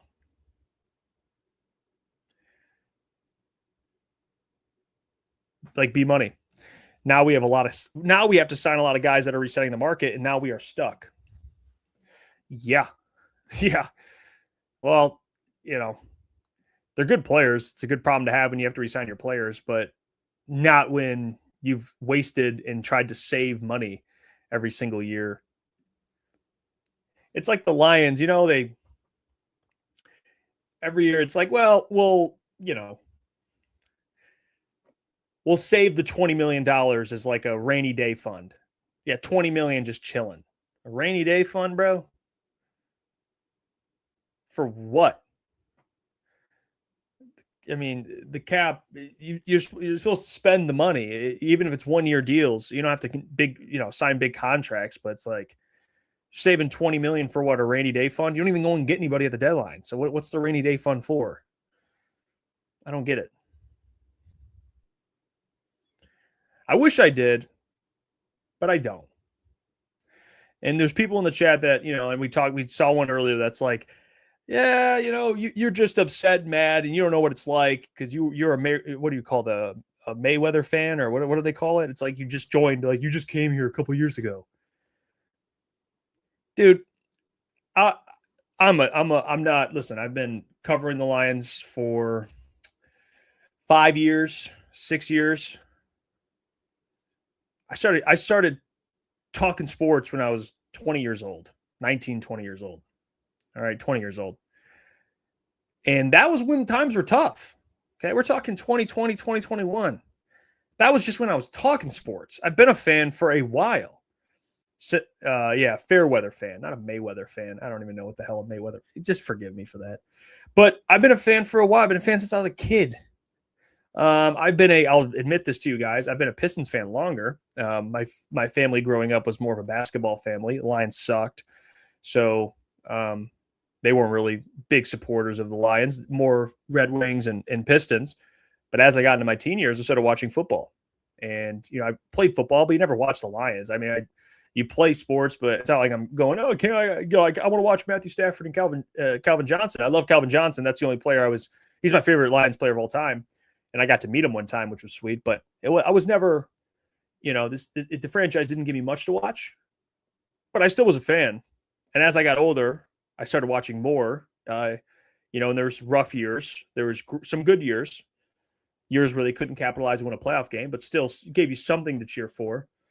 So it's like, yeah, I know what that's like. It's not fun. I'm sure people have been fans of a shitty franchise for longer than I have. I'm not going to argue that. All right. I think there's people that watch this channel, and I got a ton of respect for. You guys have been fans for a lot longer than I've been alive and had to watch bullshit for longer than I've been alive. And the reason why I feel so strongly is because you guys even agree with me on a lot of the stuff I say, and we're all on the same page when it comes to like, hey, man, this isn't the 2018 Lions. This is the 2026 Lions. This is a different time. The Lions have been good for a couple years now. I think people are kind of, they're done bathing in greatness, or at least Lions greatness, where it's like, yes, we're winning games. We won divisions. We won a playoff game. It's like we checked a lot of those goals off your box, but you guys know how goals work. You set goals, you hit those goals, and then you get bigger goals. Like, how many fans are out there like, I just want to win a, well, actually, yeah, that's actually true. Maybe now they're like, I just want to win a playoff game. But how many people actually have that as a goal before the Lions started falling downhill? The goal is a playoff game maybe at the first year or two, couple years, and then it's like, all right, well, now we can win a Super Bowl.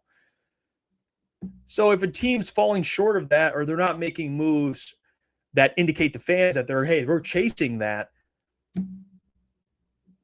people are going to be pissed off. Okay.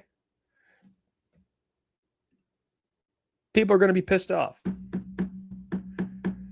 And in 2023, when you made the NFC Championship game, if they made the Super Bowl that year, you had a chance. That year is going to haunt this regime. Hopefully not, but I just have a bad feeling. You were red hot. You had everyone here. Everyone was on rookie deals. Brian Branch and Kirby were healthy.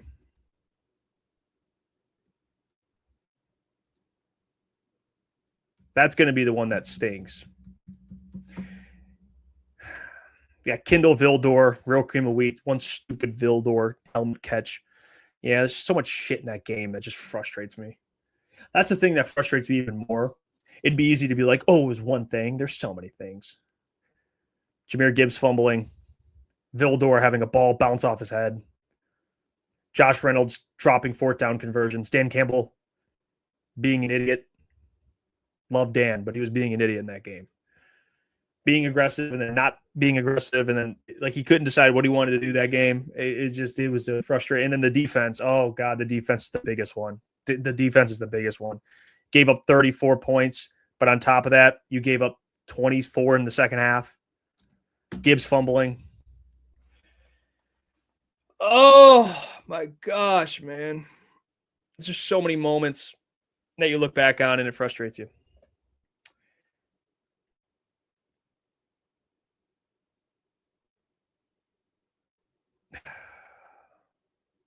Like Real Cream of Wheat says, that defense made Purdy look like Lamar Jackson. I know. And at what point, my biggest question, to be honest, yeah, Matt N played a flawless first half too. Man. That first half. Oh my gosh. Honestly, I think the defense is honestly one of the more interesting topics of just talking about this regime, because I know it gets probably annoying to some people, but it's just the reality. This defense has not been good once under Dan Campbell. Like, if I'm Dan Campbell, I know he talked about it when we were in Indy and we got to speak to Dan. He was like, well, I'm going to be more involved in the defense, and I'm going to be, I don't know what he really meant by that. Maybe more in meetings and, having a say on what's going on. I don't know. Which, to be honest, that's a red flag, because great defensive coordinators, you don't have to do that. You shouldn't have to do that. But anyway. If they just had one good defense. They have not had one good defense in this entire regime with Dan Campbell. Not one. Not a single one. That's on Brad, by the way, too. Like, what the hell is going on defense? Like Clots said, if you're wearing Honolulu blue, you're allergic to covering anybody. It's just like, I don't know. And then all these teams just build defenses. It's like, couldn't get after Purdy. Aiden Hutchinson was on an island, of course, as always. But Brad will tell you, well, we can't. What do you want us to get another Aiden Hutchinson? No, no one's saying that. No one's saying you have to get another Aiden Hutchinson. It'd be nice to get a Max Crosby or a Trey Hendrickson, but what we're saying is just get somebody that's, capable and not AQM capable. I'm talking about a guy who could play every down, better player. Get him some help, like Shift God said. It's not that hard. Matt and Dan said his focus this year is on the defense. With how good our offense has been, why did he focus on it earlier? I know. It's a good question, Matt. Your guess is as good as mine. Well, today was fun, I guess. Depends how you look at it. I got 4 hours to hang with you people. You guys are awesome. Appreciate you guys so much, man. The support on the streams, hanging with me means the world to me and the fellas. Supporting the channel. You guys continue to support. We'll be live in 2 hours. So 7:00 we'll be live. Get your merchandise. I got the King of the North. This one is probably poorly, but Kings of the North hoodie with the sweet sleeve design on it. Kings of the North on the sleeve. I love this hoodie. It's one of my favorite hoodies. Hats. Everything's available on the shop. Different shirts, hoodies, hats, anything you think of, stickers, koozies. Go check out the shop. And all the people that donated super chats, tuned in, like the video, like the stream. Please do that. On the way out, hit the like button on the stream. It's free. and it supports the guys. So until 7 o'clock, me and Booner will be live. Come hang with us. Come vent with us. We'll talk about the day. We'll talk about what the Lions need to do. We'll talk about some free agents, and we'll get into it all. All right? We'll get into all the conversation. You guys start thinking of things you want to bring up on the show. Start and bring it up. We'll have those conversations. Definitely. So let's make that happen. But until then, again, much love to you all. And I will catch you guys at 7 o'clock. Peace.